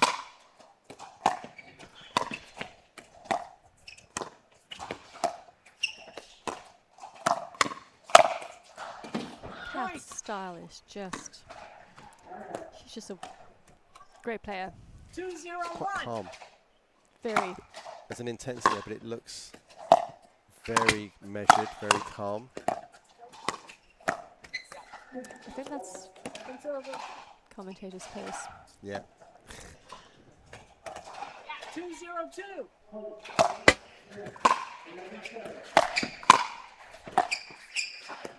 Obviously, Bobby Ashiro is one of the OGs. Has been around a while.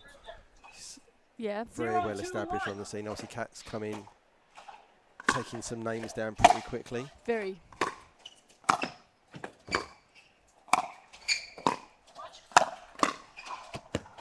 So we've got the Dyden pair nearest to us with Carolina's been obviously with them for quite some time, and Claudia's also with Team Dyden, both using those. Paddles have been on sale in the vendor village through the UK Pickleball Shop, one of our sponsors.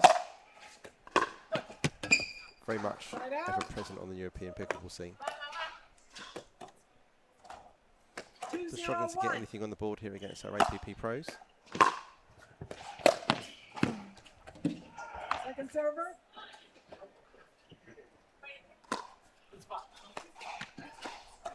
Two zero two.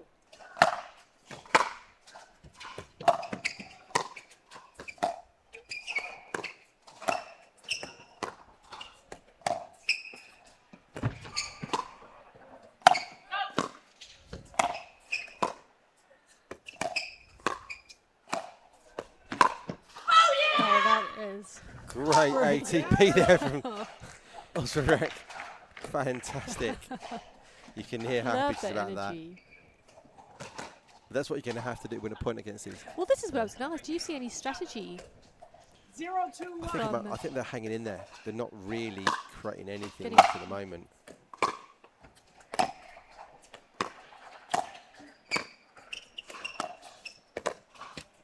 Second server. I mean, it's tough. Cat Stewart is playing a big left side role there. Definitely sort of shaded and covering that middle of the court. Yeah. Picking a lot of those middle dinks up that might be going to the Ashiro backhand. Yeah. But I don't see anything particularly game playing wise that's going on. It's just kind of, it's just there. There's nothing obvious that's going on.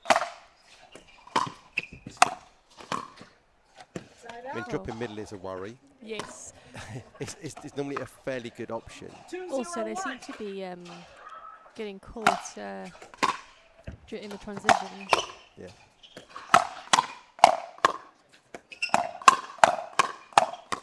Right. Great hands there. I think we'll see more of that. Yes. Potentially just let's shorten the points. Let's speed up at the first opportunity if you've got the hands advantage. Why bother dinking? Why bother? Yeah. They've tried that now, the first couple of points. So let's. Second server.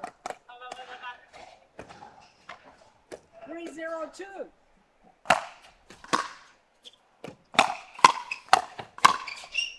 And there we go, hands again. Yeah. Ashiro's now starting to drive on those thirds rather than drop. Stewart was always tending to drive anyway. 4-0-2. Point. Yep. Nice. Clean winner there. Like a weird kind of ace. It must have been because it 5-0-2. disappeared. There we go again, and when it's not going your way, it's not going your way. No. 1 minute. Kat is she's looking for it though. She's ready.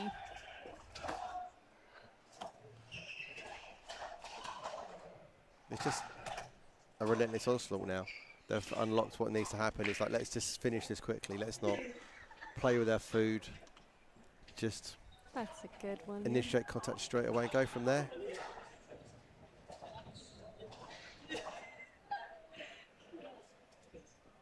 What would you say, Kamal? What would you say they have to do to combat this? Well, the dropping game's not working. Yeah. So just do something that might work. So just use some power that's unexpected. But we've already seen that the hands advantage is the team on the nearest side of the camera here. So you're going to have to try and fire off really early and hope to get them if they're not when they're moving in. Oh, there we go. Like that. It was. I mean, to be fair, that's a bad third drive. It's a bad third drive.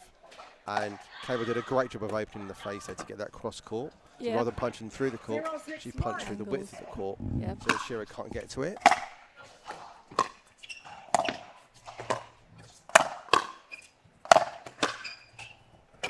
Second server.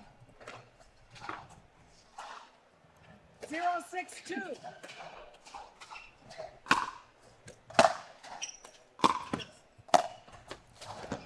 Oh, so it's exactly like you say.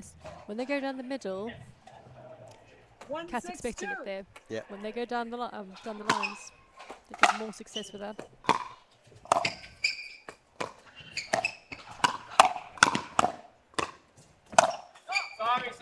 And there's a hands advantage again.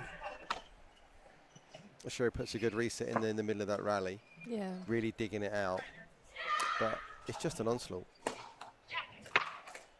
Let's see if they stick to that game plan.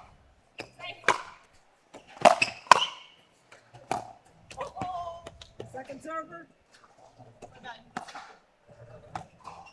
I think the problem is when you're on return of serve, it's hard to actually initiate after your return to really initiate any sort of hands. Yeah. Because the drives are coming in hard on the thirds. So you're tending to just at best counter punch back or just reset that ball rather than actually initiate on it because that ball isn't landing.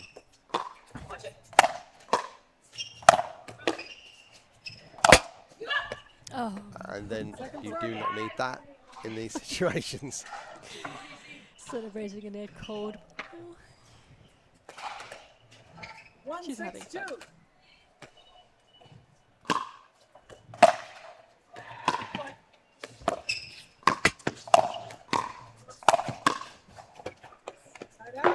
So again, the drop to the backhand there, pulled the two-handed backhand from Cat Stewart there. But you've got to get the ball to bounce. Yeah, yeah, yeah. But it's really hard. It's difficult. And if you don't get it to bounce particularly well, you're just going to get sped up off the bounce anyway to you. That was now look at this. Great, yeah. Not even unwinding the stack on that. Yeah. Just playing the other way round. Which is settled.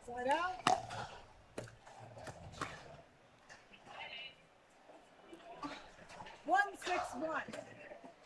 So you see the thumb out on the hand signal there from Cat.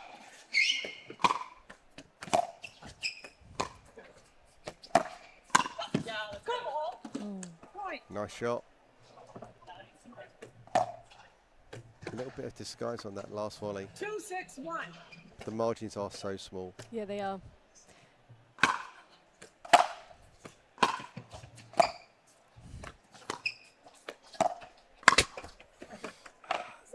Gonna rue that. That's just not there. No. Needs a little bit of roll on that just to get it up and down.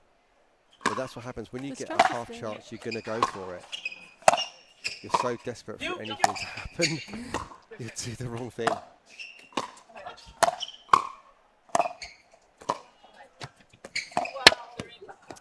See, the interesting thing that you can see that if the ball doesn't quite convert as high as you think, Stewart just rolls it back. Yes. He doesn't try and hit pace on it, just get the ball down on the other side and wait and build again. And then the serve goes wide. Let's see if Oshiro and Stewart can get a couple on the ball in this change of ends.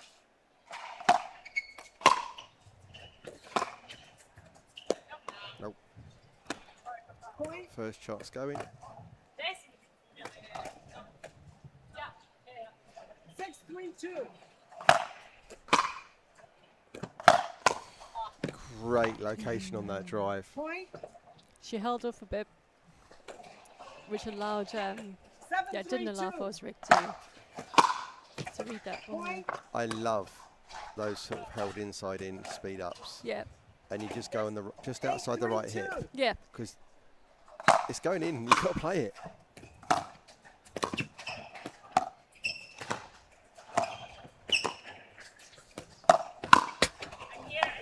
There's just better ball distribution from the APP pair here. They're just moving the ball around in the kitchen more effectively. And even then, with that counter that Osvorek hit, if she does get it over, just Cat Stewart sitting on it already.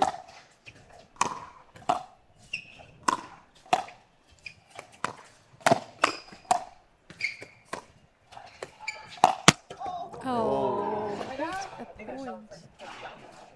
Really good reset. So Show's doing a fantastic job with defense in some of these rallies. Just getting really low, digging those balls out. 3-9-1.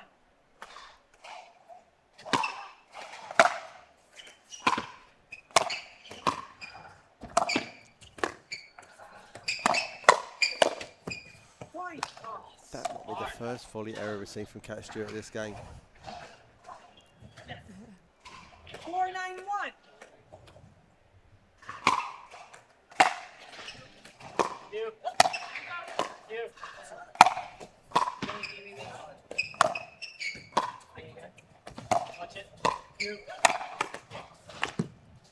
little bit too high down the middle. Yeah, Ashiro's doing a great job of all that right side player with the one-handed roll. Yeah. To redirect that to K-Mel, so rather than going straight ahead, she's actually getting angle on it as well. But it's so hard to release that ball safely.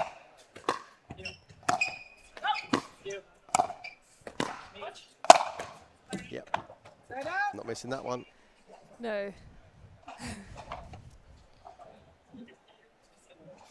Now, if you're looking at one-handed volleys, this is a bit of a masterclass of females. If you're looking at how to hit that ball successfully back at home, watch the Ashiro and Stewart roll volleys in this game. You've seen the slightly more top-spun version that Kat Stewart's hitting when the ball's not there. You've got that inside-out one that Bobby Ashiro's hitting to redirect across court. And we've got some really powerful flicks as well. See the combo there? Yeah. Pulls from the backhand wing straight across the body of K-Mel, sits on the forehand to do the 1-2 punch. Classic triangle theory in action there. Yeah. Match point up. First time of asking. 10-4-1, 2 bites of the cherry if they need it. Ashiro to serve. 10-4-2.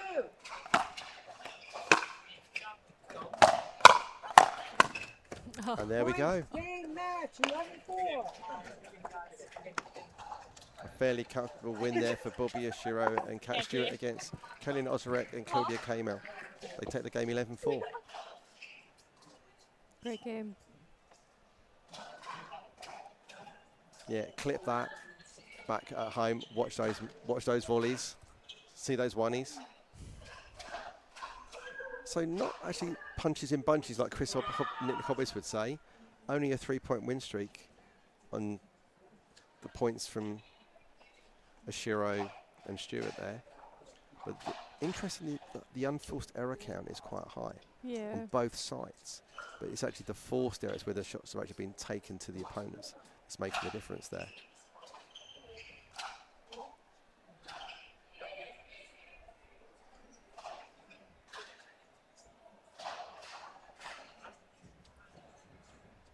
Coming up next, we've got the men's doubles open round of 32 match between Bastien Grau and Charles Brian Rayner against Harry Feast and Callum Matthew. We'll come back to that next match. I think the players are ready here after this word from our sponsors.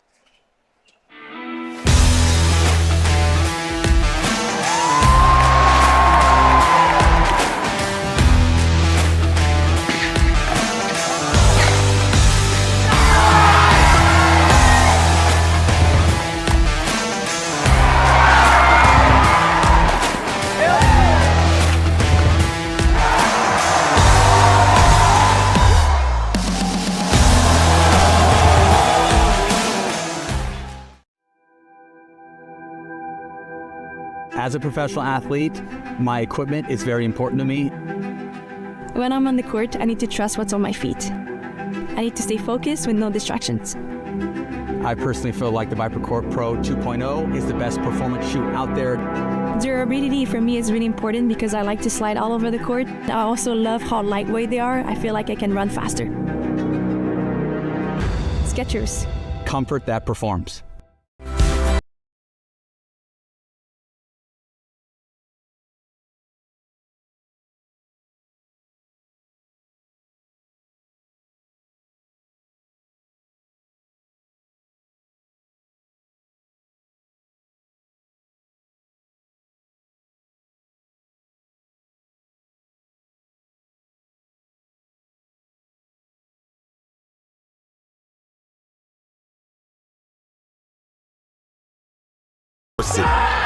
That was sick. Join us on a court near you this year. To learn more, visit theapp.global.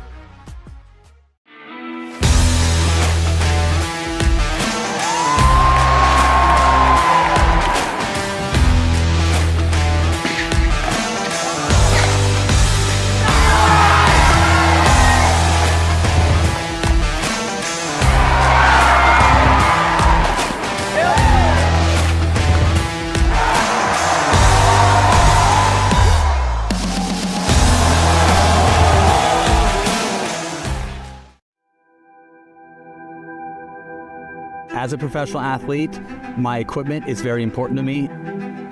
When I'm on the court, I need to trust what's on my feet. I need to stay focused with no distractions. I personally feel like the ViperCourt Pro 2.0 is the best performance shoe out there.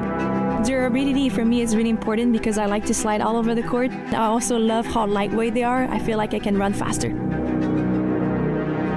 Skechers. Comfort that performs.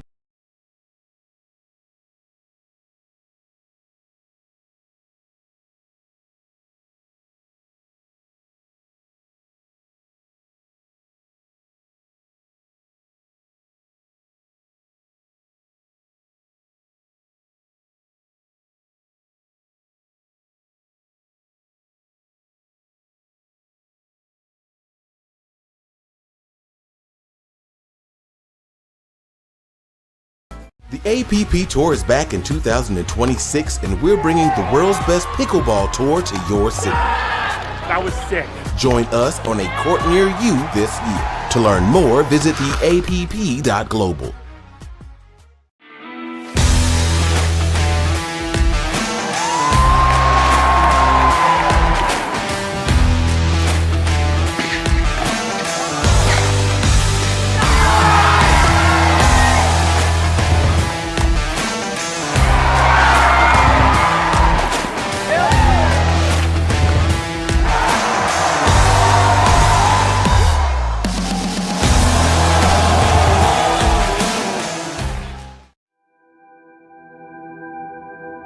As a professional athlete, my equipment is very important to me.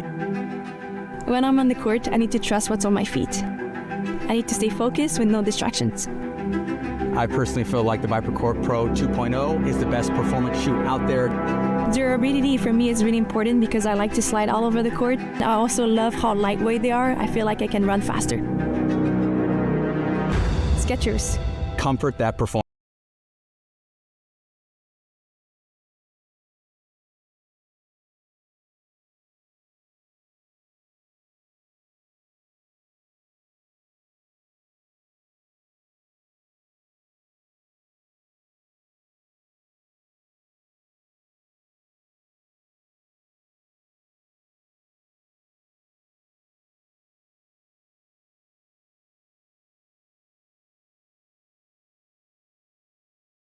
APP Tour is back in 2000. So we are back now with the men's doubles open round of 32 match between Bastian Grau and Charles Brown Rayner and Harry Feast and Callum Matthew.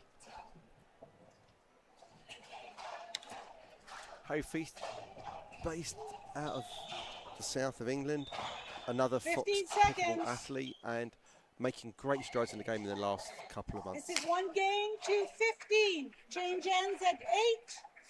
Time in. 0. So this is a knockout, so this should be one game to 15 win by 2. Time in. Scheduling wise, we are 10 minutes behind, so we're really catching up now.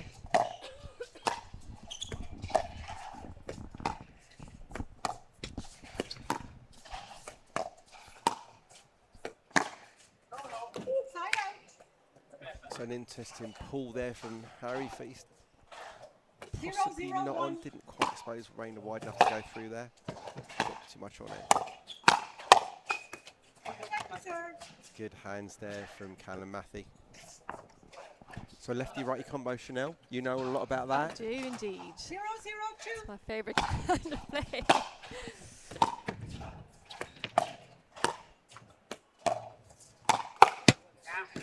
Have to declare a little bit that one of my favourite couples in mixed doubles is Chanel and her playing partner Dan O'Brien. I always think they play the game the way I like to see it, also with a great spirit as well. Yeah, we have come a long way, Dad and I. I think it's about 2 years now. 2-0-2. Coming up for 2 years. It's interesting. How does that work? You know, you've got like cat years and dog years.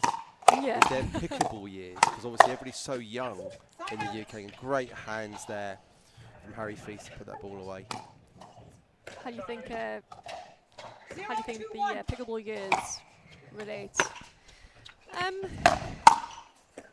Yeah, it feels like it could be about 5+ years. Yeah, I think for me, I think the early years go really fast. You get really quick, really good, and then suddenly it's like, oh, then the grind starts. Yes. So I would say pickleball is a relatively easy sport to pick up, but it's a very difficult sport to master. Yeah. Or we could use the Shrek analogy. We're like an onion, it's got lots of layers. And every time you think you've got to the best part, yeah, you watch players such as, well, the ones we're seeing on court now, and you realise, oh, there's a lot more to it. Yeah.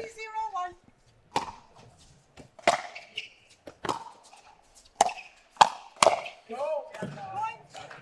Good start here from Bowen, Rayner and Grau. 4 up in no time at all. 4-0-1. Yeah, I think Feast and Matthew are just finding their way. Oh. Great hands. I think one of the interesting things about pickleball years is that a lot of people historically have kind of played in their little bubble. Yes. And until you come to a big event like this, even some of the small events we have in England don't really show you the breadth of what we have in our game. And some of the things that kind of upset, sometimes it's just interesting to see is the understandable naivety.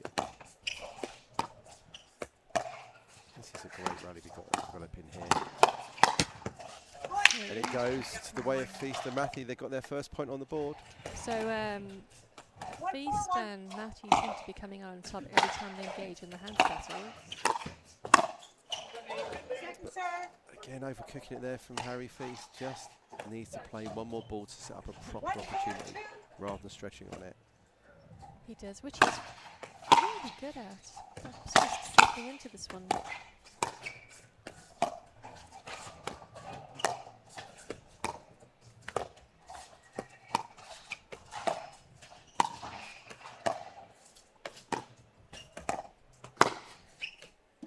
I think that might have taken the net tap. It's a big deflection there. So, couple on the board now. 2-4-2. 2-4-2.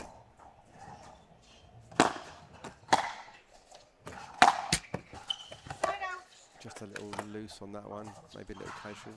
You're saying about the naivety, you sort of see people come off their first tournament experience and they're almost shell-shocked. Yeah. They haven't kind of realised there's a whole nother load of people out there. Great hands there from Grau.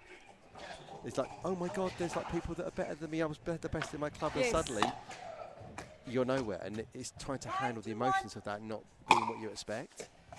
I find even when playing tournaments down south, playing a bit further up north, there's just a whole other set of just missed it, yeah, and whole different set of players up north. So when they come down south, it's really interesting to see how what that competition is like.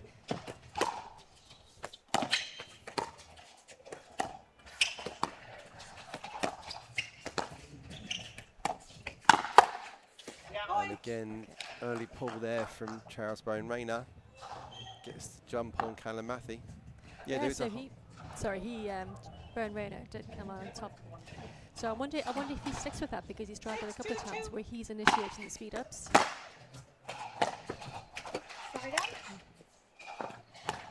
Yeah, it's an interesting thing when you sort of get exposed to something you don't necessarily know is out there.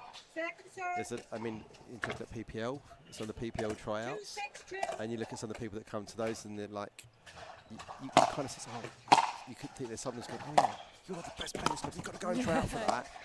And they don't really have the exposure to the rest of the sort of the pickleball world. Yes. Yeah, missed that one, trying to thread it down the line. We're definitely playing to 15 Chanel, because we've got 6 on the board and no change of hands.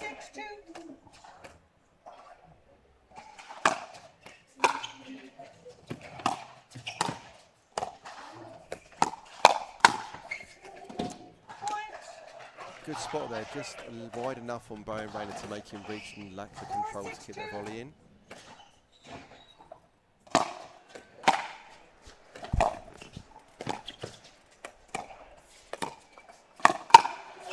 Good hands there from Basti Grau. sitting heavy on the backhand counter there. 6-4-1.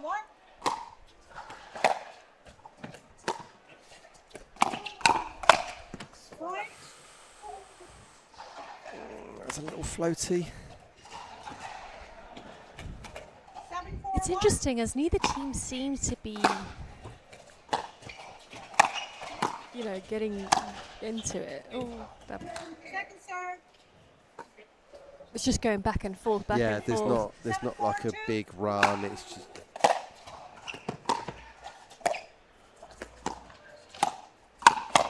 Oh, it's a bit physical. Again, that backhand counter, isn't it? Yeah.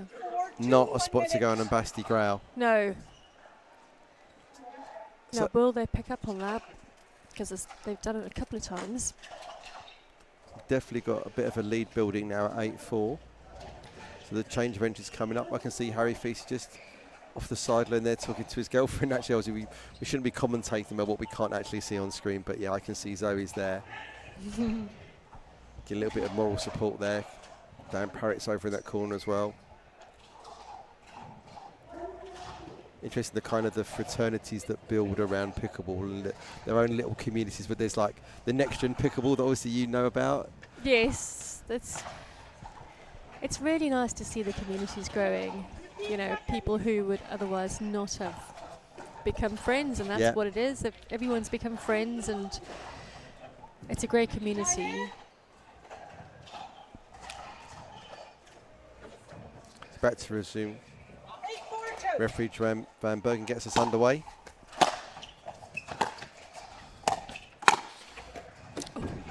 Yeah, and that's in. So coming out strong from the change of ends. 9-4-2.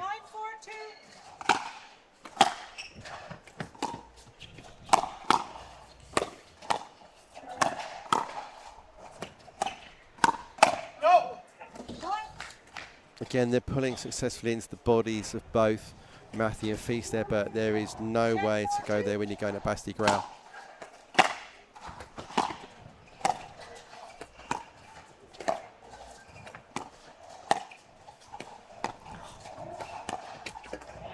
Wasn't sure if that thing was in before either. So it looks like the net call may have just equalised from a possible out ball they played in. We do have our Stupa delivery review system, decision review system here. If we do have a questionable call. Timeout being called, good decision. Yeah, that's a good call. Because they seem to be running away with it now. I think it's just a heat check. I don't think there's anything they're going to do strategically different. I haven't seen anything different from here. Basti's giving a heart to the camera. Clearly the side of Bowen, Rayner and Grau are fairly relaxed. They're not taking any water, they're not sitting down, they're just kind of like, okay. No, doing all right here. I think they might have come in with a game plan. They seem to be forcing a lot of, like you said, there was the body shots, but there's a lot of high, the balls are quite high coming over from Feast and Matty. Yeah. I think the interesting thing is there that actually they're not even having to expose the fact there's two backhands on the outside. No. It's like it's all central stuff that's working. Exactly. So maybe there's a little bit of lack of communication on who's taking that middle ball. There's a couple of times you've seen a little bit of a stutter. And who's going to take that ball that comes across to the middle?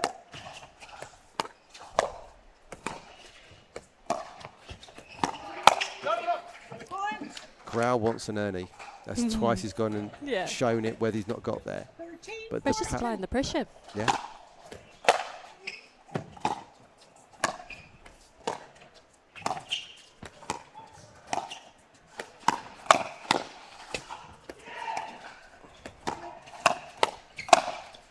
Oof.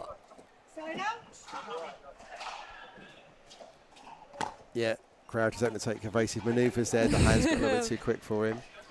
But yeah, when you show the Ernie, even if you don't get it, it puts the thought in the mind that it might happen, and it changes the shots you play. Yeah, but Feast was ready for it. There, I think that's what you were talking about, the miscommunication. Yeah. It was a high ball that they could have both gone. It's unfortunate.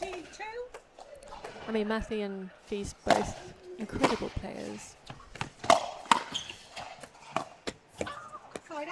That is unlucky. When it's not working sometimes.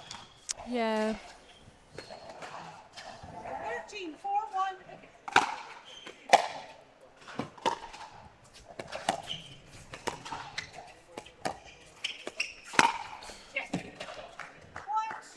Does he thread the needle? Yes, he does. He Brings up did. match point. 14-4-1.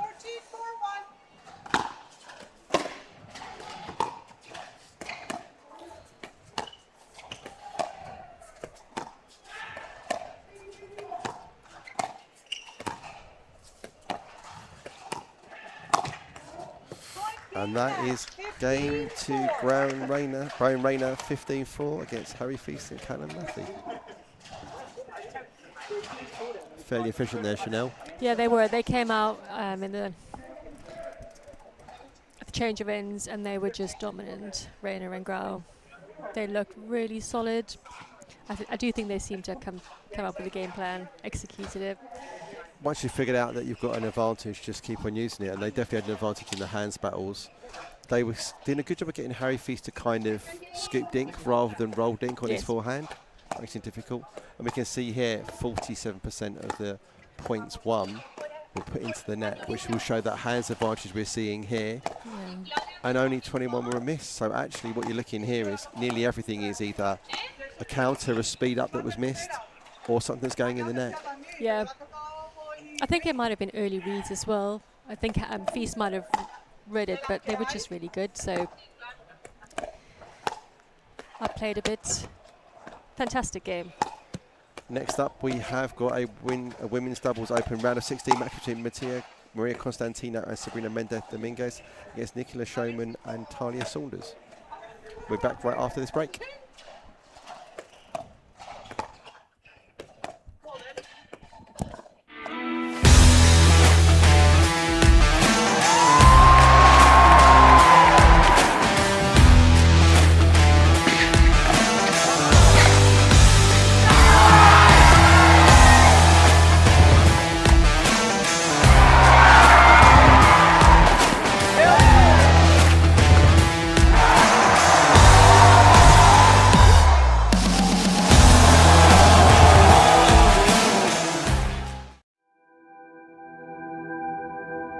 As a professional athlete, my equipment is very important to me. When I'm on the court, I need to trust what's on my feet. I need to stay focused with no distractions. I personally feel like the ViperCourt Pro 2.0 is the best performance shoe out there. Durability for me is really important because I like to slide all over the court. I also love how lightweight they are. I feel like I can run faster. Skechers. Comfort that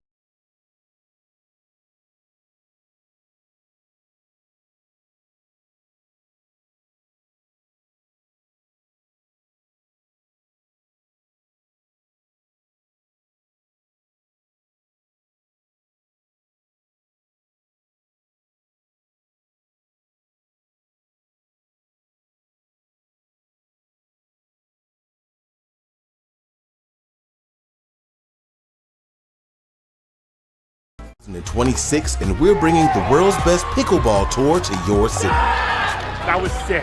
Join us on a court near you this year. To learn more, visit theapp.global.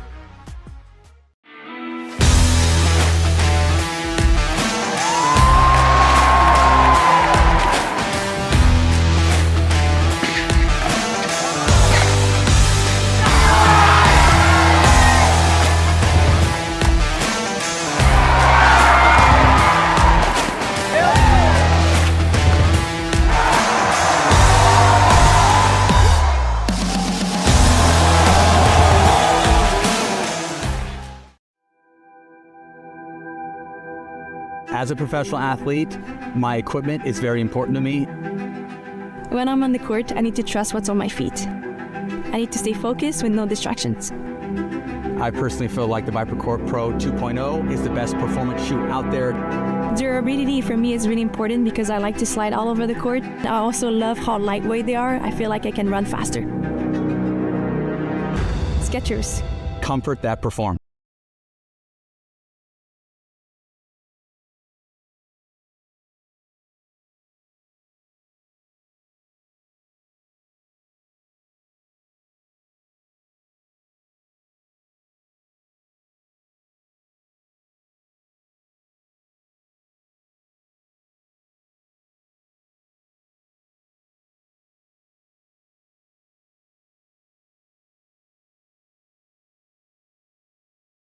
The APP Tour is back in 2026, and we're bringing the world's best pickleball tour to your city. That was sick. Join us on a court near you this year. To learn more, visit theapp.global.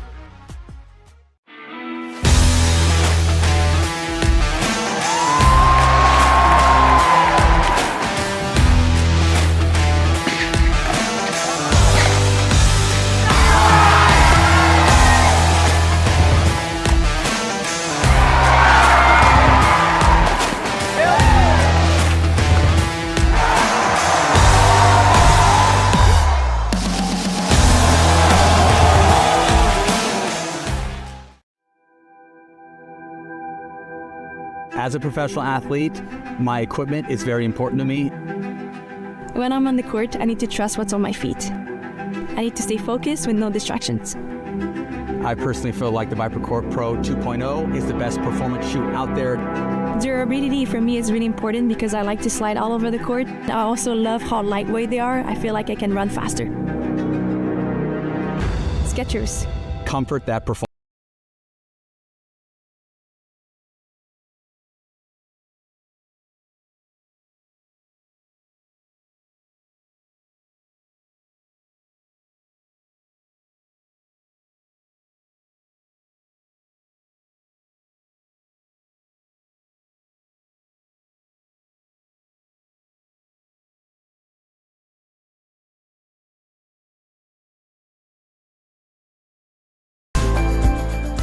The APP Tour is back in 2026, and we're bringing the world's best pickleball tour to your city. That was sick. Join us on a court near you this year. To learn more, visit theapp.global.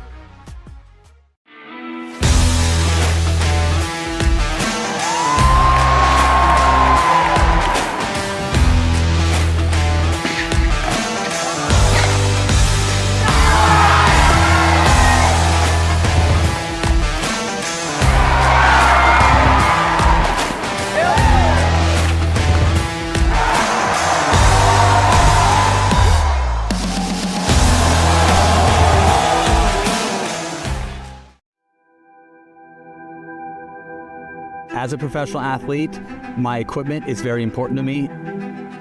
When I'm on the court, I need to trust what's on my feet. I need to stay focused with no distractions. I personally feel like the ViperCourt Pro 2.0 is the best performance shoe out there. Durability for me is really important because I like to slide all over the court. I also love how lightweight they are. I feel like I can run faster. Skechers. Comfort that.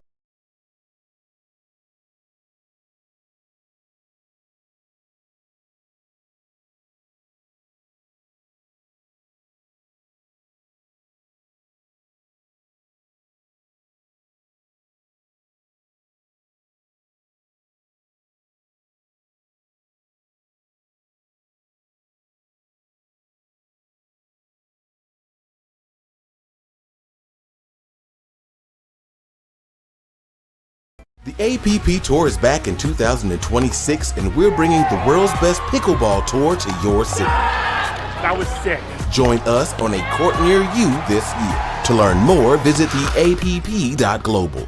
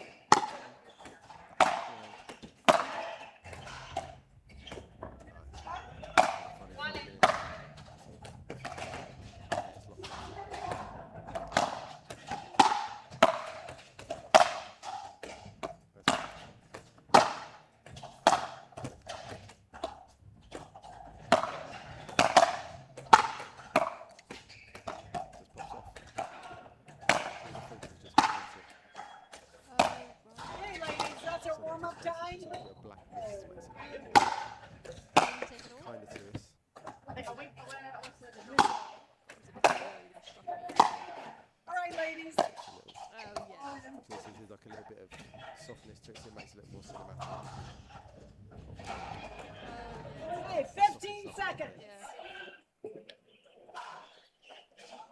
So yeah, that was my belief in it. I knew it was going to work. I wanted to make it unbalanced.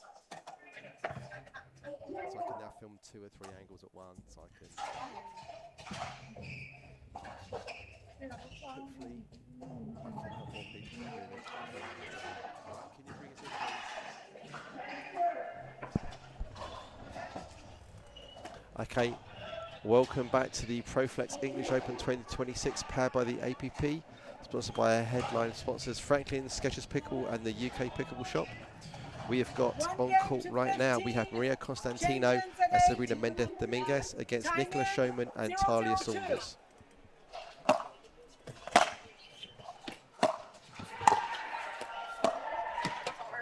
Saunders is in the white top furthest away from us, with the Showman in the black top. Nearest to us on here, Constantino's to serve. I saw on one of the cycles earlier, Constantino and Mendes Dominguez playing a battle against their own Ellie Tompkinson and Evie Kenner. And interesting, that box came out 3-1 in the top, so it was all down to points scored and lost. It had the qualification for first, second and third.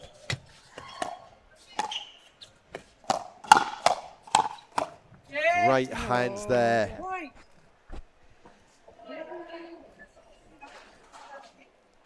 A bit of, I think Chris said a bit of rat-a-tat, wasn't it, when I was just about to join the commentary earlier? On the volleys, a bit of rat-tat-tat with the volleys. Yes.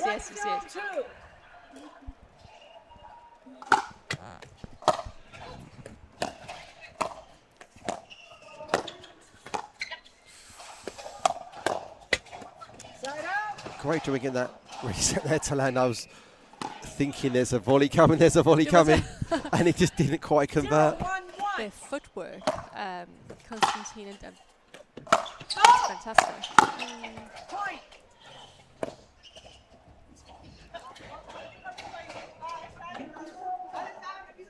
One.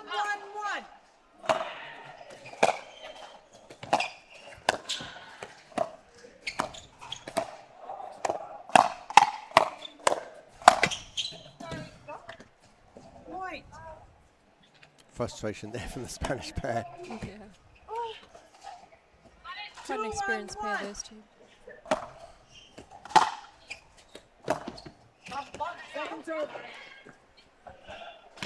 That backhand mechanics looks a little big there from Saunders.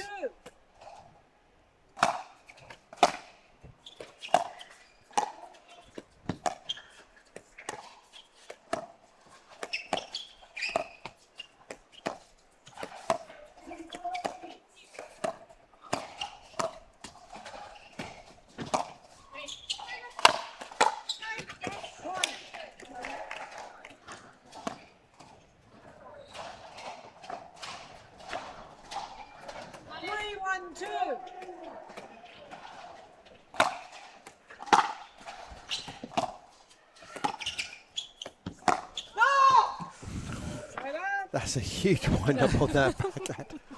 I don't quite know what the intent was. It looked like maybe she wanted a bit more topspin on that. Yeah. Maybe she's trying to sell. She's going to pull hard on it and then just slows it down a little bit. 1-3-1.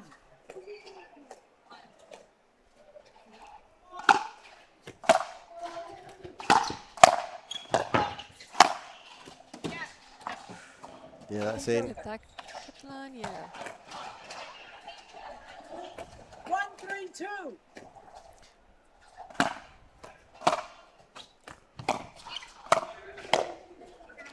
Side out. I think I see one of those distinctive pairs of pillar glasses on the far side of the court. I was going to say the same thing. Yeah.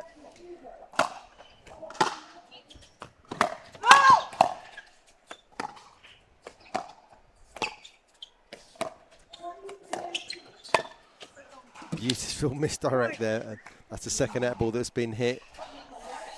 Gotta ask Rob, do you own a pair of those? I may own a pair of those and have to disclose I cannot say any more about my relationship with that particular brand. Oh, right.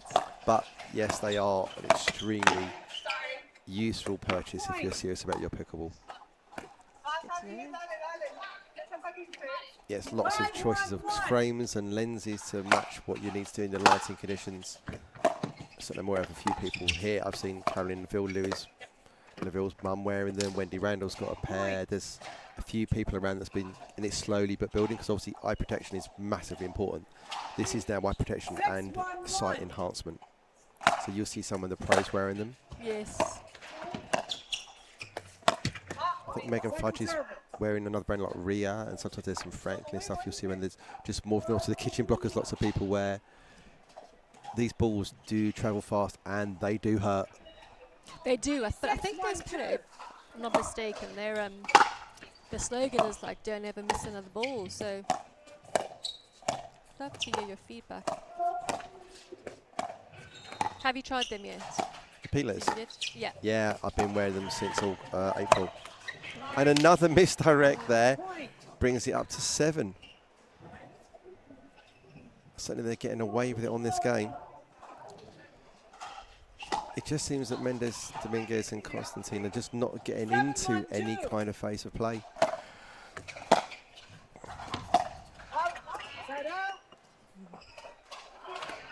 Commentator's curse again, Chanel. Yeah. 171.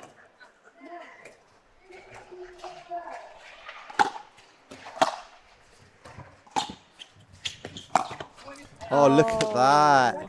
Threading the needle down the line. Just a slightly broken movement there. 172.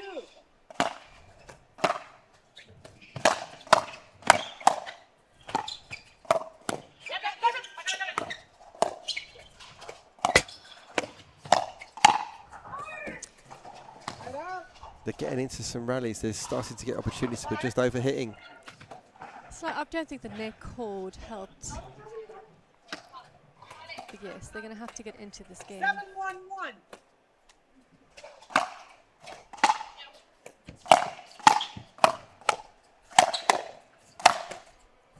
Point. Timeout. Change ends. 8-1-1. 1 minute. End change at 8-1. Pretty efficient here.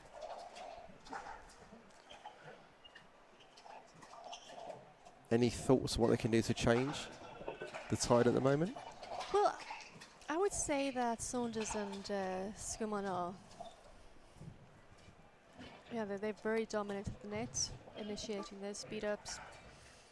The resets are fantastic from the Spanish duo, but they just can't seem to get into it. So I would say, interesting data here. Just on screen, 57% of the errors are actually from misses, so straight misses. So sending balls long or being sped up on rather than actually in the net. So playing up one more ball. I mean, Tony Saunders is a 5.491 from Australia, 39 years old. Career high of 5.517, so playing pretty much at her level at the moment, nearing her peak.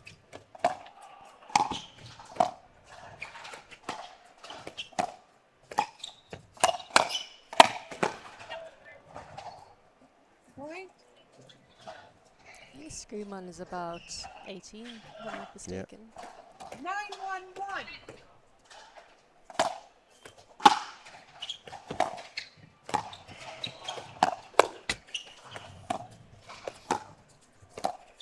Yeah, 19-year-old from Australia. It's an Antipodean and Australian duo. Yep. 5.740. So certainly there looks to be a duper advantage that's showing from the Australian pair here. Timeout receivers. 10-1-1. 1 minute. His interest. There's nearly 400 matches logged in duper for Nicola Showman. On the 19-year-old. Yeah. Clearly duper's a lot more established in Australia with matches and being entered into than the UK system we have here. But it's coming. It's definitely. Pickleball events are putting more in there. They are. Obviously the Open events coming in, the English club leagues, obviously the team leagues are getting into duper now, so more and more data are getting in, so our dupers are getting more reliable in the UK. Timeout taken here to try and change something here for the Spanish pair, but it seems very much one-way traffic at the moment.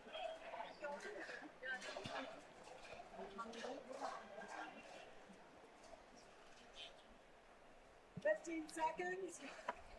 Remaining timeouts. Receivers 0, servers 1.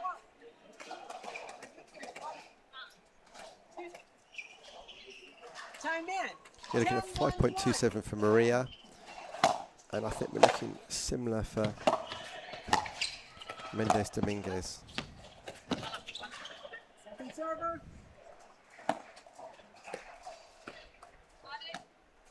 10-1-2. Yeah, 5.57, so close. But you're looking at probably a 0.5, 0.6 deeper difference here. And it's kind of showing. Yeah, on paper it's a close matchup.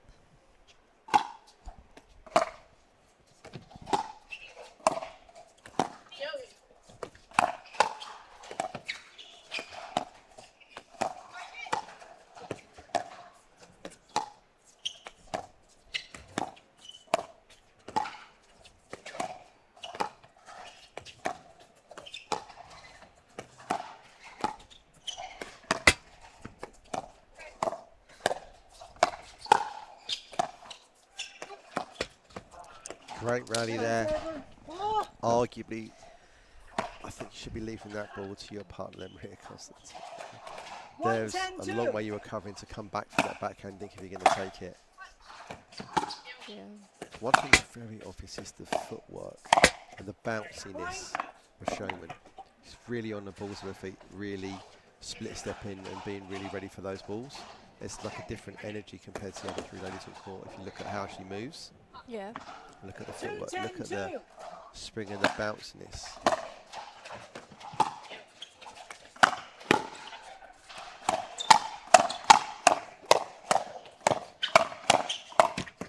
There we go. What a hands battle there from the ladies.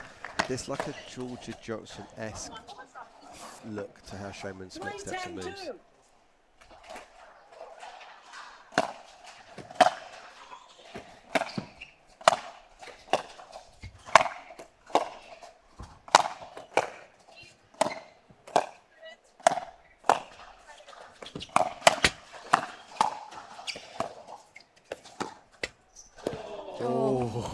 That must have rolled at least a couple of feet along the net there before it dropped on the wrong side.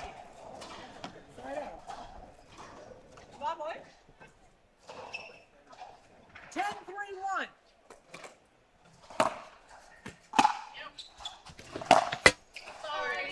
Yeah. Oh, I use this in crucial commentary that a net cord only rewards a good shot, as Zane Navratil would put it. 11-3-1. Oh, good lead. Yeah. Managed to get the hair flick out the way Yeah, as well. That's quite a skill. Yeah, there is definitely something Georgia Johnson-esque about the movement of Showman. The more I watch, the more I see the similarities.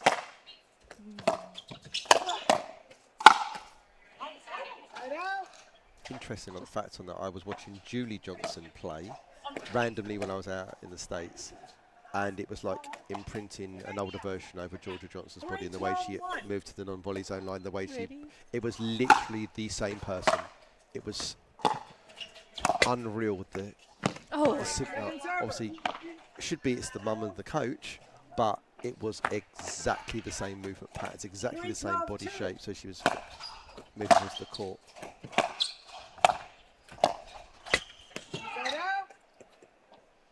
Yeah, I think footwork is something that's so underrated. It is. The more you look at the high level, the better you'll see the footwork. And that's one thing to aspire to for all players at home. A little better. Can you move your feet more efficiently? Can you stop and remain on balance better than you do at the moment? That's a challenge for everybody all the time. Look at the bounce there.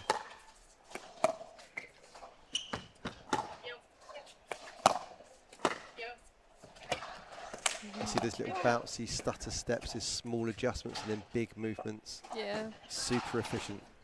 Always getting that ball where she wants to be, making the optimal contact.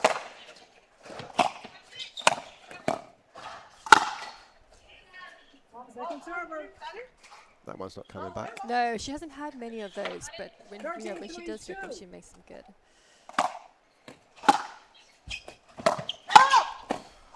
Oh. That's a fearsome twoey there. As bouncy as you can be, that is not going to be easy to defend.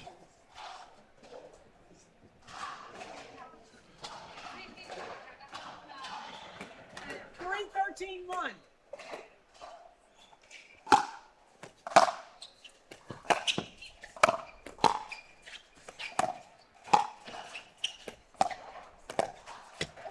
Second server.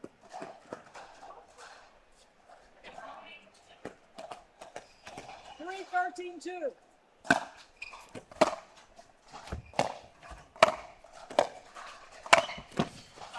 Right out. Yep. Brings up, side out. You can see a big smile on the face there, Nicholas Showman. 13-3-1.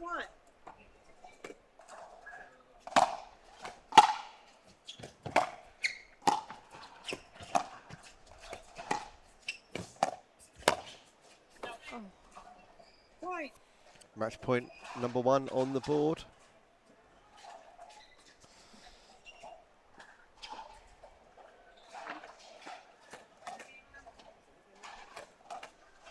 It looks like Showman may be part of an APP program. I can see an APP logo on her shirt, which typically indicates they're part of some kind of development system. And brings up the win, 15-3.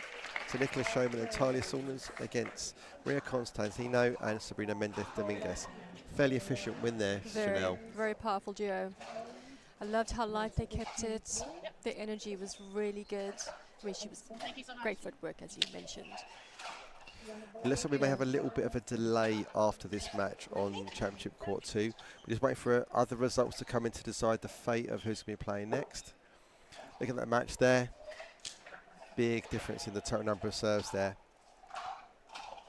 And if you think it's better than 50% conversion rate. So typically I was talking to Sam Bass, who's been on the mainstream, and he says he reckons that you should be converting on half of your serves, give or take, if it's a fairly good match. And we're looking at there, 26 serves, win 15 points, a pretty good consistency there. Yeah. And look at the amount of errors, only 2 forced errors. They just couldn't do anything to their opponents. So we're just going to take a little bit of a break. We'll be right back as soon as we get the results from our men's doubles open round of 16 match. We're coming in soon. We just wait to hear. We know we're going to definitely be getting Tristan Dussault and Ronan Cameron, and we'll find out who their opponents are shortly.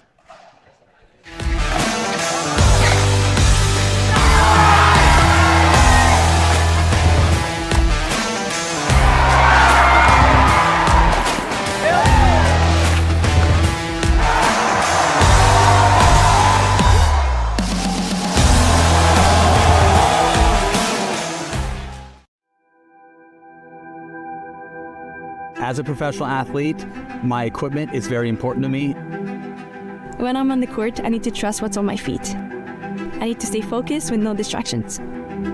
I personally feel like the ViperCourt Pro 2.0 is the best performance shoe out there. Durability for me is really important because I like to slide all over the court. I also love how lightweight they are. I feel like I can run faster. Skechers. Comfort that performs.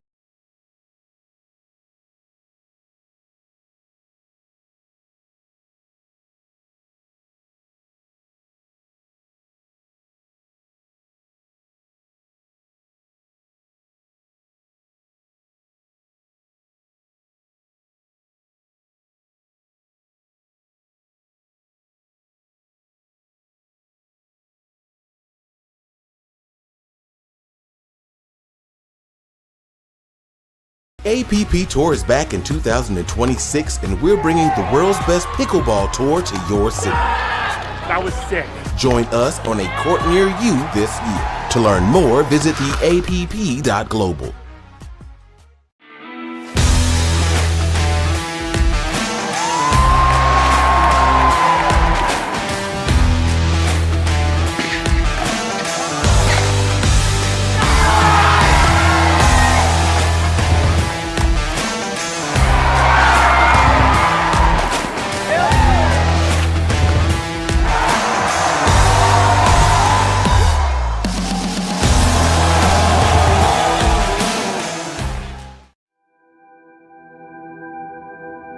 As a professional athlete, my equipment is very important to me.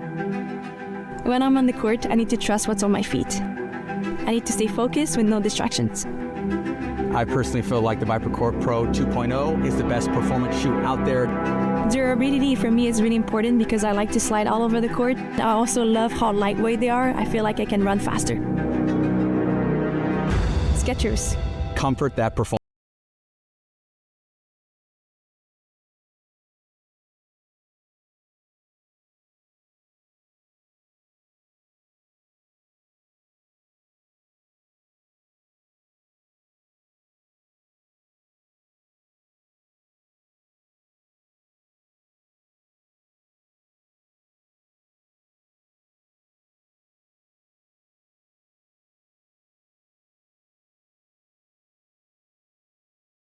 The APP Tour is back in 2026, and we're bringing the world's best pickleball tour to your city. That was sick.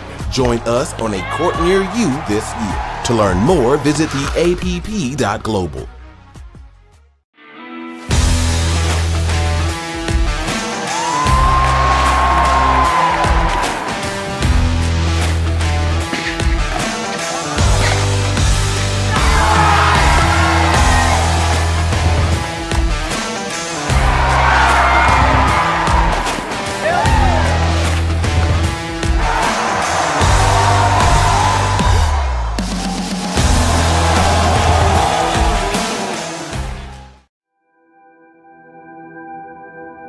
As a professional athlete, my equipment is very important to me. When I'm on the court, I need to trust what's on my feet. I need to stay focused with no distractions. I personally feel like the Viper Court Pro 2.0 is the best performance shoe out there. Durability for me is really important because I like to slide all over the court. I also love how lightweight they are. I feel like I can run faster. Skechers. Comfort that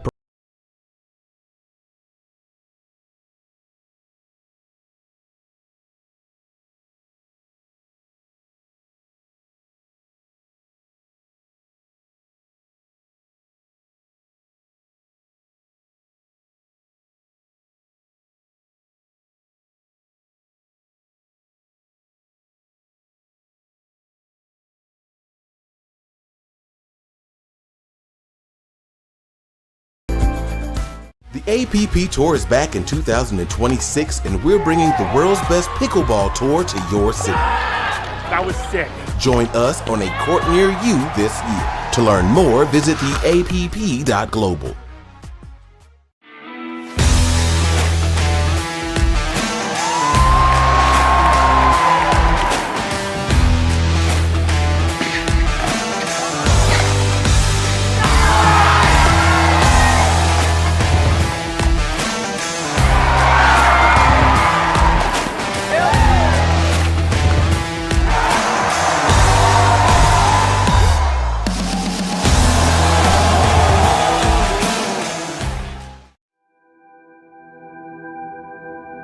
As a professional athlete, my equipment is very important to me.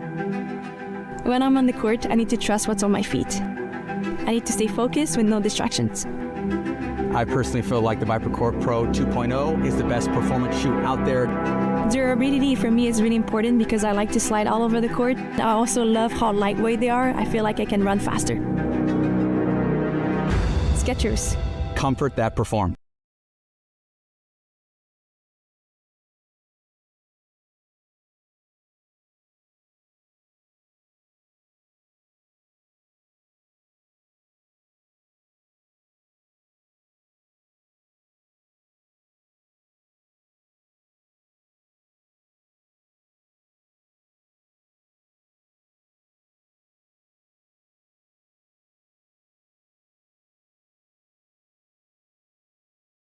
The APP Tour is back in 2026, and we're bringing the world's best pickleball tour to your city. That was sick.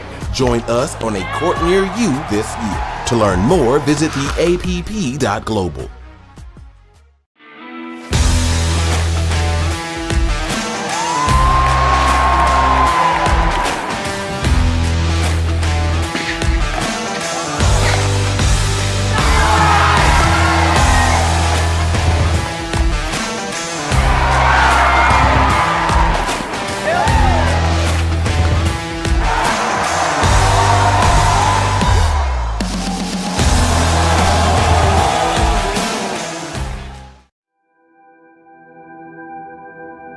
As a professional athlete, my equipment is very important to me.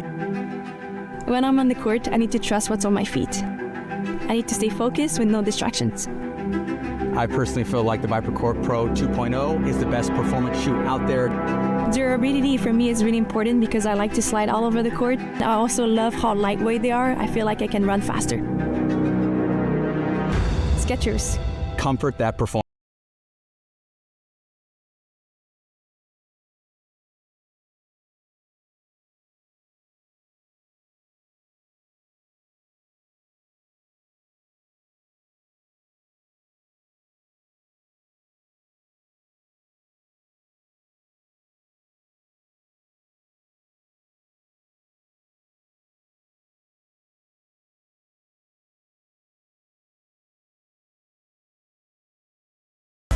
The APP Tour is back in 2026, and we're bringing the world's best pickleball tour to your city. That was sick.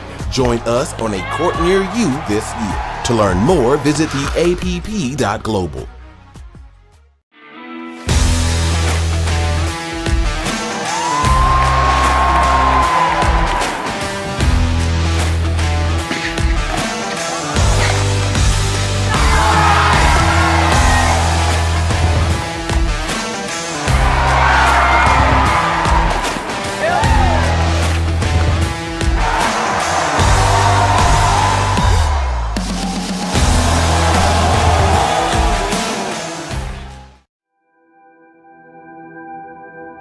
As a professional athlete, my equipment is very important to me. When I'm on the court, I need to trust what's on my feet. I need to stay focused with no distractions. I personally feel like the ViperCourt Pro 2.0 is the best performance shoe out there. Durability for me is really important because I like to slide all over the court. I also love how lightweight they are. I feel like I can run faster. Skechers. Comfort that performs.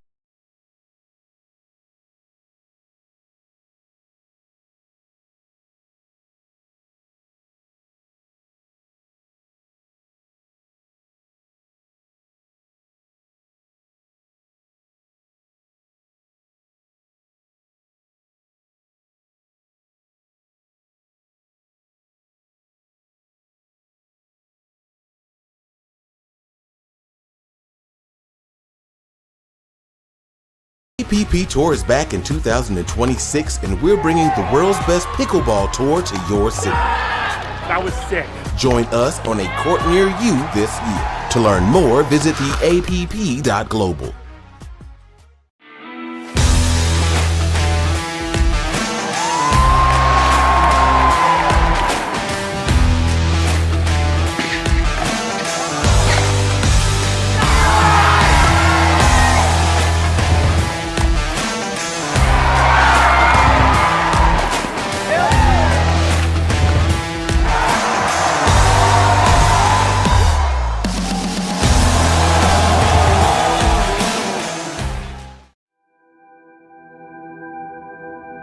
As a professional athlete, my equipment is very important to me.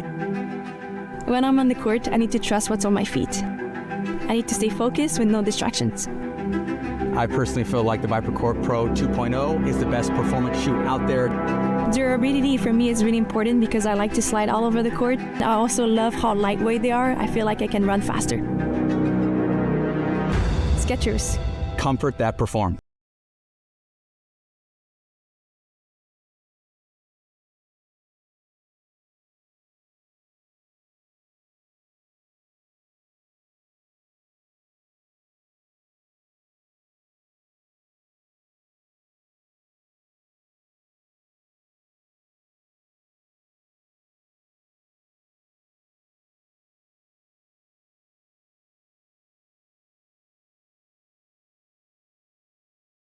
The APP Tour is back in 2026, and we're bringing the world's best pickleball tour to your city. That was sick. Join us on a court near you this year. To learn more, visit theapp.global.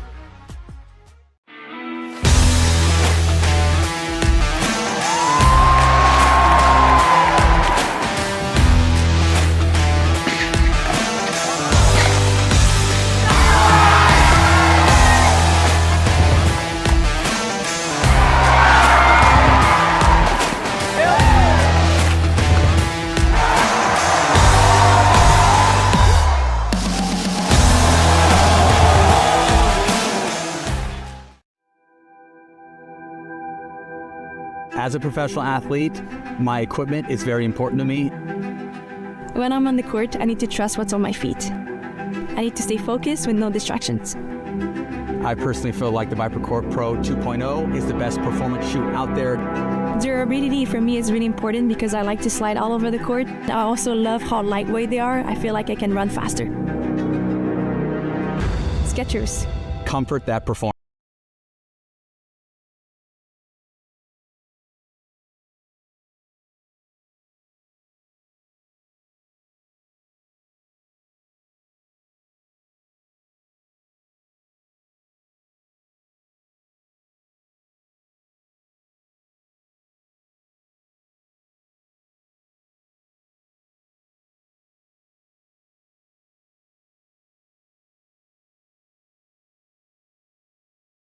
The APP Tour is back in 2026, and we're bringing the world's best pickleball tour to your city. That was sick.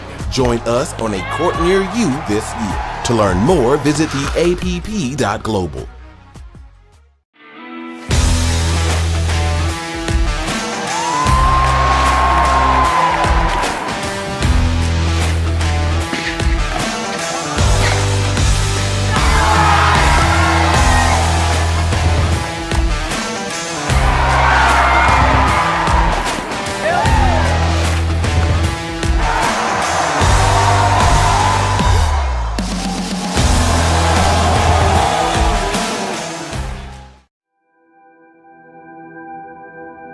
As a professional athlete, my equipment is very important to me. When I'm on the court, I need to trust what's on my feet. I need to stay focused with no distractions. I personally feel like the ViperCourt Pro 2.0 is the best performance shoe out there. Durability for me is really important because I like to slide all over the court. I also love how lightweight they are. I feel like I can run faster. Skechers. Comfort that performance.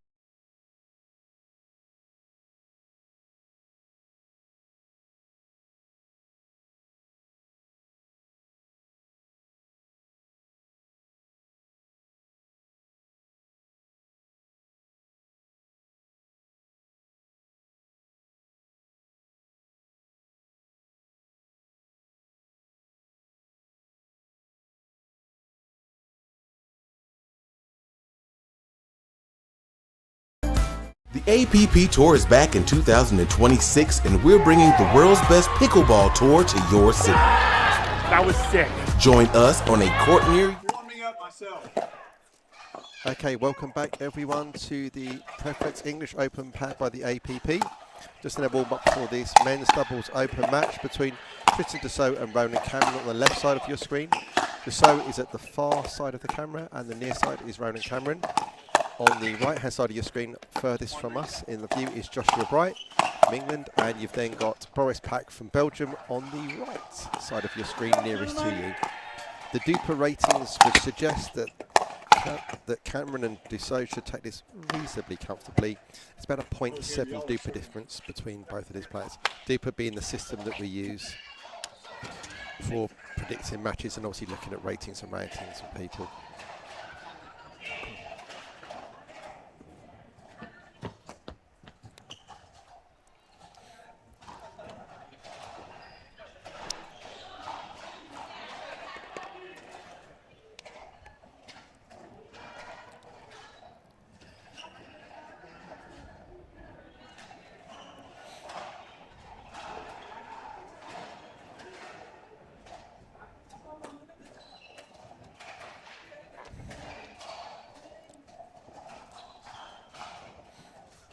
So it looks like we've got Dussault and Cameron to get underway. Dussault is going to be starting us off.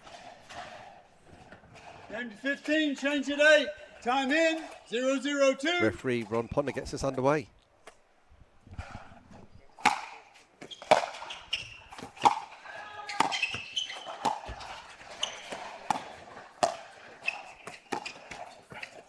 Point. So we have a lefty-righty combination with the team of Pack and Bright. 1-0-2.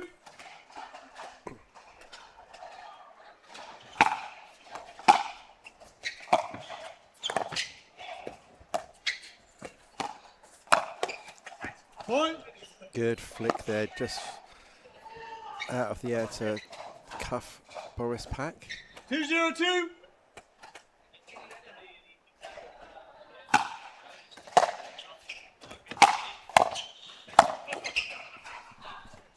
Point. Thank you, Rob.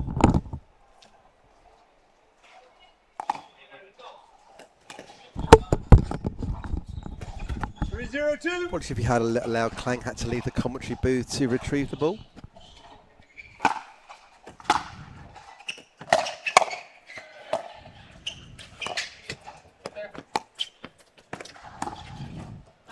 Nice misdirect there by Josh Bright.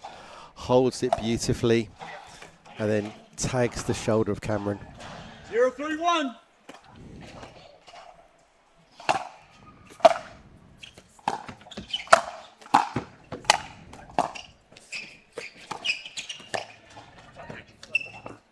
You see the little skip and jump there to try and use some willpower to get that dink over the net.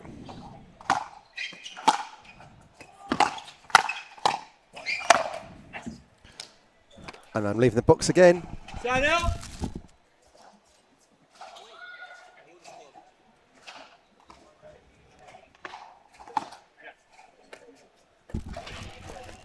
Three 0-1.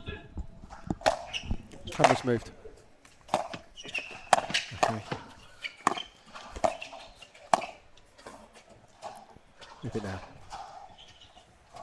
Point. 4-0-1.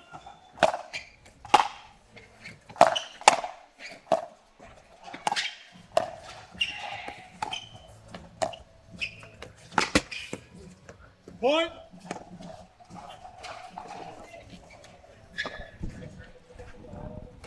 5-0-1.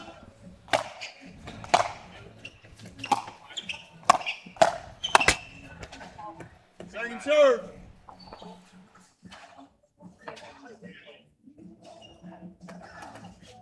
5-0-2.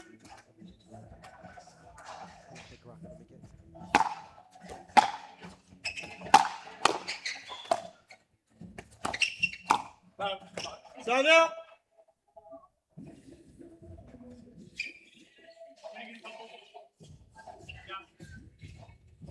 Zero 5-1.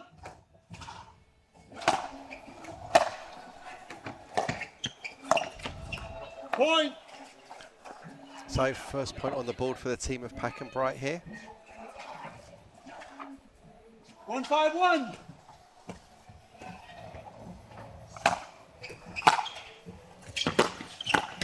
Point. And that's another one there. Successful drive across court as they're unwinding the stack.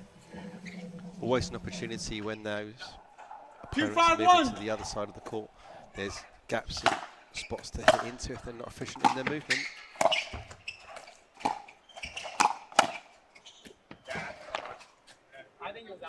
I think they're calling out. So we might get a line review here. Yeah, we're getting a line review now. The serving team has a challenge of the baseline call over here.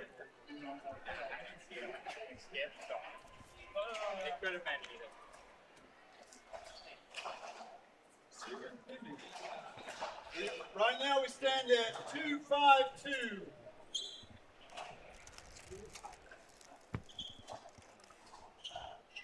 Just waiting to see. Decision pending.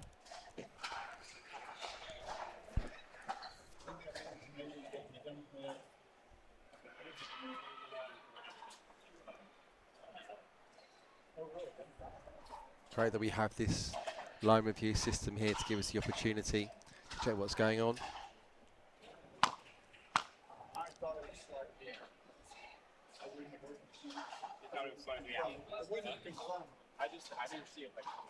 Here it comes. Ball is out. I thought it was too. But that was a valid challenge. But now you've lost that challenge, and now we're to 2-5-2. 2-5-2.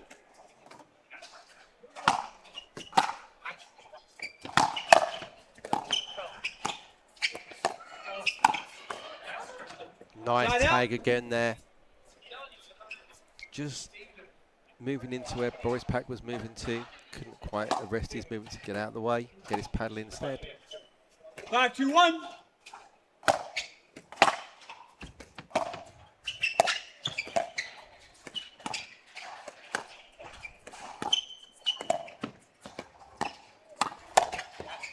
Great pick up there off the bounce, flicking onto the backhand, unsuccessfully encountering that. 6-2-1.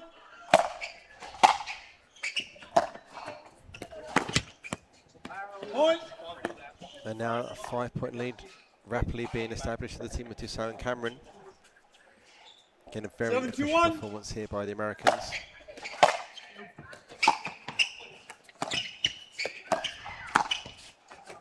And that goes long, and it's change of ends. Time out, change ends. 8-2-1, 1 minute.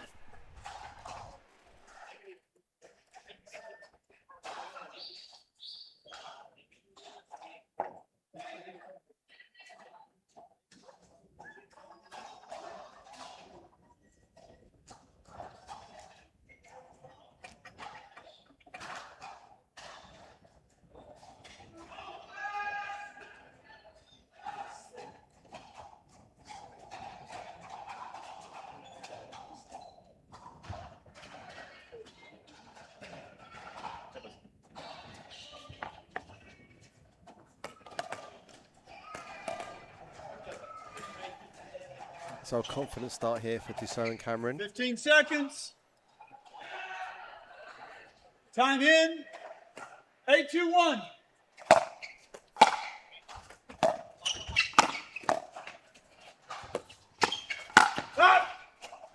Second serve. Big call of out there to leave that pick up off the bounce from Dussault. 8-2-2. Still another chance of putting some points on the board here for the APP next gen pair.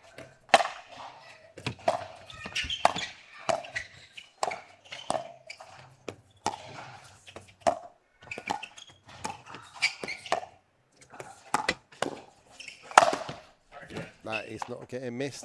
Point. A little pop up there, just decide which one of the players are going to take it to finish off. Point grows to 7. 9-2-2. So the lead goes to 7.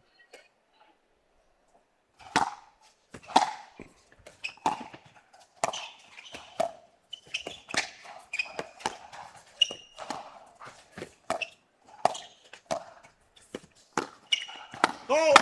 Left foot push off. Push off called by referee Second Bob side, Ponder there on outside Dussault. out.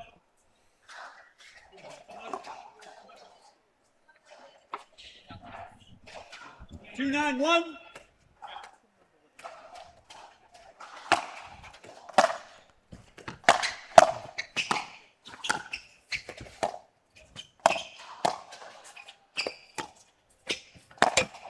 Pat going for the ATP there, serve. didn't quite convert. Tough when you're using the one-handed backhand to get that round the post flat. Needs to sort of shape around it more and try and curve it around that post.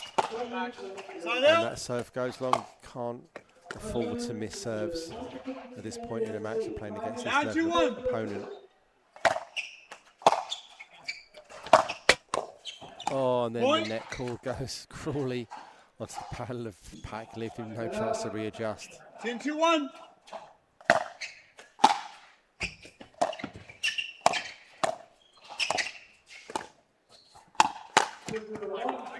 Good attack there from Josh Bright to get that ball down at the feet of Dussault. One of our taller players in the tournament. 10-2-2. Very much if you can get the ball down at their feet, will make it a successful place to attack. Easier said than done. Out. Side out.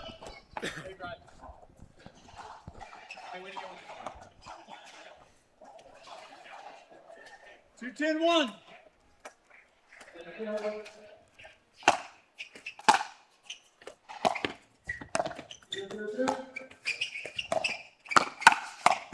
Great hands there from Dussault on the counter.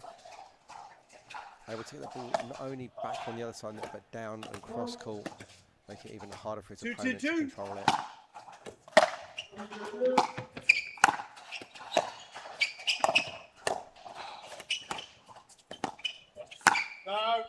No. And again, pulling up successfully there from Dussault.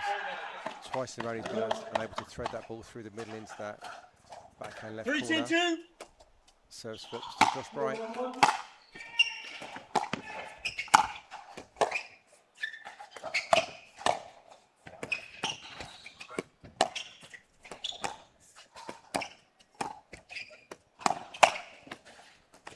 Nice attempt at a spin, but Cameron was seen waiting heavy on that. Able to get two hands on it and punish it through the middle. The side out again. 7-point lead. 10-3-1. Dussault and Cameron.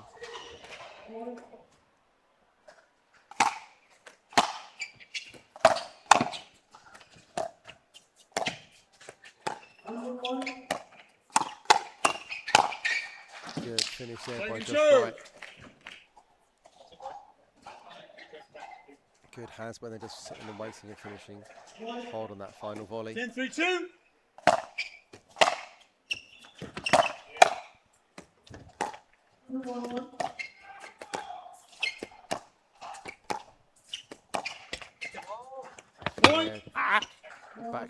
Backhand to find Dink exchange there, always difficult for Pack. He's going to be at a disadvantage there, whilst he has his forehand in the middle. If they successfully target that backhand, he's going forehand to backhand with Dussault. And again, trying to force that into the backhand winger. Cameron unsuccessful. I'd imagine we'll see more balls being funneled to Pack in this next rally. 12-3-2.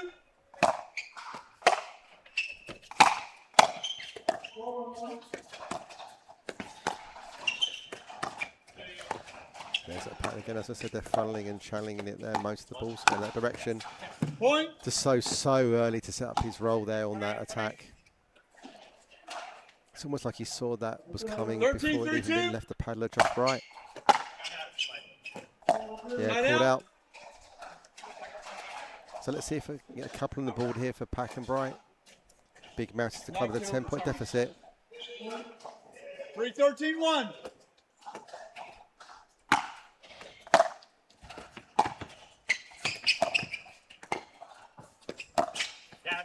That's such a beautiful roll, Dink, there from Ronan Cameron.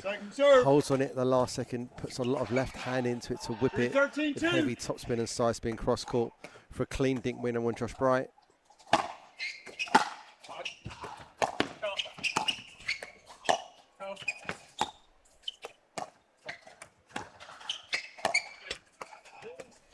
And again, they're successfully channeling that ball to Boris Pack to put him under pressure. 13-3-1.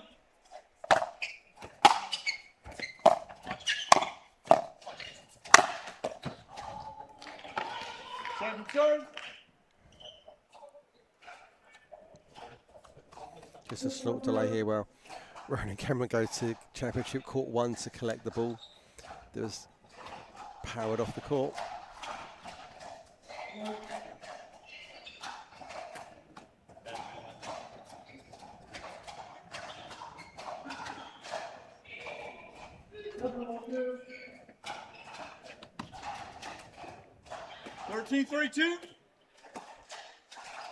Second chance to bring up a match point. Yep. Cameron takes that comfortably through the middle of the court. Sets up first match point for the team of Dussault and Cameron.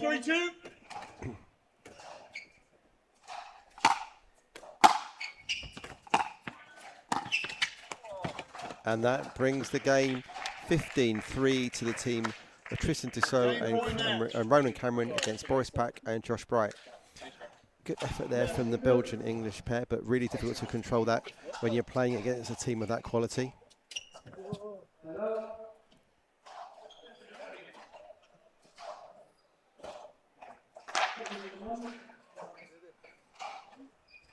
We can see here a big run of unforced errors there from the team of Bright and Pack, and only 11 errors in total combined from the team of Dussault and Cameron. Less errors in total than just the unforced errors made from the other team. Big run in bunches there. 60% of points won on their serve. So really a good efficiency there. We're looking at about a 50% conversion rate on there. But only a 3 maximum point win streak for that team. So obviously not scoring a lot in bunches from there. But a great win there for the team of Cameron and Dassault.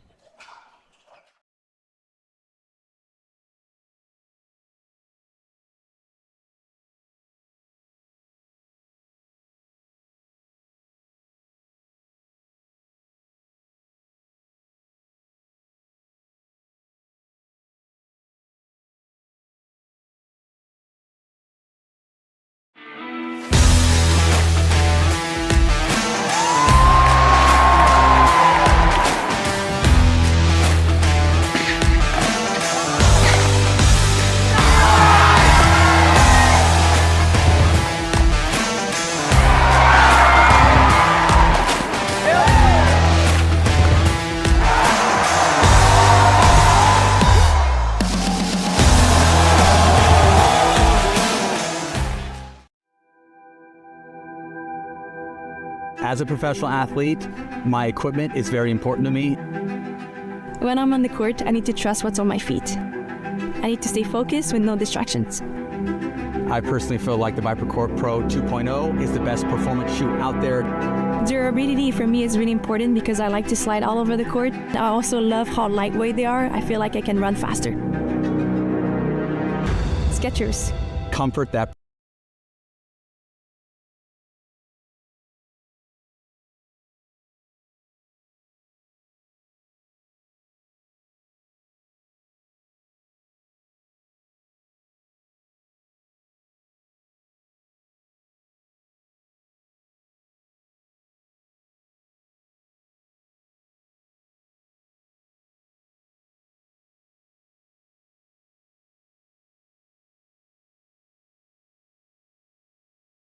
To learn more, visit theapp.global.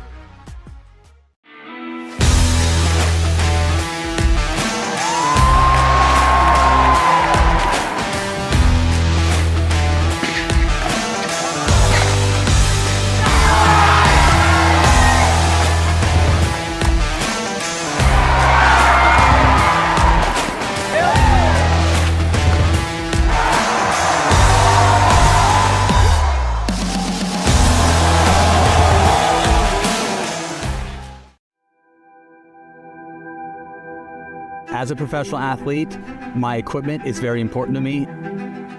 When I'm on the court, I need to trust what's on my feet. I need to stay focused with no distractions.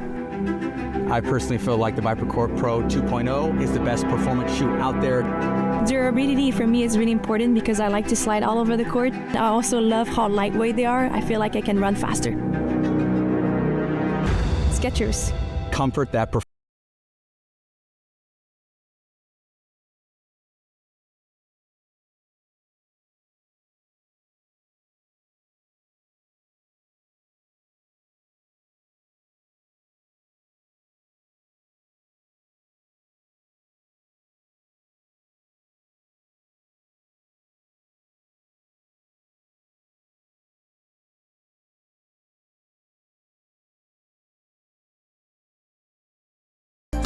The APP Tour is back in 2026, and we're bringing the world's best pickleball tour to your city. That was sick.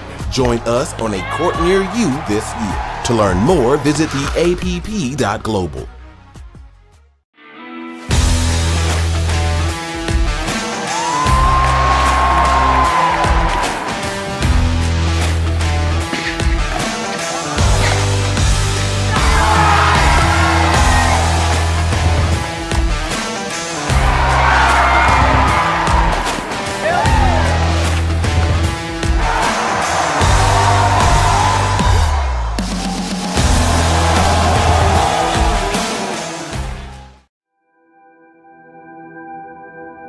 As a professional athlete, my equipment is very important to me.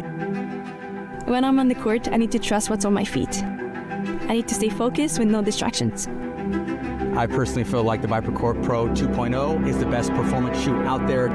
Durability for me is really important because I like to slide all over the court. I also love how lightweight they are. I feel like I can run faster. Skechers. Comfort that performs.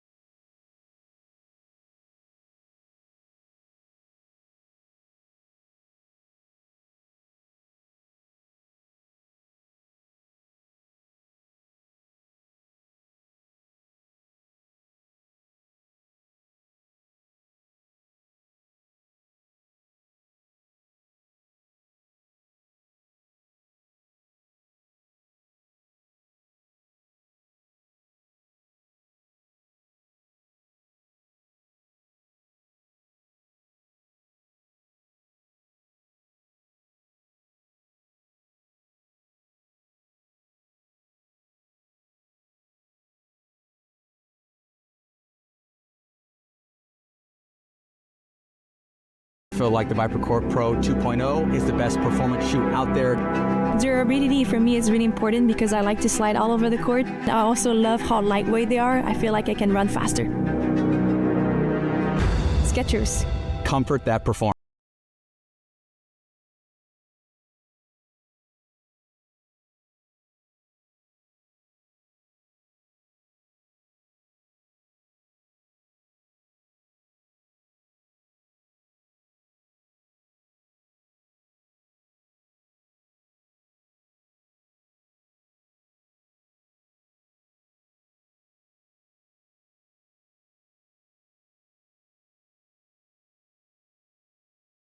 The APP Tour is back in 2026, and we're bringing the world's best pickleball tour to your city. That was sick. Join us on a court near you this year. To learn more, visit theapp.global.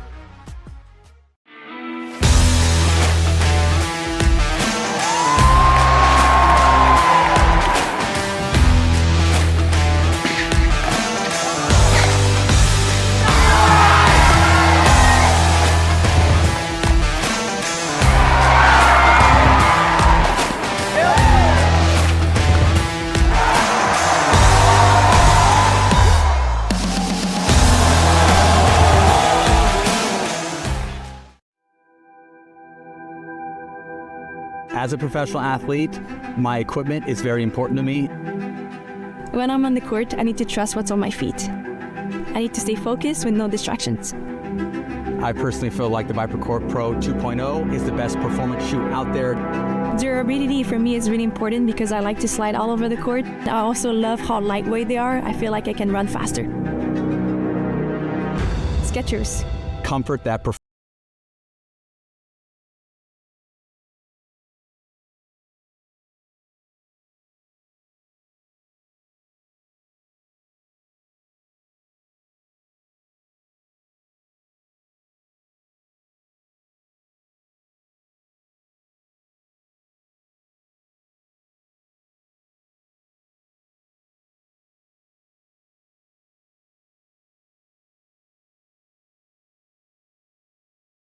The APP Tour is back in 2026, and we're bringing the world's best pickleball tour to your city. That was sick.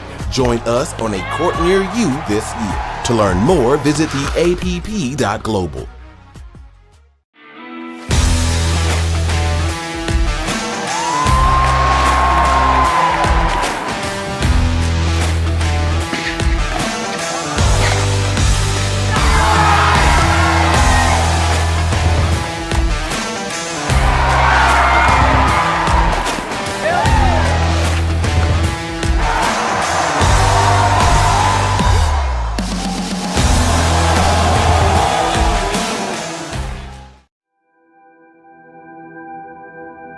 As a professional athlete, my equipment is very important to me.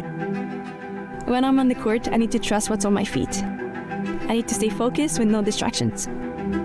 I personally feel like the ViperCore Pro 2.0 is the best performance shoe out there. Durability for me is really important because I like to slide all over the court. I also love how lightweight they are. I feel like I can run faster. Skechers. Comfort that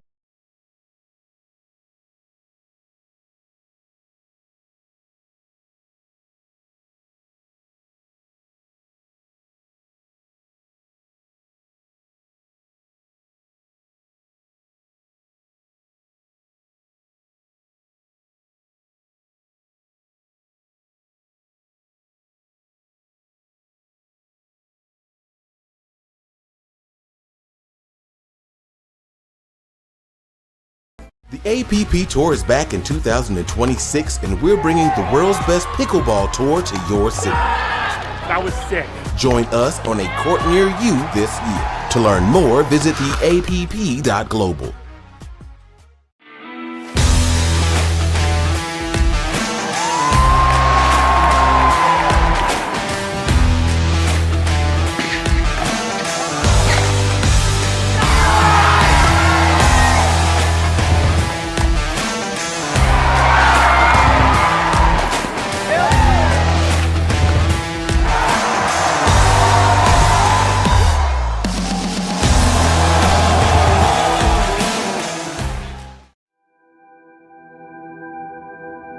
As a professional athlete, my equipment is very important to me.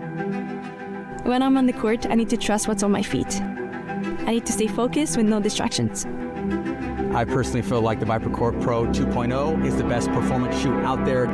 Durability for me is really important because I like to slide all over the court. I also love how lightweight they are. I feel like I can run faster.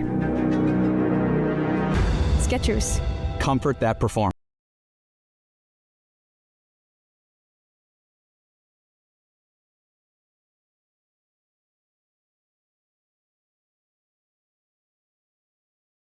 Welcome back to the ProFlex English Open powered by the APP. Next match on Championship Court 2, nearest to us on camera in the red dresses are Ellie Tompkinson and Evie Canna, our English team. And they'll be playing against Rose Van Rake and Shelby Bates, one of our top seeds from the APP Tour. About to get underway. This is a game to 15, win by 2. Evie Canna about to serve.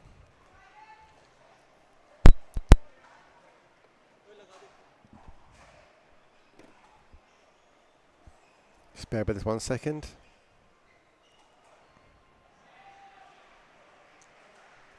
Then we just need to get the mics. I've just got a mic needs to be replaced on court to give us the audio from on the stream.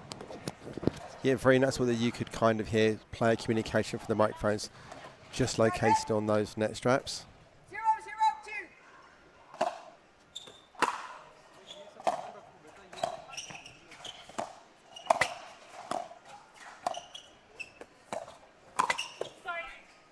Net call getting in the way there. Tagging Evie Canna. Bates to serve.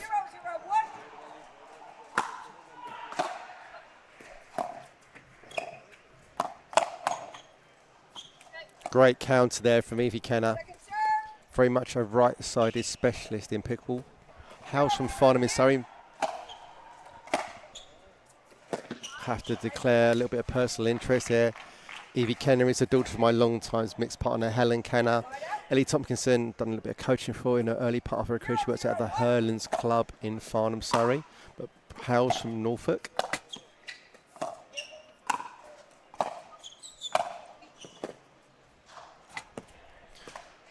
Just the net tickle go the wrong side of the net there for Canna, but another chance to put a point on the board here on the paddle of Ellie Tompkinson.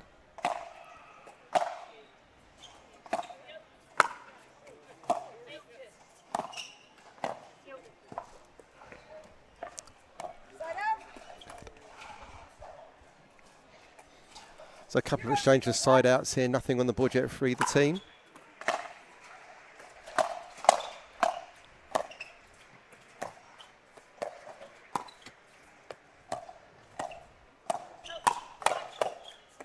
And again, Evie Canna hard on that backhand counter to Rose Van Rake, targeting the body there.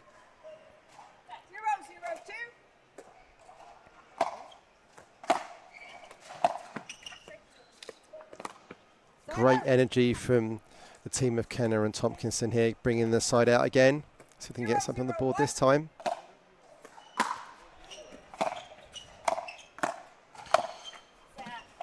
Great location for that volley there from Van Rake, piercing between Tompkinson and Canna.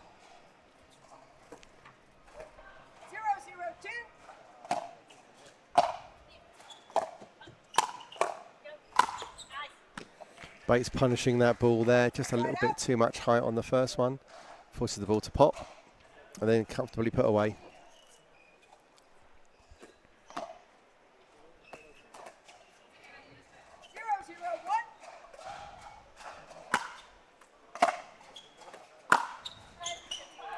Great leave there again. Ball needs to be retrieved by our digital signage crew. May need to get him some wicket keeper's gloves for later in the tournament.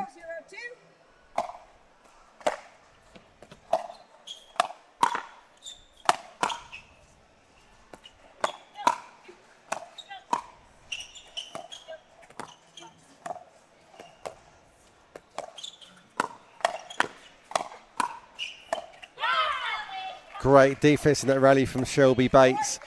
Squatting right down to the ground, getting underneath that ball to reset it.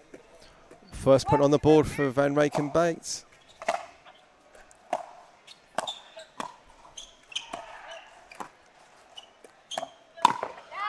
Yeah, just overreaching on that ball there from Bates.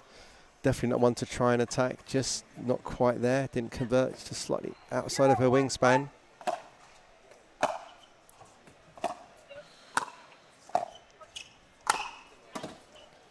Yeah, big finish again there from Shelby Bates. Once you can't get that ball to land, it gets incredibly difficult to establish yourself at the non-volley zone and get some degree of neutrality in the rally. Yep, first point on the board from that missed backhand roll volley from Van Rijk. Brings level at 1-1.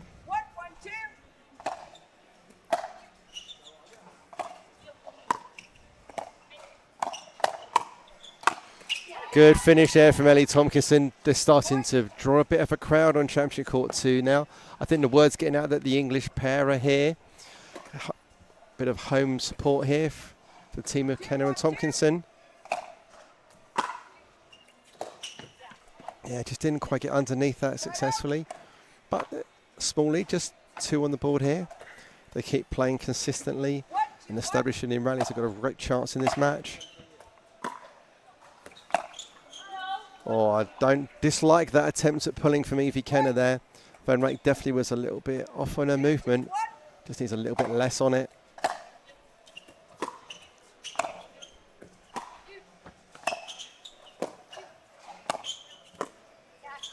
Great hustle there from Ellie Tompkinson to take that ball off the paddle of Kenner's backhand and do a bit more with the forehand to set up that great two-handed volley to put pressure on Bates.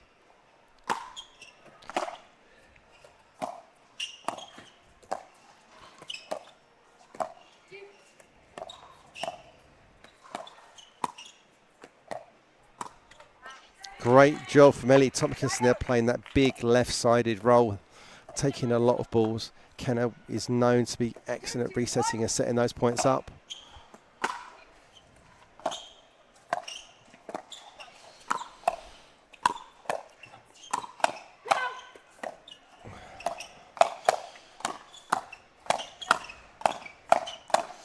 Oh, great hands battle there.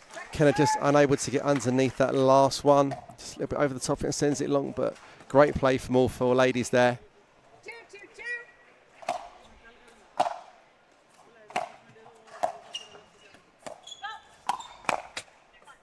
Kenner on that shot, just not quite enough lift on it. But a great performance so far from the English pair. Definitely the underdogs in this match. And again, Bates frustrated there, knows she's pulling on a ball she maybe should have been resetting as she comes in.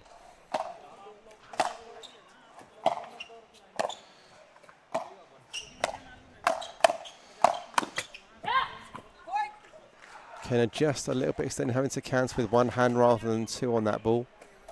Certainly her two-handed counter is where she's more comfortable. And that one brings 2, maybe that previous error weighing on Kenner there. But they're still very much in this.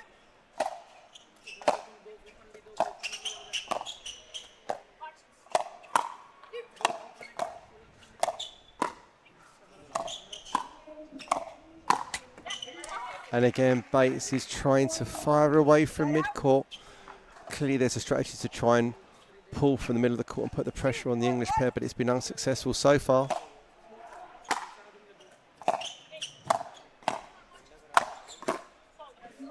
Yeah, again, that ball just a little bit too high, unable to get the ball to land, giving Van Rijk a chance to power that volley away.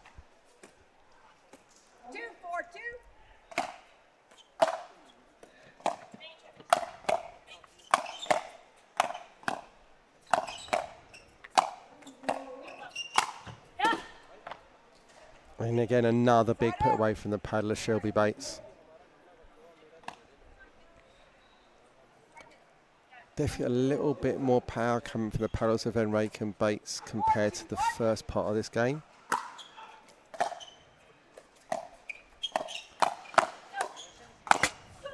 Oh, and the net cord doesn't go the way of Evie Kenner. But they're really getting into this rally. They're just not being able to quite establish at the non-volley zone like they were in the early phase when there were some points and some pressure. Just got to find a way to get established and start to build that dinking battle.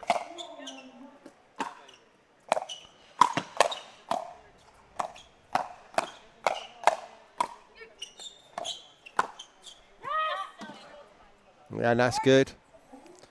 The outstretched flat hand of Evie Kenner suggesting that landing in. 6-2-1.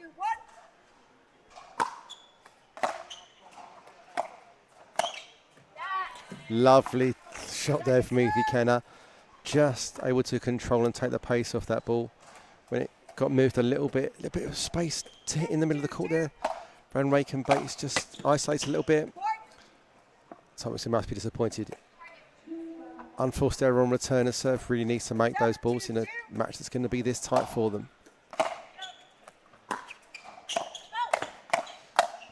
Superb return from Kenner, but unable to capitalise on it.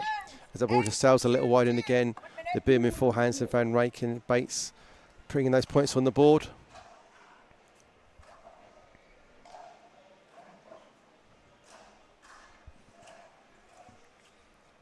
So a good little start for the team of Kenner and Tompkinson, and then suddenly the APP pair of Van Rake and Bates started to establish a little bit of dominance. They still haven't been able to be successful in sort of hard countering and attacking from the middle of the court.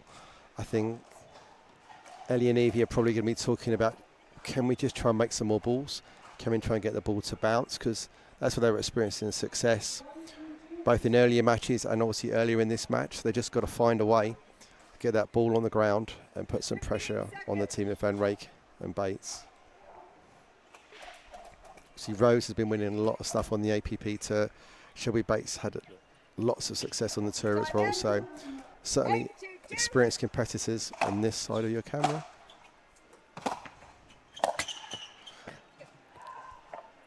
Just a little bit too much trying to do on that forehand, on that backhand two-y from Tompkinson there.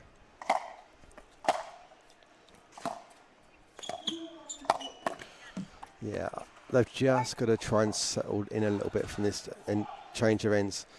Certainly they're now starting to build a bit of a lead.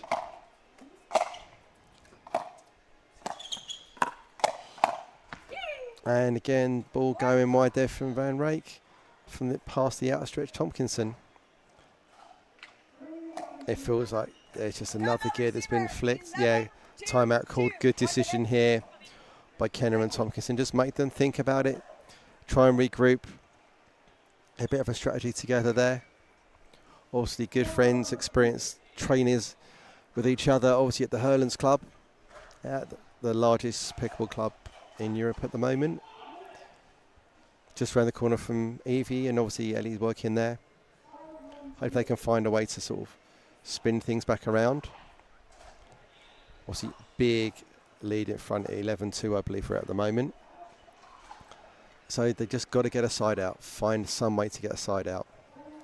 I think the big trick is just going to be get the ball to bounce on the other side of the court, because it gives you a chance once that ball is in the air, they can continue to push and take time away from it. So if they can just find some way to get the ball to land, it's going to make a huge difference.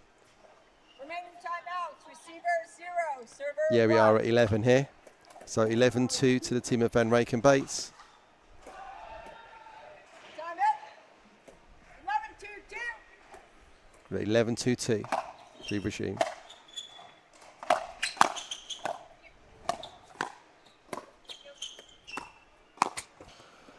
And again, that two-y counter just unsuccessful, but we did see the left-handed swinging volley there from Evie Kenner.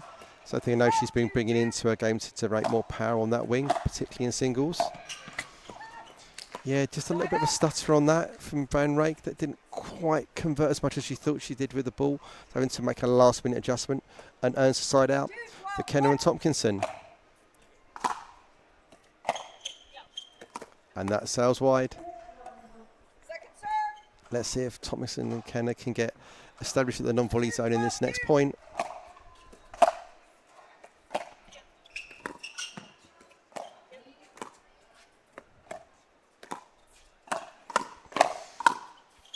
And again, the ball lands in. Tompkinson ruined that she left it.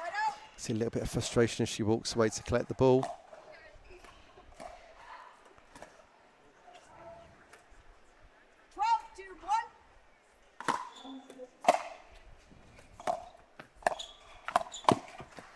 Oh, lovely jumping Ernie there, straight at the body of Kenna. Unable to counter that one back. 13-2-1.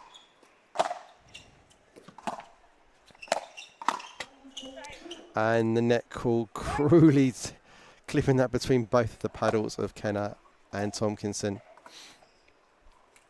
14-2-1.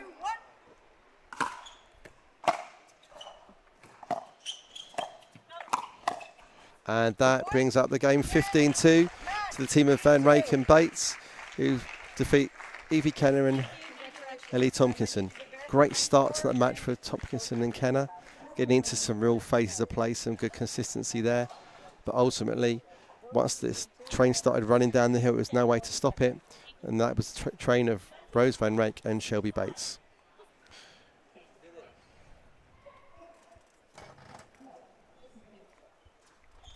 Got a few stats to look at here.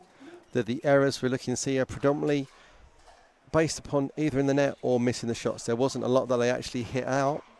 So basically, it was a lot of stuff that's been actually done to the team of Kenna and Tompkinson, which you can kind of see from there.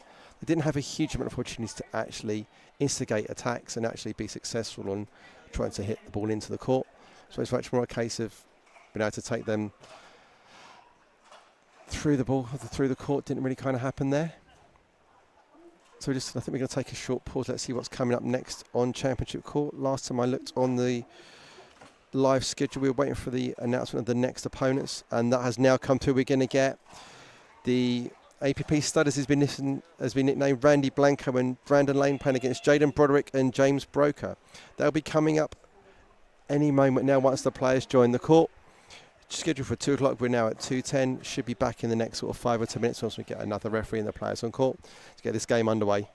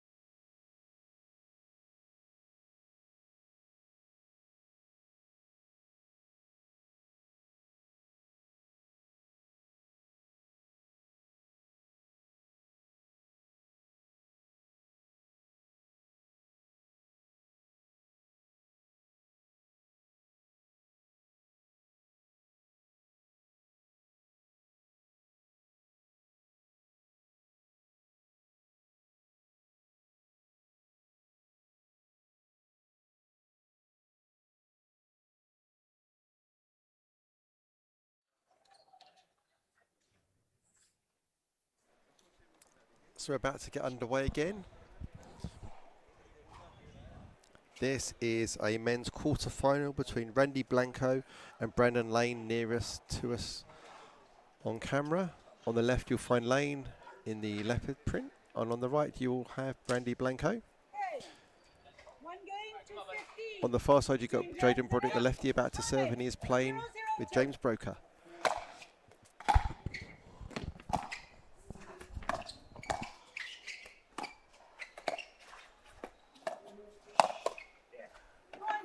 Early pull off the bounce here by Broderick. Takes a little bit of a net cord and gets on top of Brandon Lane, who can't counter successfully. 102.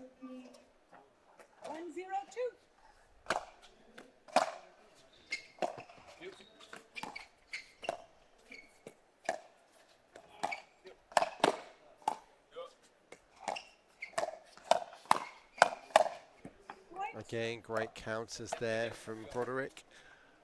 Successful bringing up the second point on the board there. Again, targeting Lane on the left. 202.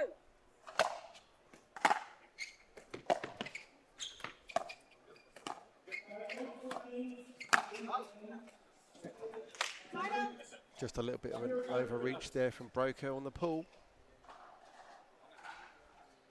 0-2-1. I'll recall the score.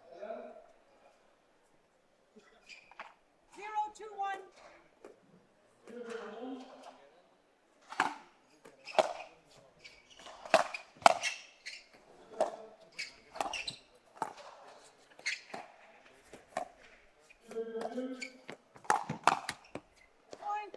ATP there from Blanco, forcing the defense into the net from Broker. 1-2-1.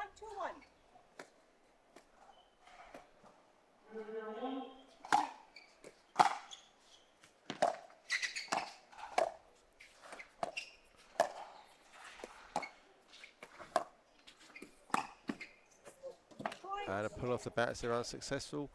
Aiming that left shoulder of Brandon Lane again, leaving it go wide and long. 2-2-1.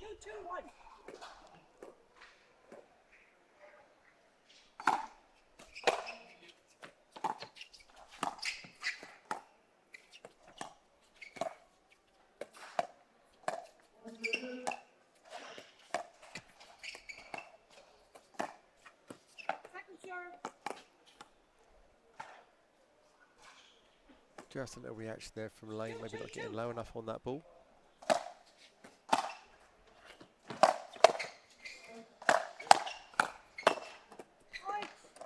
1-2-3 punch there, 2 from Lane, 1 from Blanco to finish that point. 3-2-2.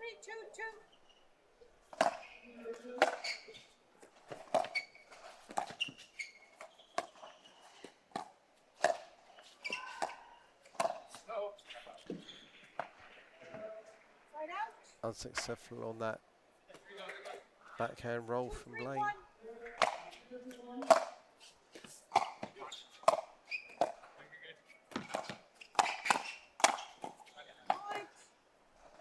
Just turning Blanco there a little bit inside out. 3-3-1.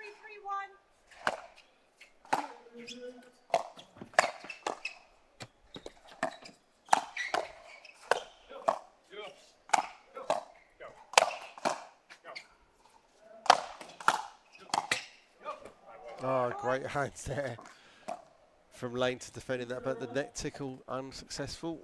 Dribbling over the net. 4-3-1. And bringing up another point for Broderick and Broker.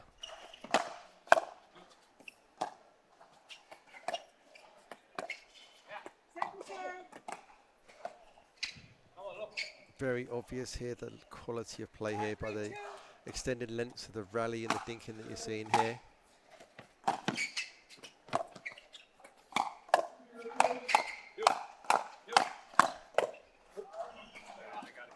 Good hands, but they're just getting a little bit quick on Broderick there, sending the ball long. 3-4-1. So side out, 3-4-1.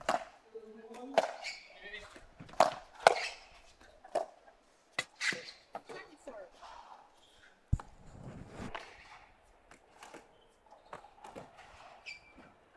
3-4-2.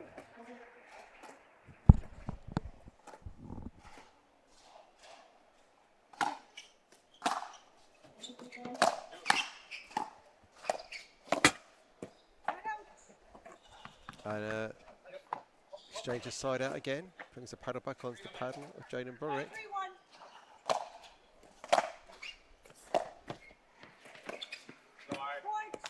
Again, Lane finding that same spot on the court, causing him problems.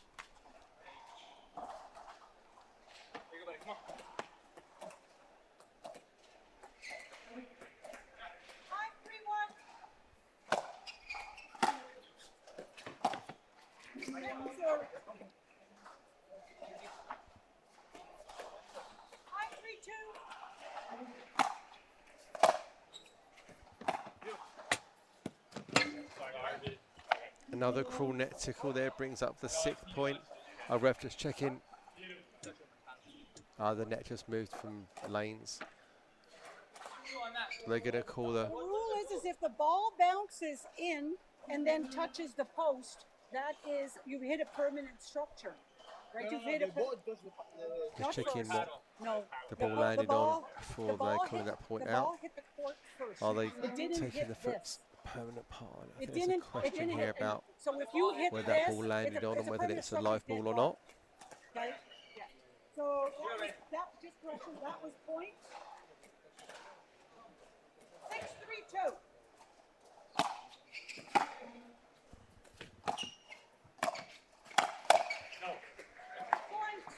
Great pull there from Broker. Catherine Lane having to hit hard on that counter, but able to get it to land in.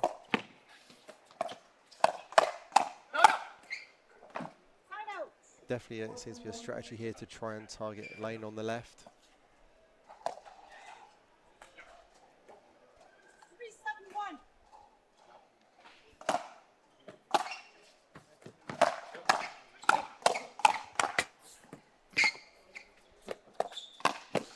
Great play there from Lane and Blanco, finishing up with the Ernie, but some amazing hands there from Blanco, picking that ball just off the net tape and getting it back. Finish up with a powerful Ernie as he comes charging through from Lane. 4-7-1.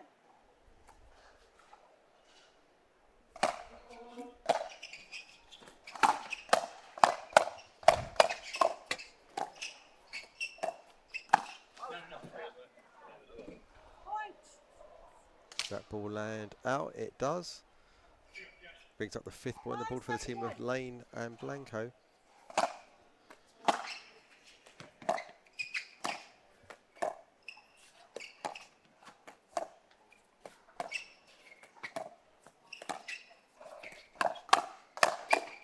And again, a good pull off the bounce there by Lane. Brings the lead to within 1. They would be our favourites based upon the dupers of the 4 gentlemen involved. Lane being the only person on court over 6 at 6.009. With Blanco at 5.997.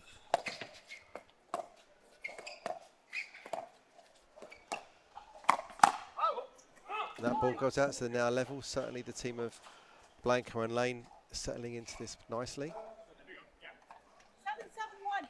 Broderick and Broker, 5.74 for Broderick and 5.626 for Broker. So extremely high quality players. We get to the change of ends at 8-7. All the early running was from Broderick and Broker, came out of the traps firing, but it seems that as Lane and Blanco settled into the game, starting to build in their points more consistently, the hands exchanged again in their direction. Not a lot being done wrong for the team of Broderick and Broker. Just need to try and be a little bit more judicious from when they pull the ball and speed up. They get ready for any early initiations. B Lane's definitely getting a bit more success now on that left, pulling off a central ball and then tending to speed that ball up cross court with Blanco sitting heavy on the backhand, ready to pounce if he needs to. Team of Broke from Broderick are just in their corner at the moment, just getting ready to go. Also, we saw Jaden Broderick in the bronze medal match, the last match last night. Had to pull out, suffering with some issues with his knee. You can still see that band over his left knee at the moment. Clearly was in discomfort last night, taking a medical timeout as well. 8-7-1.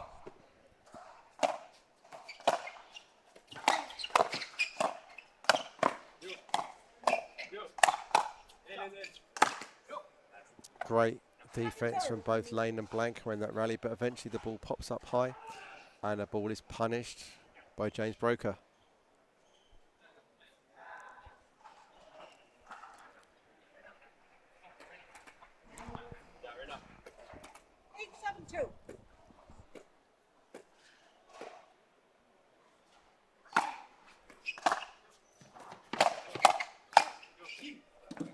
Great swinging two-way there between Broker and Broderick. A bit of a miscommunication there after that speed up.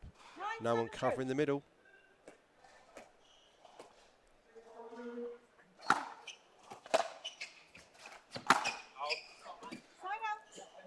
Just a bit of an overcook there from Blanco. Questioning something probably internally. Don't think there's anything particularly he can blame other than himself on that shot.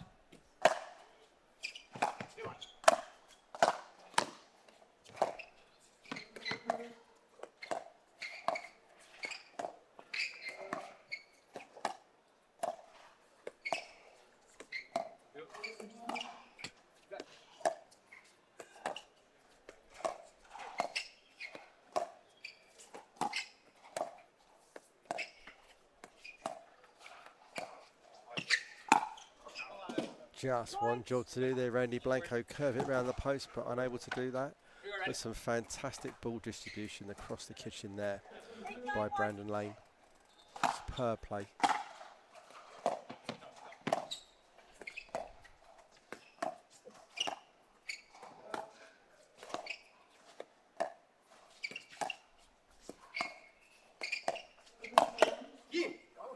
Lovely pull across Jaden Broderick there.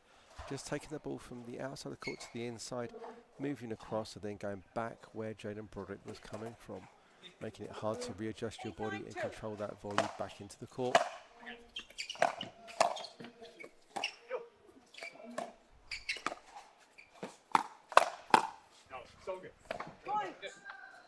That brings up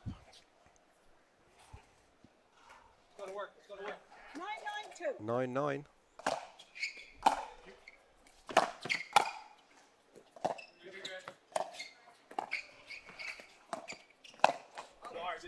And B-Lane getting tagged there. Off the bounce by Jaden Broderick. Now the swing of the scores is going back in the direction of Broderick and Broker.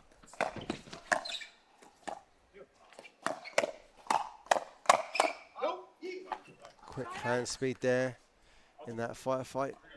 But Broderick unable to keep that last counter in the court. Just a bit of a slowing down here by the experienced pair of Lane and Blanco. 9-10-1.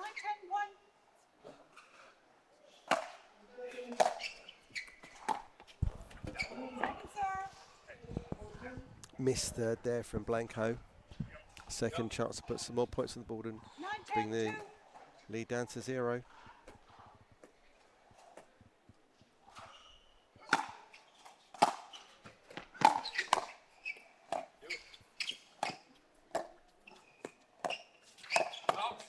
Again, another great pull from Brandon Lane. He's had so much success attacking Broker off the inside out pull, off the bounce, or a low ball out of the air. And once again, successful.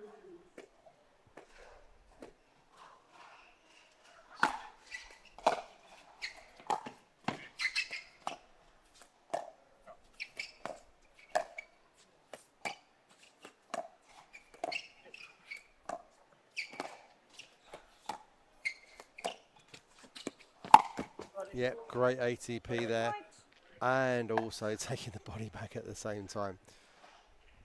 Really hooking that wide round the court into the right leg there of Broker. So it brings up a 1-point lead for the more experienced APP pair. But just taking a moment to tie his shoes. B-Lane taking the advantage there just to tail down. Make sure he's ready to go on the next point.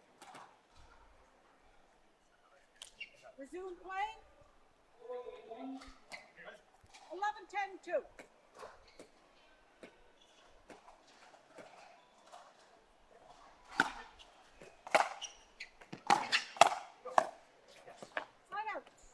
Again, it looks like Lane just struggling to see the ball there at one moment. There is quite an appreciable lighting difference on camera in the centre of the court compared to the ends, you can see there.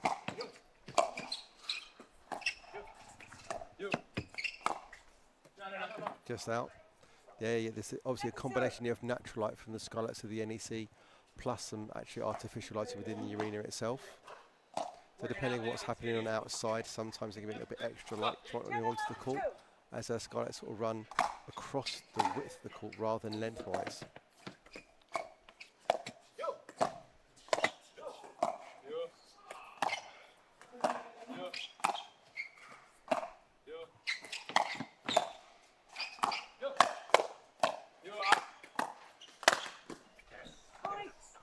Good put away there from Broderick. Levels the score, 11-11-2. 11-11-2.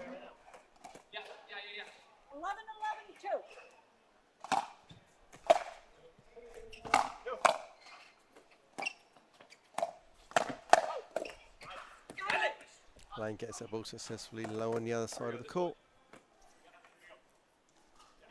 It's now just a 4-point race. These quarterfinals matches are 1st to 15, win by 2. 11-11-1.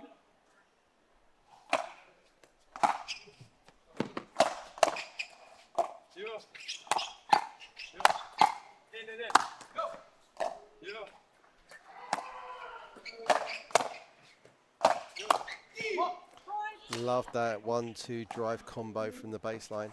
Often you think when you're behind in a rally, you need to reset the ball and get that ball in the kitchen, but actually you're just in the same configuration as your third shot. And in the professional game, they're able to drive with control and actually find a way to establish off those drives. There, B-Lane went for 2 in a row. Successful a second to draw the arrow. Yeah, Blanco pulling cross court there, targeting Braden Broderick. Timeout being called by the team of Broderick and Broker. Taking a minute to let Blanco and Lane cool down. Sort of destroy the heater they were getting into at that point in time. Perfectly timed timeout there, just to give a little bit of a pause, a regroup. Broderick again retying his laces just to make sure he's ready to go when they resume after the break. Referee Joanne Van Bergen, middle of the court there, just surveying what's going on there. B-Lane just disappeared off to the other side. Just taking a seat for a moment away from his partner. Just taking some hydration on board. Same from Blanco here.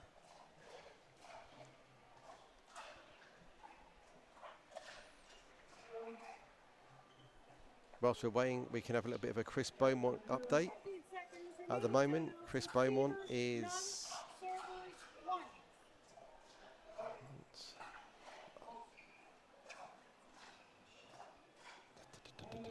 has won his first game. First game he lost 11-5 against Michael Travers and James Travers. He's playing with Ian Shaw. And then his second game against Charlie McDowell and Trucvo, they took that 11-10. So a close win there and a close.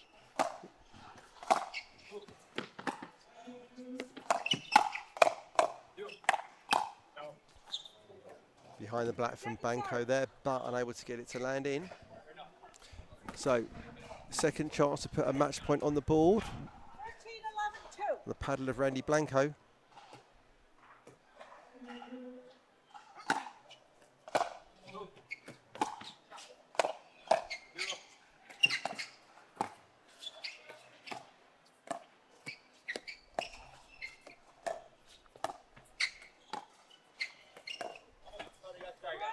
Yeah, unfortunately, Broderick unable to get underneath that ball again. That taller gentleman's got a long way to get down if that ball stays a fraction low. Brings up the first match point to the team of Blanco and Lane.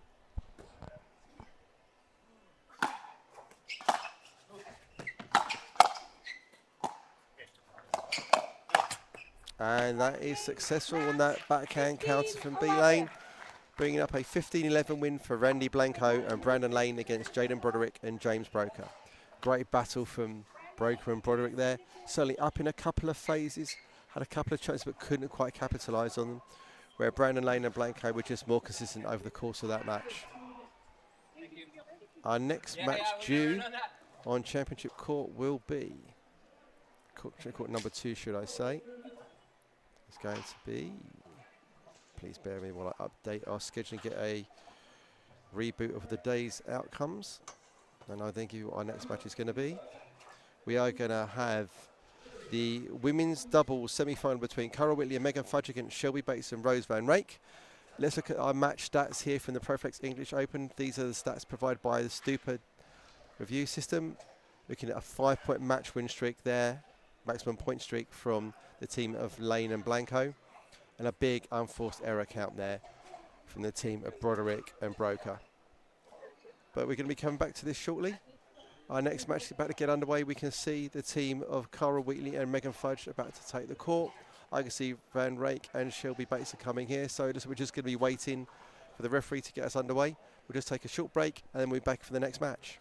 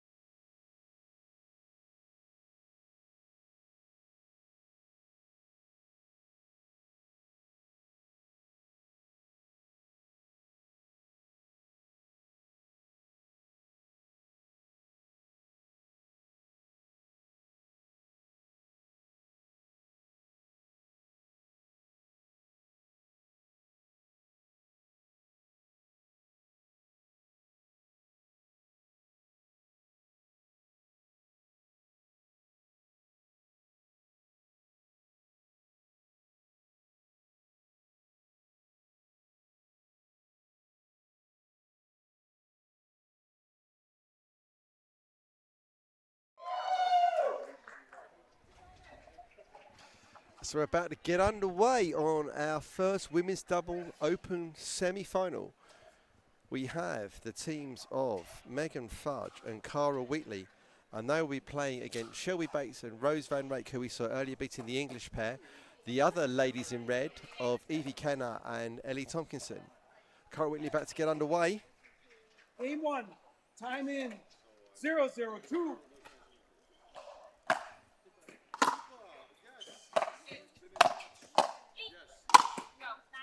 Big smash there from Bates. Side Get him out. underway. 0-0-1.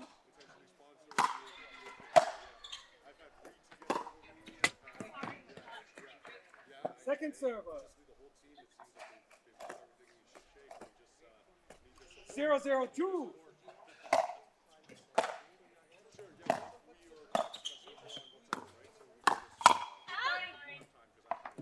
Point.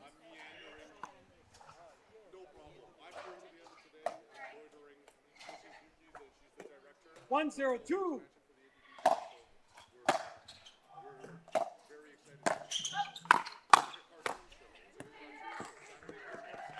Side out. So, change of side outs here.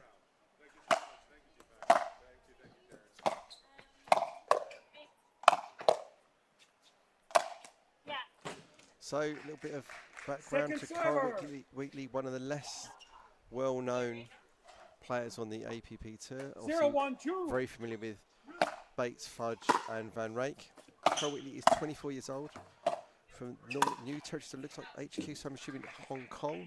She's a dupe of 5.630 in doubles and 5.325 in singles. Looks like the team of Fudge are growing into the day. Side out.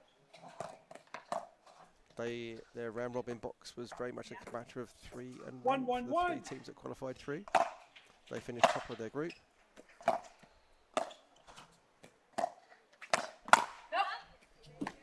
Second server. Lovely sway there from Megan Fudge, just getting underneath that counter. 1-1-2.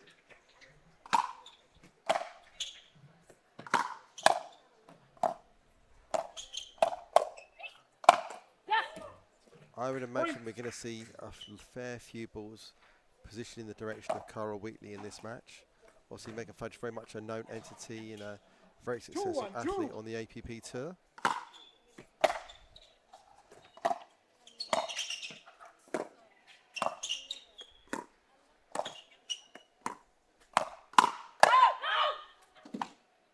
Yeah, just slightly late on that pull there from Wheatley, sending the ball long.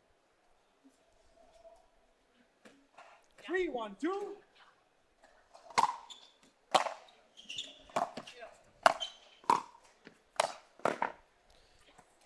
Big left side play for Van Rake there, right across in front of Bates. Maybe a little bit of miscommunication on who was going to take that third.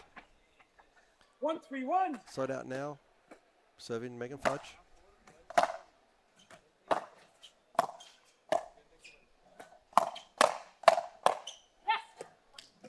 Good 1-2 combo there, forcing the defense and reset out of Wheatley both times. 1-3-2.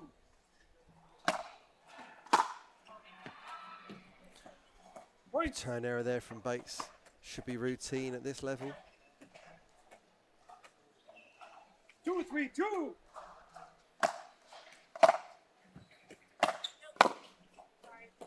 And again, another run force there off the paddler, Shelby Bates. Brings the honours to 3-3. 3-3-2.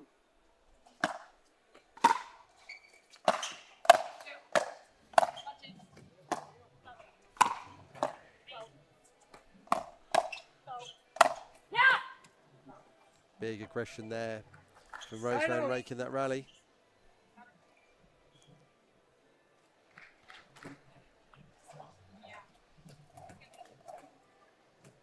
Three, 3-1.